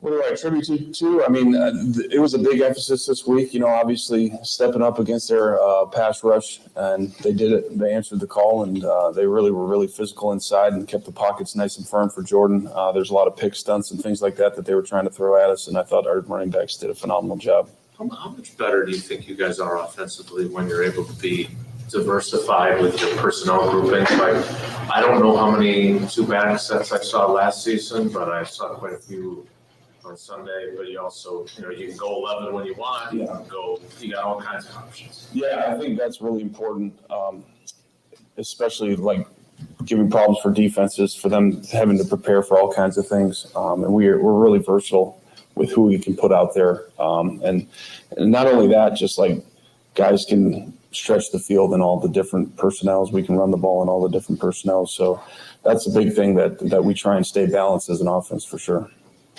Is that one of the benefits, when you play 5 wide receivers, that you have matchups that maybe you like, or you can, run guys in and it's a different guy running around? Yeah, oh, definitely. Just keeping them fresh throughout the game. And we had a few guys, as camp was ending, that were still kind of on the injury report. So it was really important to just get a lot of guys out there playing, getting experience, and then taking the load off each other as far as play time. The Washington pass rush and then how they pair that with their linebackers, just what have you seen from them and the challenge there? They're really similar to Detroit in terms of they do a really good job running stunts and using their linebackers to create pressure. So it's going to be a big challenge again this week. They're really talented up front. They're really physical, and they do a good job attacking and trying to attack the quarterback and get pressure on them. They were pretty effective last week. So, again, it's going to be a big challenge for us this week. When asked about the fast start against the Lions, Jaden Reed said, practice fast, play fast. And I thought, is that something you must tell these guys? That these first 4 or 5 reps in practice, you got to be thinking like you're in the game, right? Mm-hmm. Is that where that comes from? Yeah, a lot of times we actually start practice with team reps against, one-on-one, one defense versus one offense, just to kind of emphasize that, where it's like, hey, we got to start fast. You got to show up ready to go right away. Obviously, it's really important in a game to get to a fast start and control the tempo of the game. So, do you think? I know everybody's a happy family and everyone's pulling for each other, but there are other factors when it comes to like targets and catches and stuff, right? We live in the real world. Do you think you guys can keep everybody happy with 10 different guys catching 2 or 3 balls? And how do you foster that to make sure it doesn't become less than great? Yeah, I think, just being around the guys that we have for the last couple of years, I don't think that really bothers these guys. Obviously, they all want to feel involved in the game plan, and we try and spread it around for sure. So it's just one of those things, like you'll see some games where a guy might score 3 touchdowns, and then the next game a different guy scores a couple of touchdowns. So it's just one of those things where, like, at any game, one guy could go off compared to another guy. So it's kind of the weird place that we're in as an offense, which is a good problem to have. But yeah, I just think being around these guys, we're a team. We play for each other, and that's, I think, what's going to sustain us throughout the season, and hopefully why we'll be special. After you had the opportunity to look back at Sunday's game, what did you see from Dontavian Wicks and what he did beyond just the pass catching part? Yeah, he did a good job blocking, and he's a pretty physical player in the run game, and it was just good to see him out there running around. Again, he'd had some limited reps in camp for the last few weeks, and it was good to see him out there just making plays and playing fast. Why do you use Brooks instead of Wilson in the 2-back stuff? Is that a blocking thing mostly, or? Yeah, I think, it's for that, and he's good with the ball in his hands too. Yeah, it's just one of those packages that we just like to use him as opposed to Wilson in that regard. What do you think of how Golden played?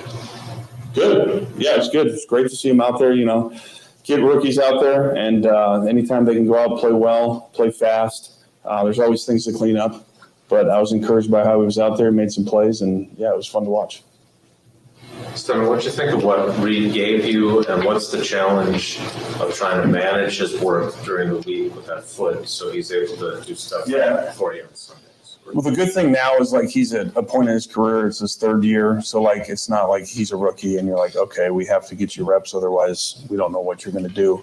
He's been around, he's smart, he studies, he's, helping coach guys on the sidelines when he's not out there, being a leader with all that stuff. So he's got a good mental side of the game now where, like, you can tell him stuff and he'll just know what to do. So that gives you a little comfort as a coach. But then he still gets out there and practice, and then you just kind of have to pick the plays. All right, we want to make sure he gets these reps if they're new or whatever it is in every game plan to make sure that he specifically takes those. Is your game plan any different if one or both the injured linemen don't play? Yeah, I mean, you always alter it a little. It could be, more of one thing or the other. I'm not really going to talk about what we're going to change, but if that's the case, we have a plan for that. Yeah, definitely. On Reed's touchdown, did you guys have to work hard on that pick, type of flyway? Yeah. Where you run that and you make sure you don't run that? Yeah, oh no, that's a big emphasis, with how you coach it. And I think Coach Vrabel and Coach Mahaffey, they did a great job with that, just coaching it up and just teaching the technique of avoiding the guy, forcing him underneath in order to get leverage on the throw. So yeah, it was a good job by everybody. How does that work? Like, can he just stand there and if the guy runs into him, that's the guy's fault? Yeah, as long as you don't initiate contact 1 yard down the field, you're all right. But if you go hit him and he backs up 1 yard off the ball, then it's a pick penalty. Yeah. Cool. Thanks, guys. There you go, Adam Stenovich, offensive coordinator for the Green Bay Packers, and kind of discussing, different plays and thoughts, and Jordan Love and his progression, and the pool of wide receivers that they have, and it's not as enthusiastic, we'll say, as listening to a guy like Jeff Hafley, but good stuff nonetheless. And then Steno is the guy that does the nuts and bolts stuff when it comes to working with Matt LaFleur in the game plan and Jordan Love in the game plan, and kind of, putting everything together on the daily, so to speak. But good stuff from Adam Stenovich. Let's do this. We'll break and then we'll come back and we'll wrap things up here in the north. Man, what a wonderful day. Even though it's still a little kind of overcast out, but it's starting to lighten up, and maybe we'll get a little bit of sun before the day's out, and I'll be able to pull the motorcycle out of the trailer and just kind of enjoy a little bit of a ride around Tomahawk, Wisconsin, heading over to Castaways Bar and Grill later this afternoon, then back here tonight. Reminding you, we have the Bill Michaels Huddle coming up tonight. Edition number 2. Mike Clemens is going to join us for a good half hour of the program. Going to hear from Mark Schofield tonight. Grant and I make our picks. We'll give you all the details as to what we did last week and what we're looking forward to this week, including the pick coming up for tomorrow night between the Packers and the Washington Commanders at Lambeau Field. Packers looking to go 2-0. The Commanders doing the same. Hopefully the Packers, with Micah Parsons in an expanded role in that defensive group, are able to kind of stymie Jaden Daniels, because that's, I think, what all the eyes are looking for. And don't forget also, tomorrow night, the watch party, Green and Gold watch party. We're going to be watching the Packers and the Commanders from Castaways Bar and Grill here in Tomahawk, Wisconsin. Can't wait. We got the Green and Gold postgame show immediately following the game up until midnight tomorrow night. So come over. If you're within the sound of my voice and you're in the area, whether you're in Wausau or Minocqua or right here in Tomahawk or the surrounding areas, come on by and say hello. We're going to be there coming up tomorrow night, watching the game, having some food, good beverages, all that kind of good stuff. And then, boom, Green and Gold postgame show immediately following. More of the Bill Michaels Show. It's coming up right after this. This is the Bill Michaels Show on the Wisconsin Sports Zone Radio Network.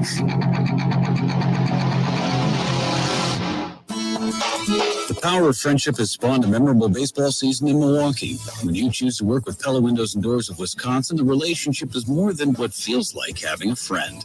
Pella honors trust and commitment on your behalf before, during, and after the sale. They take those values to heart with every person the Pella team works with. It's natural to feel a little apprehensive about having someone visit your home, but take it from me and my wife. The brilliant Pella designers immediately put you at ease with their experience and professionalism. We love that initial visit, along with how easy they made it to envision bringing our project to life. Pella is committed to being the company everyone wants to do business with, and they've certainly lived up to that and more. And with this month's incredible deal, Gina Della from Pella is here to share why you shouldn't wait to order new windows and doors. Order today and get 0% interest for up to 60 months. Set your free in-home consultation today at PellaWI.com.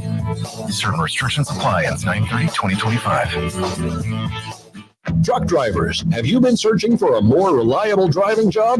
Get the paychecks and predictability you need as a Schneider driver. Schneider's large selection of driving jobs means you can get the home time that suits your schedule. Choose from daily, weekly, monthly, or sometime in between. Plus, Schneider drivers have access to great benefits with a 401k match and a 24/7 support team. Get the keys to a better driving job. Search openings near you and apply now at SchneiderJobs.com.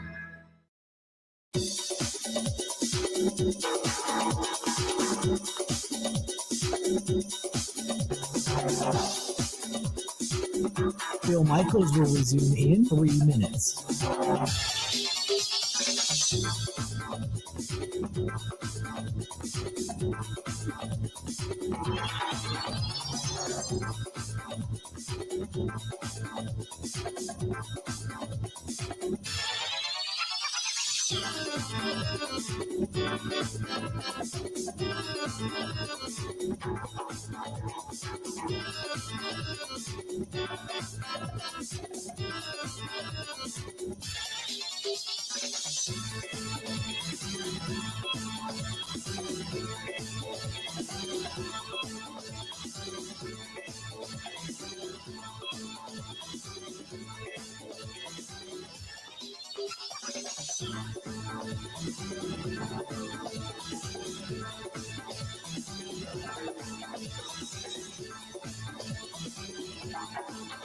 Bill Michaels will resume in 2 minutes.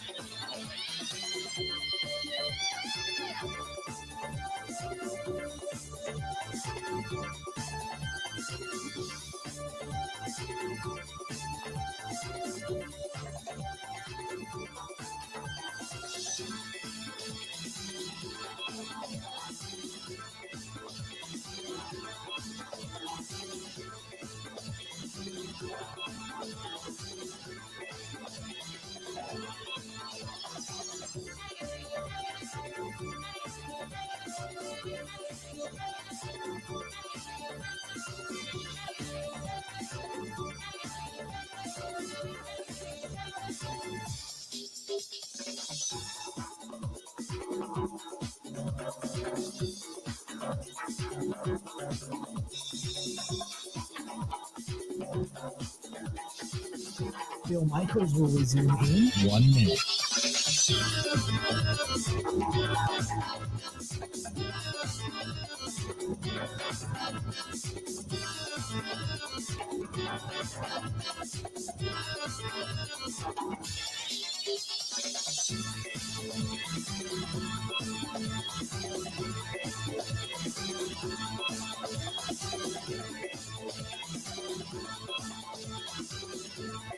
Bill Michaels will resume in 30 seconds.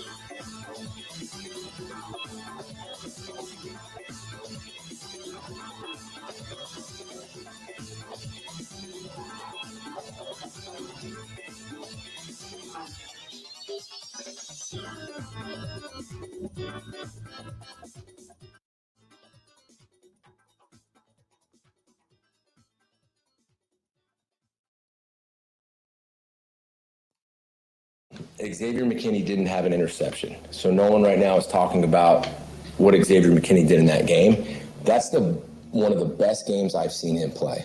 His disguise, his communication. There were some times when Evan intercepted the one pass, I didn't know if we were going to be right. And all of a sudden he popped out and got to where he was supposed to. So it was X, it was the pressure, and then it was Evan that were all involved in the interception. The other thing X did was he played the run about as well as I've seen him. And the way we inserted him into different spots to do that and how physical he was, I mean, I thought it was one of the best games that he played. It doesn't look like that from the stat line, but there's another chess piece, right? So we're fortunate right now to have a bunch of guys who, you know, can retain, can take it to the field in year two, and they give you the capability to do that.